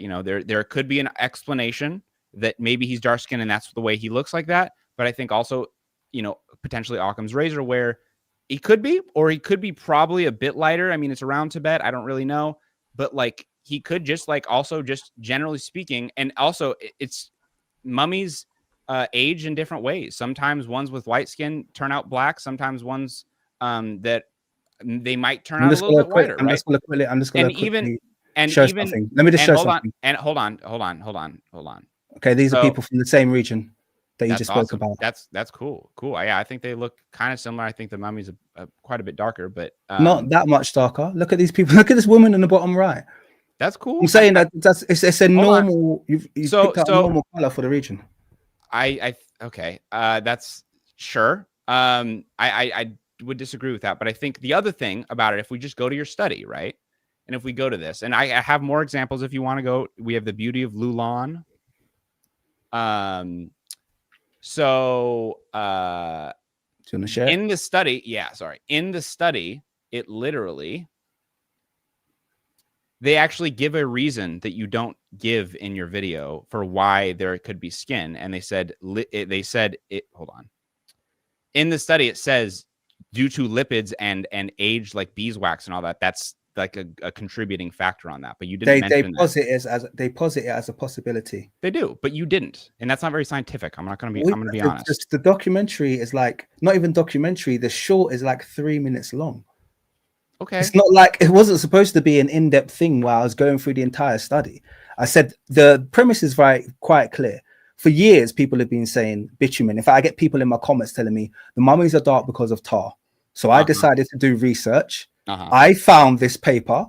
Yeah, no one sent it to me. I found this paper to see if this was true. And the study had already been done. And it already concluded that mummies' darkness had nothing to do with bitumen, which leaves the whole thing open to speculation. It could be down to the mummification compound. It could be the natural melanation taking place. It could be X, Y, and Z. But the bottom line is we can count out the bitumen argument. And we do know that they started, just to be clear, we do know they started adding bitumen, at a certain point. So clearly they wanted to acquire that darkening effect. Okay, some things happened where not necessarily. That's not necessarily true. Like that's not scientifically minded, because there's a lot of reasons. That could be that they actually lost the recipe for how they. A lot of times you lose the information. So there's a lot of. But the point being, okay, so why are we bringing this up? Because it sounds like we're just being a bit polemic. We're not. No, but I'm saying if you want to bring. Hold up, let me talk. if you want Yeah. to me to bring up specific points, and so I didn't want to do this. Like I literally had these in the background because I'm like, I don't want to do this. It seems silly. But What, like, bringing up but you're polemic bringing up points? specific I could points. do that with you though. That's the thing. The point is that this is an open forum where you've got every opportunity to present your argument. Remember, that's what we did at the start. We said, this is what I believe about this civilization, and these are the reasons why I believe it. Mm-hmm. Yeah, that's the bounds where I've kept my argument within. Okay, what I haven't done is said, these are the reasons why I disagree with you, and gone through all of your content about ancient Egypt and then come back and be like, oh, you made an error here and I made an error there. That's kind of like, that's not what we're supposed to be doing. No, make your time would be much better served, because I will be able to easily defend all of the studies that I've done. But my point is, if you want to do that, we can do it. But I think your time will be better served making your statement and supporting your arguments regarding why you think the ancient Egyptians were the racial makeup of modern Egypt. Well, I think that goes to a problem really with like the argument in itself, right? I think what we're doing fundamentally is very different, I think. So like they're like academic arguments, and then there are like not academic arguments. This isn't a super academic argument what we're doing. And like the reason being is because like when you have like an academic debate with a certain person about a certain topic, right? I think it could be if you use more sources, but there you go. I'm trying to reference your sources, dude, and then you're saying don't. Not really. You're kind of just like prefacing my research and just kind of like giving it back to me in very kind of like vague terms. That's not citing. No, but I'm saying you're not citing anything. You know, you're not saying this is my reason for this, and then you haven't really provided any citations today. So you're arguing for an academic argument, and you're saying this is not a very academic argument. It's not. Well, I've done what I've can to present you with evidence. And what I'm trying to do is like, what I'm trying to do, you said you want me to cite stuff. I have specific things I'm citing, and I'm like, I do not agree with you. And I think what you're saying is you want me to bring up sites. You want me to bring up, because I can do this all day. It's all right, carry on. It's fine. Okay, this is getting disrespectful at this point. So no, I can do it all day. So if you want to just carry on going through research, I don't want to do that. So I want to come to a point, because at one point we were respectful, and now we're both upset with each other. So I'm not upset. It just doesn't seem. It's not just you. It's not just you. It doesn't seem fruitful. Do you understand what I mean? Like I agree, but I also don't think that there's any fruitful. I think we both knew this going into this. Like, there's no fruitful conversation. Like, I think there can be respect for both of us, but I think we've even degraded our respect for one another a bit. I don't think so. I think personally this has been quite a fruitful conversation, and I think I've shown you. I'm willing to say that you've shown me a couple bits that I've learned about. I'm willing to put my hand up and say thank you for that. Are you willing to say the same, that you've learned a few things that you perhaps didn't know about the culture that I've shown you? Sure. Yeah, so it doesn't sound like you are. So it's fine, but that's totally fine. Like, how do we? Because here's the thing. We're in a situation right now that's different. Okay, so we can go into debating individual facts, individual studies, the validity of them, right? Doing like academic, like this, and this. Okay, we could do that. That's good. Okay, no, but I don't want to, because that's not going to get us anywhere. Because I feel like, to be honest, and I'm just going to speak vulnerably from me, I've tried to do that with like your papers, and then it doesn't go well.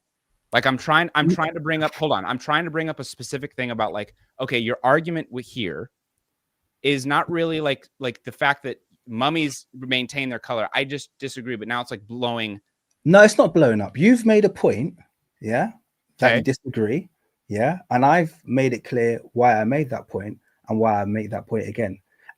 If you want to continue going back and forth and continue saying you disagree, that's the point where it gets tiring. But I don't know, what do you want? But do you want me to concede when you haven't raised a point that I need to concede to? Do you understand what I mean? Like, every time you've done that, you did that before with the other study. You raised the dark study, and I was like, well, I use the primary data. It's not rocket science. That's what researchers do all the time. It's like they don't have to agree with the conclusions of the people whose data they've used. If someone's already done it, they won't go in and redo the primary aspect if what they're doing is utilizing that for another study. Okay, So, they do it all the time. In fact, they did it in, I gave you examples already when Jordan did it, when Keita did it. I give you another example. They did it in the latest DNA of North African study where they sampled Takarori. Okay, and then what they did is they pulled, once again, from loads of ancient studies, pulled all of that ancient DNA, the Taforat, and then they remodeled Taforat against the results of Takarori. They didn't say, oh, do we agree with all of the researchers that got the DNA from Takarori? Let's run that again. And they didn't do that. They accepted it. In fact, there's an entire study done on Middle Eastern populations that is almost entirely referencing third-party studies. And it's one of the biggest studies we have on Middle Eastern genomes. They just take all of that. Is it a meta-analysis? A meta-analysis? Sorry.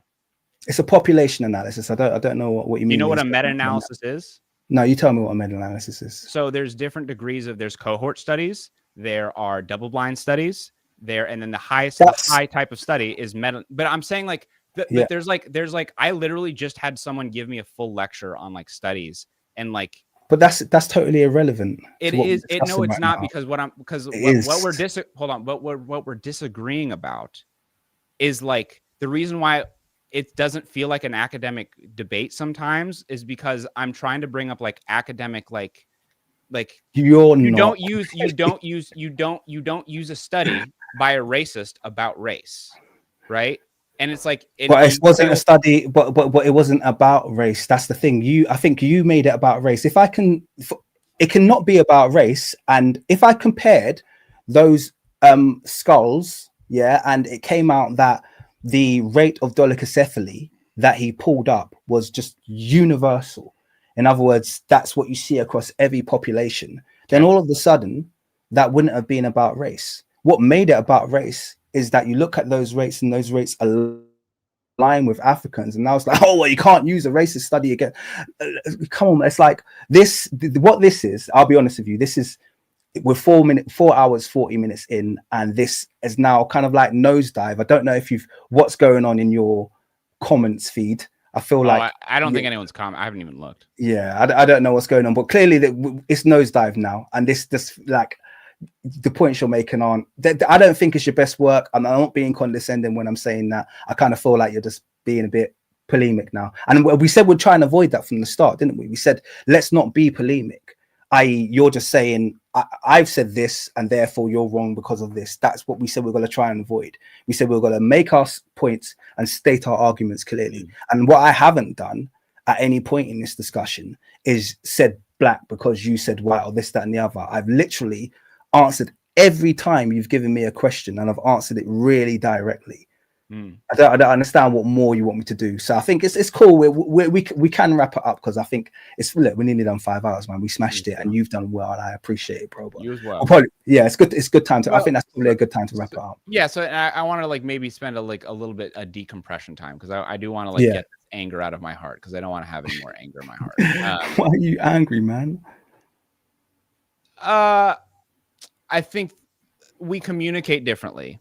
And I don't, that's not a coded way of saying I don't like the way you communicate. I think we legitimately communicate differently.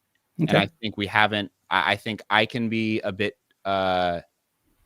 maybe polemic is the right term, maybe? I don't know. Yeah. I think you have been for the last, well, yeah, I think you have been. We started out, I think for me, because I was going into this, I don't read about Egyptology shit anymore. When I was younger, I was really into it, but like literally it's been years. And so I was like, I don't really have an interest in like citing like this translation means this because it's like, I don't know. I think as I get more into like ethnobotanicals, it's really hard to debate when it comes to like actual academic research. So like, yeah, I think it's and you realize it's impossible to debate with someone who, when you raise a point that's referenceable, they turn around and they go, well, you're not, neither of us are academics, so therefore your point is moot. It's kind of like we can't have a discussion. No, I get that. No, totally, 100%. It's well, yeah. I think 100%. I totally can concede to that because it can be frustrating because basically what I'm essentially doing, you bring up things, right? And all I do is basically critique what you bring up, right? Which is like that's like rule number one of like being exhausted. It's like, Jesus Christ, like I just can't win, and you're not going to give me any solution on how to do this right. So I get that, right? I get that frustration. I think the reason why I do that is because I think I would love to, like, when I reference like studies, I like good studies who are like, this is good. And like, I like, you know, it's a big part of science where you get to like, just go deep and be like, their methodology is wrong. Okay. You know, their abstract says this, but like, you know, they use this, and this could be like, you know, biased in this way. That's like that it is. Right. So I don't know. I'm just chatting at this point, but, it's cool. Yeah. It's cool. Look, let's look, it's cool. Look, look, brother, go on. How do you feel? So I want to decompress. How do you feel angry with me? You can be honest. No, I don't feel angry with you. The honest truth is I'm a little bit disappointed because it went somewhere where I wasn't, and it's fine. It's not like it's deep or anything like that. This is a passionate subject. Do you know what I mean? Like, but I feel like, yeah, I don't know. It just could have been a bit more. I feel like I've tried my best. I know I've got passionate, and I do speak passionately when I go on a little rant. That's why my channel. And I did too. I mean, I got you real. I monologue. Earlier. Yeah. I monologue a bit, but I do try and keep it academic because I hate arguing. You know what I mean? Like, I honestly do. Like, people like, I literally have got so much better things to do than to actually argue with someone. Totally. But I like, you know, at the end of the day, like I said, I'm happy. I know you weren't earlier, but I was happy to concede that you've made some good points today and gave me some good insight.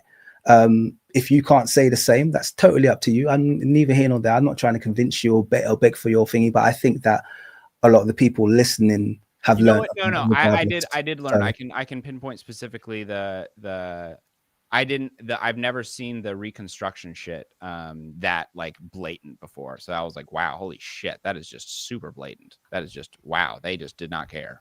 They're like, we want them white. So they do a lot. Yeah, they do a lot. And like I said, I mean, are you disappointed? I could show you a lot more. Are you disappointed because emotionally we got to a point that it shouldn't have? Or are you disappointed because you wanted a bit more of an academic debate where I brought up counterpoints with academic papers? I couldn't really prepare for what you were going to do. I wasn't sure what you were going to bring to the fore. Totally. Some of the stuff you brought, I was totally expecting. Most of the stuff that you brought, I was kind of expecting that kind of debate to happen. So I was expected to kind of unfold the way it did, and I was trying my best to be respectful.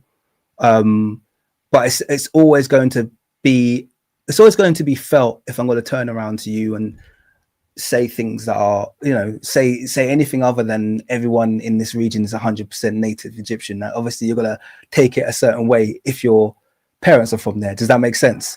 So I think there's no way that I could have sugarcoated some of the stuff that I said back to you, but I'm going to answer honestly. I can't lie. What I don't want to do is sit here and tell you something and I don't feel that way. Does that make sense? That's like we have to be honest when it comes to this discussion. So that's just it's just the way it is. Do you know what I mean? And like I said, I appreciate the fact that people are passionate about this. I personally think we've made headway. I personally think that we do look at this very similarly. As much as I think honestly, we're not actually even that far. We're not even that far different. I think we do both agree the ancient Egyptians. I think we're very, very, very similar. I think there's a few small points that aren't even that important that we argue over. I think it's honestly our communication style is why we got so heated. Because I think it's just the way I think about this and this debate was like very different, and I think it like came off as very, I didn't know what that word was, but polemic. I think it was very like nitpicky almost, right? Is that kind of an accurate representation? Yeah, I think of you. I'm gonna be totally honest. Yeah, I do think. But it's like I don't think it was as heated as you think it was. I think it was. Cool. Oh, I got fucking livid, bro. When I yelled at you about like the Nubian shit, because I thought you. Oh yeah, when you started, that's all I did. Fucking I was about to fucking I was livid because I just like I think for me the thing that makes me like upset, and this is why I think a lot of Egyptians get upset, is that like we can talk about this in like a fun like thing on live and like talk about, you know, what were the ancients, all that, but then it's like I said, like it's like I have to go back and actually deal with this shit, and it's exhausting. And it's what can I say something to count on that? Yeah. I think when you hear stuff like that and then it gets you angry, I want you to try for 1 second to actualize what it feels like being a black person, saying and talking to someone, and that person openly saying, yeah, our country is racist. You casually told 2 stories where people from your village were vile to black people. You casually told them. Do you know how much self-control and fortitude and just like level-headedness it takes to just even maintain a conversation like this as a black person? Interesting. So you're getting angry. Can you respectfully, you're getting angry because I've made the statement that you're trying to other Nubians, and it did feel like you were doing that. So I'm going to stand by that, even though I know I'm going to stand by it. But I know I heard what you said in response, and I get that. And I'm not me saying that is not saying you're a racist, by the way. Yeah, I don't get any inkling that you're a racist person. Yeah, just to be clear. But I do feel like there's that overriding energy of Egypt has affected you in the othering of the Nubian people. And that's what I was trying to get you to explain to and get you to understand when I was saying, well, look at this evidence, just because these people speak it, like, etc. But let me not go into that. The point I was making was that as a black person, like I've had many opportunities where I could have got upset on this call, like many, and I didn't. And then people want to kind of like, it's almost like they want to flip the table and say, oh, so offended when you do. It's like, dude, my whole flipping existence is people being offensive and thinking that I should just take it on the chin. Yeah. You understand what I mean? Like, it's like it's not okay. But as black people, we just learn to shoulder the burden of all this. That's why when you were getting passionate about it, I was just like, dude, whatever. Like, this is our life. You know what I mean? Be offended, because that's what we deal with 50 times a day, you know? Did you when I was telling that story about like the guys in the village that were just like racist, right? When you said that you had to fight like a feeling of you that was getting angry, was that like, was the anger coming from maybe the nonchalantness of it, or was it from the maybe read the comment? Oh, you can't see my comments. If you read the comments around the time when you were telling that story, it's like it's the anger is the fact that we have to put up with this shit even in Africa. We have to put up with it from everywhere, and you're just so like, even in your non-racistness, you're so like used to and okay. Like, you just say flippantly, yeah, Egypt's racist. Do you know? Do you understand? Like, you're just so okay with it, and that's fine with you because it's not going to affect or impact your life. But I'm the person who will get off a plane and I'm gonna have to deal with some shitty person at a desk, and then deal with someone else here, and deal with that throughout my entire time that I'm on this trip. And that's the existence of every black. And by the way, I get passionate about the Nubians because the amount of crap that Nubians put up with in that nation is disgusting. It's fucked. This is a whole nother language, but it is absolutely disgusting what they're put through. So if I'm going to sit here and I'm going to get passionate and be like, I don't like the way they're being othered here. And in fact, I have a right to do that. And if you're going to get passionate and angry about that, I'm okay with that. I can deal with that. You can get as passionate and angry as you like, and we can be passionate and angry back and forth. But I'm telling you right now, that's where that was coming from. Do you know what I mean? Like, I defend my African brothers. You know what I mean? I know what people go through. You know? I mean, also, mind you, I do as well. But yeah, I totally, I appreciate it. Yeah.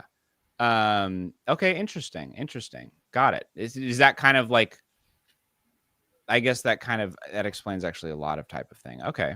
I'm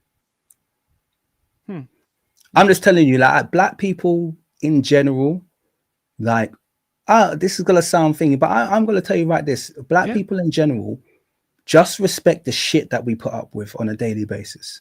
Like, you couldn't imagine. You couldn't imagine like the shit that we put up with on a daily basis. We put up with a lot, you know. When do you think you were, and this is, when do you think that you became conscious of how much shit you had to deal with? What, in general? Yeah. I think it's a growing spectrum from youth.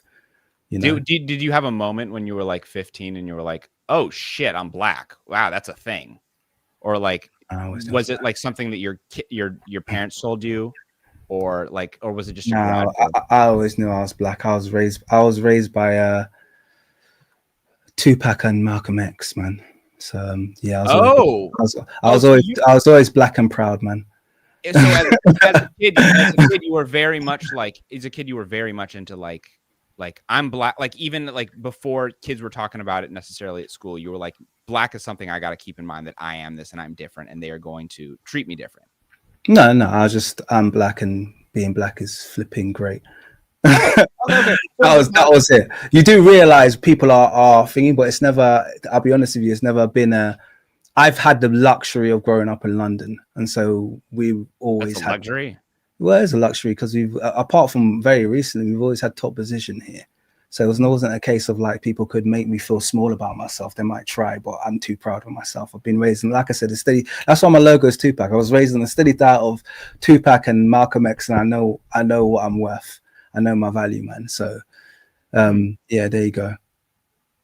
I think it's in my bloodline as well. It's we are one of a kind, you know. You kind of just have that fire in you to like just love yourself. Worth. We know what we are, man. We know what we are. Absolutely. I know. I'm also smart enough to know that a lot of racism is born in jealousy. People don't care about. If you care enough to hate, then it tells you everything you need to know. Yeah, you said something a bit earlier that I wanted to address, not in a debate sense, but in like an actual dialogue sense of like, I can't relate to a racist, but I was like, I don't know. I think everyone can relate to a racist. I mean, like that hate and that, but I mean, like what, like the whole thing, like Yoruba and Igbo, is that not like pretty? What about it? My best friend's Yoruba. I mean, Igbo. What are you talking about, man? But there was like a whole. I was just talking to a friend about this, but who is she? Is she Yoruba? Oh, I forgot. But well, a slight ethnic tribal difference. You know how much Yorubas and Igbos intermarry? Oh, I'm sure tons. I don't know. What I'm saying is just like, and we can, if we don't want to use that example, we can talk to someone else. But like, yeah. I mean, I think Igbos do have issue, but not necessarily of Europe. It'll probably be of Hausa, going back to the Biafran wars. So if we wanted to do that, it's like, you know, they're the same race, but they don't always, like, there's like stereotypes in there that's kind of like, why are you going to marry a Hausa? Like, are you kidding me? You're going to marry a Hausa in this household? Like, you know, you're going to mess up our lineage and all that kind of stuff. It's like, it's very relatable. I think Africans, if anyone, can relate to that a lot, sadly.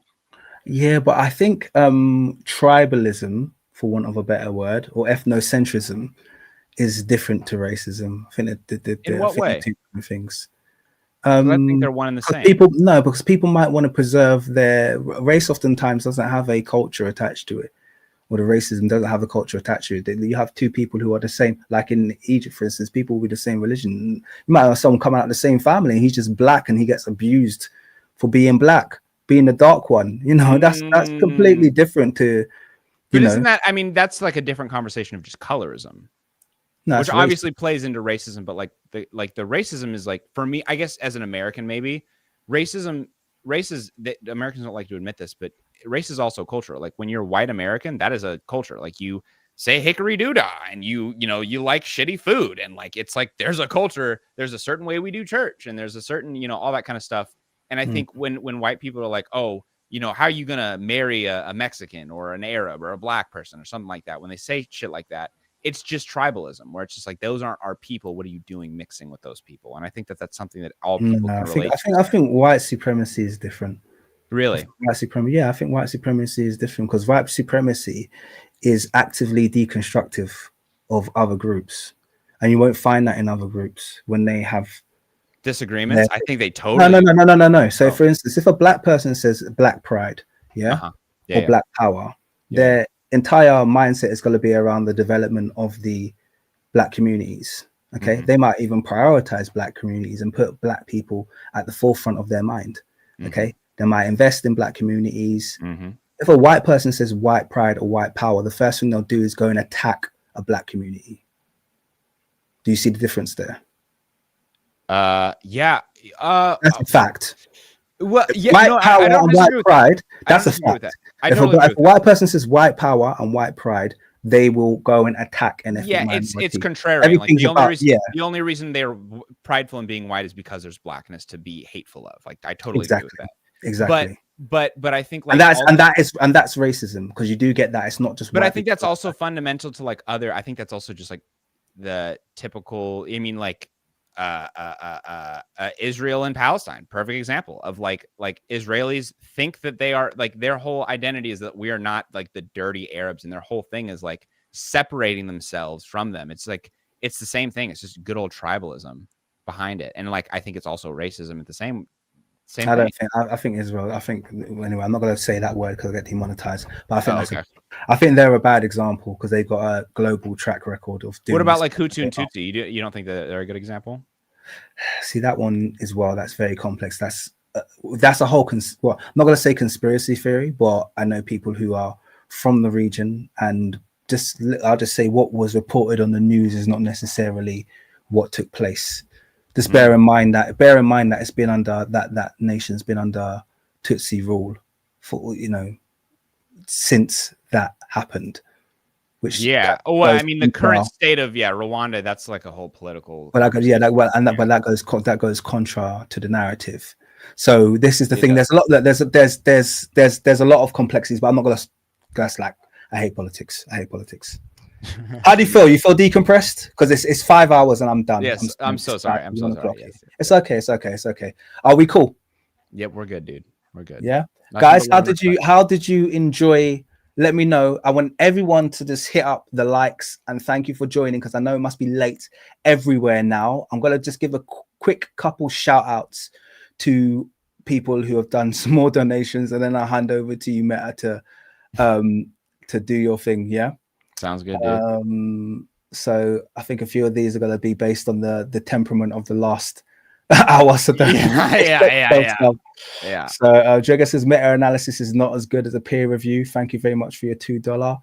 Macy says, from my understanding, is the point that Meta is making is that there is diversity in ancient Kemet, and that the Egyptians today haven't changed ancient Egyptians. Thank you for the time, Meta. So a lot of love you've had from Macy. She's a star.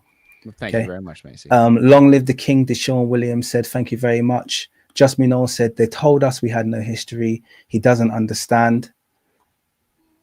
Black people are hated throughout the world. Thank you very much, Macy. Just Minol. And Dreger said, there's strange people being toxic in the comments, which I'll keep an eye out for, but I think all my mods have gone to sleep. So, there you go. And one more just came in from Deshaun. Thank you very much, Deshaun. He said, I can share all the morals and values and interests of some white people, but the color of my skin precludes and negates all of that. That's the difference between tribalism and racism. Very good point. Do you feel, does that explain it to you? I think that's between tribals, the color of it. Sure. Yeah, that's a cool point. Yeah, so you can have everything in common with them, religion, everything, and they just won't accept you because you're black. That's the difference between racism and tribalism, where it's a tribalism cultural difference. Yeah, excellent. Well, really well put, Deshaun. Thank you very much. I think that's a nice way to close out me reading the comments. Over to you, Meta. I've got no closing comments. I truly have nothing but love for you. I'm sorry that it got heated. I feel remorse and sadness because of it, but I'm glad that we did this. So am I. Yeah. So am I. I didn't go anywhere near kind of like the depth that I wanted to go into, but it's okay. I think this is what the conversation was at ultimately. So it's all good, man. It's all, yep. Brother, man. Yeah, man. I appreciate you. And I'm sure we'll be in contact soon, man. Yeah, dude. Yeah, 100%. Do not be a stranger, man. Absolutely. Likewise. Okay. Thank you, everyone, for joining us. We had, by the way, we sustained a crowd of over 500, which is seriously. Yeah, it's record-breaking stuff, man. That's awesome, dude. Yeah, you made some bank. I got 0 donations. I'm pissed as fuck. My community are dope. I can't lie, guys. By the way, on that note, since I've got 400 on you live, I have to say this year, I'm 4 days from closing on my book launch, and I'm not hit my target yet, guys. So I kinda need you guys hopefully to step up. So if you're on the live right now, please, and you haven't ordered a copy and you like the work that I do, I'm just going to pop a link in the chat before we close off. Yeah. And I'm just going to pin it.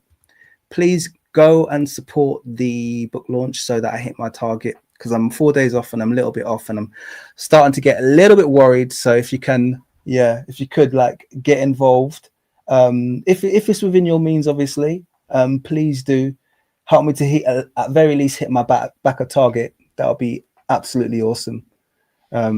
Yeah. So thank you very much, guys. I appreciate you. So let me just did I share it? 1 second. Oh, Did I share the for link all or of not? my audience who is watching, I will not, because this is just completely off of my topic. I will not be keeping this live up, but I'm sure King will be keeping this live up, so you can always go and watch his stuff on his channel, which is the King's Monologue. I am gonna make this live, but I might put this debate in the members only. I'm Oh, being really? cheeky. So if you caught this live, thinking about, I might put this in the members only. We'll see. Cool. Sounds good, bro. People might have a go at me here, but I have to give the members a little bit of exclusivity. I just have one more donation I need to read out. I think something just came in, a couple. Dregger said he really enjoyed this exchange, so there you go. That's Good. really good. I don't know what your audience is saying right now, but all love to y'all, please. It's mixed. They're pretty cool. Obviously, I think most of the people who've had criticisms of you have said it here, but a lot of people have been really cool with you, and they're grateful that you've come on, because they know a lot of people don't really want this kind of discussion. So yeah, you're appreciated, man. Y'all watching, truly. It's a big disagree with Meta, in contradiction to that, on racism and having love for your people. Black power / white European hatred. African people don't hate anyone. We want to live. I think hate is definitely less prevalent. I wouldn't say it's non-existent, but I think it's definitely less prevalent as on the whole as a culture for us. But yeah, everyone said thanks to you, lots of thanks to you. So yeah, and I think that the agreement is you're not a bad person. I'll take that. I'll take that as a win. Thank you, guys. Thank you for being the usual amazing community that you are. Meta is like knocked off his chair about how wonderful you guys are, and the numbers that we get in here, over 500 for most of the night. Everybody have a fantastic evening. I'm gonna put a link to the book launch in the chat, and any links you want me to share, Meta? No. Okay. Just go if you want to watch ethnobotanical studies. Watch me study culture and how that goes into plant medicine drugs. Go to my channel, Meta Bichet. Cool. Wonderful. Thanks, guys. Much love, and have a fantastic evening all. Take care. Peace. Stay on, Meta. Okay. Mind trouble.